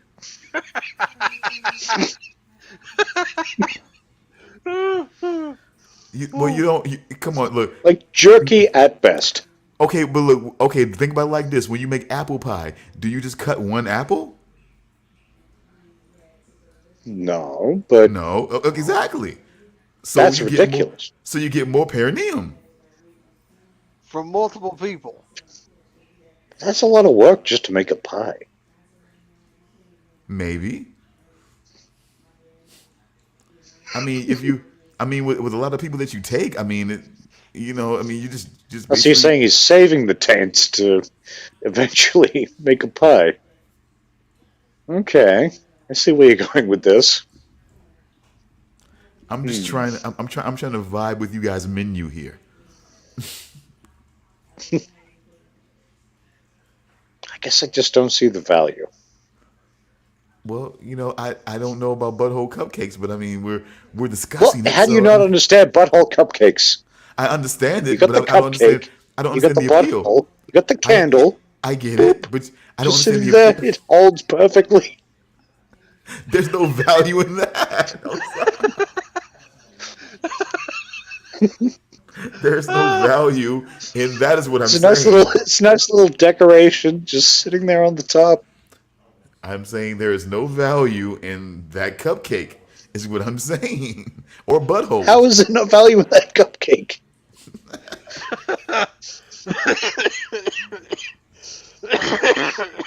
Oh my god. Are you okay, man? Are you okay over there? Yeah, I'm good. I'm good.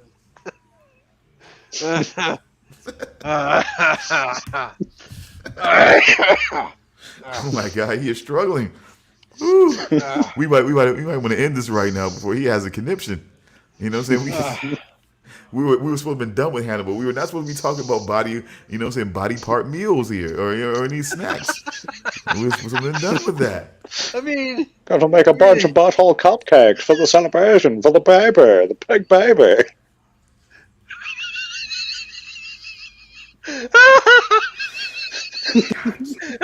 Damian is a soundbite monster, folks. In case you didn't realize this by now, he's a fucking soundbite hell. monster. My goodness. I thought I thought I was a reference. Christ. I thought it was a reference beast, not as much as Damian, but clearly, just gotta say. What the hell? Because my brain is stupid. It remembers stupid things. That's all it's good for. Oh my god. What did you do yesterday? I don't know. Butthole baby, pig baby, butthole cupcakes. I meant to say. Yes. Yeah, because you just said butthole baby. Oh my god, you see? I don't mean to say that. I'm not, dark territory. not that kind of guy. I like butthole cupcakes, not butthole babies. Yeah. Having a party for the baby, the pig baby. See what kind of trouble we ran into? I'm just saying. I think we should end it now because we're just going on a weird road here. That's all I'm saying. Is all I think we should before I get to knock at the door about people wondering what I meant by butthole baby. Don't want to knock at the door. I just want to have a celebration. I'm glad you took that back over because I can't say it again. I'm not going to say it again. I probably shouldn't say it again. I'm glad you took it back over. I'm just, I can't go there. I cannot go there saying that type of thing, folks.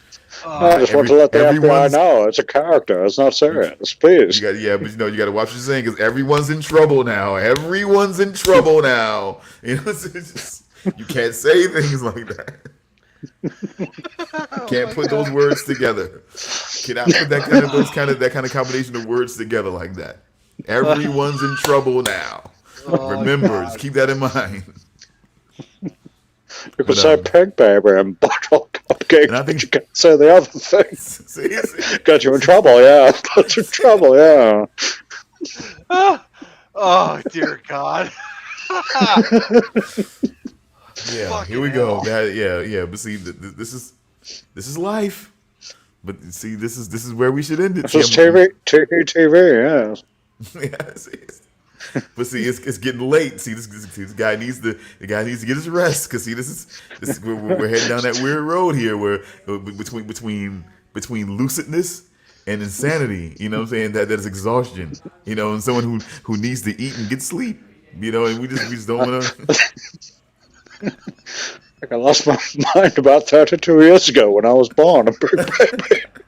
Not a butthole baby, a pig baby.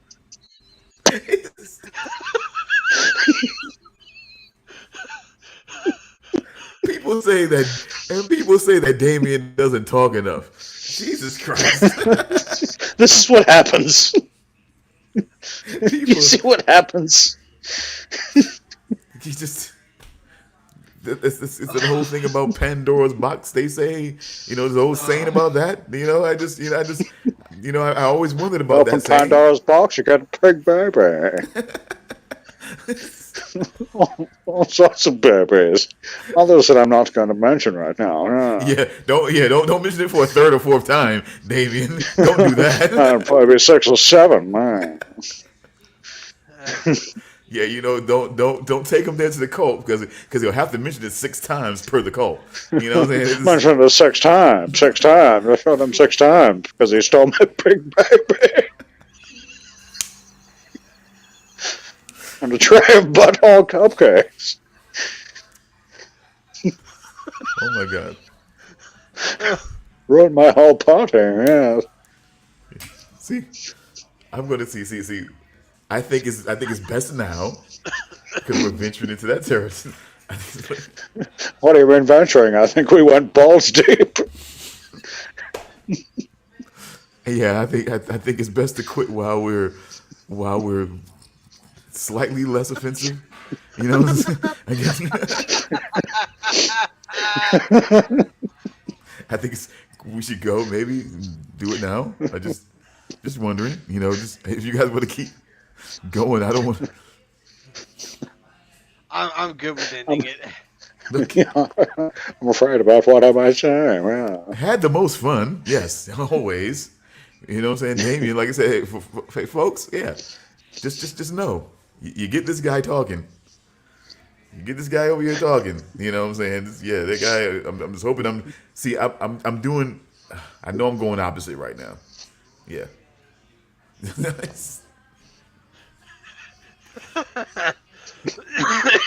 Damian over here. Damian beside me somehow because I'm not sure what my display is showing. I think I'm not going mirrored. I think I'm okay. Yeah. Anyway, but that guy, get that guy talking, and this is what you get, folks. I love it. I love it. I think we all love it. I think but it. As you can see with the big baby conversation, it has its drawbacks. It has its dangerous drawbacks because his mind creates such things, and then we start talking about it's okay, folks. Look, we're grown men. We understand that babies have these things that we all have in this world. I'm just saying. I'm just saying. We're not insinuating that they don't have them. We just I am not a part of this. I'm trying to help Damian out here. Maybe we should just I'm good with ending it too. I'm good with ending it too. I'm totally good with ending it too. Okay, I yeah, am we not a part of this conversation. I get it. I'm good with ending this too. I was just talking about pig babies, and then this guy starts with. I didn't create the word. I'm just trying to feel the situation for my co-host. I don't want to do. I don't want to be an Angela Yee or some shit like that, or just kind of throw you under the bus and make it seem like I got to apologize for this guy. I'm trying to. I'd I'm rather you trying. do just apologize instead of doing whatever you're doing. Yes. Let's just all say how much we love butthole cupcakes and pig babies and be done with it. I don't love the butthole. Okay, okay. We're doing a who's on first thing right now. It almost feels like that. We're doing a who's on first thing. We're gonna. Any final words for before of season 2 before we? I just Uh, I got nothing else to say. I thought it was a great season. I'm looking forward to discussing season 3. Even though by the time we get to season three's discussion, I am probably going to be done with Grimm because I am currently halfway through season 4, and I have 2 seasons left to get through after that. Oh my God, you are a machine. I'm Yeah, trying not to be such a machine. I'm trying to pace and take notes and be I in. mean, like that meme that Damian posted. One does not simply stop watching Grimm. Yes, it gets interesting. You want to see the things that there are. What new things will he discover? What new I, things will he discover about himself and I everything like could that? pace it. I could, like, when I'm done with season 4, I could just stop watching Grimm until I'm ready to start watching season 5, until we're ready to start discussing season 4, and then after that, I can just go back to watching season 5. But I mean, I don't want to do that. I want to keep watching. You can do whatever you want to do. See, this is the new energy that we have here. You can do whatever you Yeah. want, and it's absolutely fine. And Yeah, but we'll one thing I'm worried about is that if I finish the show now, like before we discuss season 3, by the time we get ready to discuss season 6, I am worried that I might not remember what to discuss. well then take notes. Just make sure you Yeah. take some notes. Like if I can give you a sort of like a template to work from, Hmm. I would say like what I'm trying to do is at least get down the new Vesson from each episode Right. to try to what I'm saying to try to at least connect to what what I'm saying to what Vesson we discover, what new thing we discover about what I'm saying that's discovered about Nick, what new Mm, thing is discovered about the royal family and everything like that. Just try to get some peaked moments here. And mm. like it or not, Adeline is just playing majorly big in this situation. So we gotta keep up on what the hell's going on with her and the fucking baby. Also it's like that's gotta be big. Juliet, I mean, not so much now, but as you and I both know, Charles, she plays bigger factor later on down the line. So Hmm. but as of right And now, Damien, one thing I will say about well, there I don't know if you know anything about the baby just yet, but there What is a kind of baby. baby? There's a baby that shows up. The an Yeah. unborn baby. an unborn baby, okay, Uh, potentially no, potentially no. Okay, no, stop. All right, uh, okay, but okay. the baby eventually, the baby grows up because apparently Yeah. they age the baby up like pretty quickly, which I always thought was strange. Because the baby goes from being an infant to someone who is like 8 or 9 years old, which I think is like really strange how quickly they age her up. But Well, they I don't even mean, really. an angel kind of went from a baby to like 17. So but But that's like they don't really explain how they age the baby up that quickly. But I kind of just accepted it or whatever. But the character in question is very creepy. Like that kid, like every time that kid goes on screen, gets just creeps me the fuck out. but look. Like there is like, something please legitimately just get to wrong the with next scene. See, this there is is some but there this is is the thing. But this is the thing that's happening here. yeah. What's happened is that you have Renard, who is a Zauber half at least. Mm, I mean, but it seems to be very, very, very like it seems to be very dominating in the situation more than anything. Where it seems weird that that would be a word that would be a term used for him, barely human. It doesn't seem the way they seem that they make like all the other Vesson look. It seemed like, and it's particularly when it comes to Hexen Beast and Zauber Beast, it seemed like it's a different type of situation that you're dealing with them as Vesson, you know what I'm saying, and whatnot. And it's like, so you take the fact that he's half, she's, whether she has her powers or no, you know what I'm saying, technically she's still part of that species, and they You're come talking together. about Adeline, right? Yes, and they come No, together. no. When Nick took away Adeline's powers, that was it. Adeline is not a Hexen Beast anymore. She is 100% human now. But then those powers coming back the way that she did, eh, those powers coming back and things like the trials that she went through and things Yeah. like that, and bringing that back with carrying the baby is bringing now a whole new set of circumstances because of what she's now going to be nourishing as far as her being a Hexen Beast, and then the whole trials and the things that she went through to gain her powers back is now bringing something else, you know what I'm saying, into her baby as well.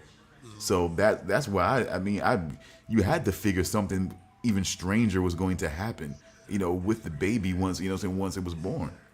Yeah.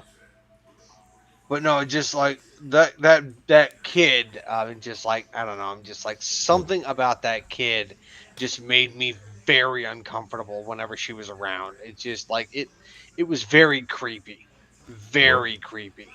Well, that's, you know, that's the design. You know, we Yeah, wouldn't have, and it just, we I wouldn't love mean, Orphan. We wouldn't love the movie Orphan if we didn't have a girl that was creeped the fuck out. We wouldn't love the live action Silent Hill if we didn't have that little girl creeping us the fuck out. It's just little creepy girls are, for some reason, are somehow movie gold. But I gotta say, you know, Macaulay Culkin playing the good son.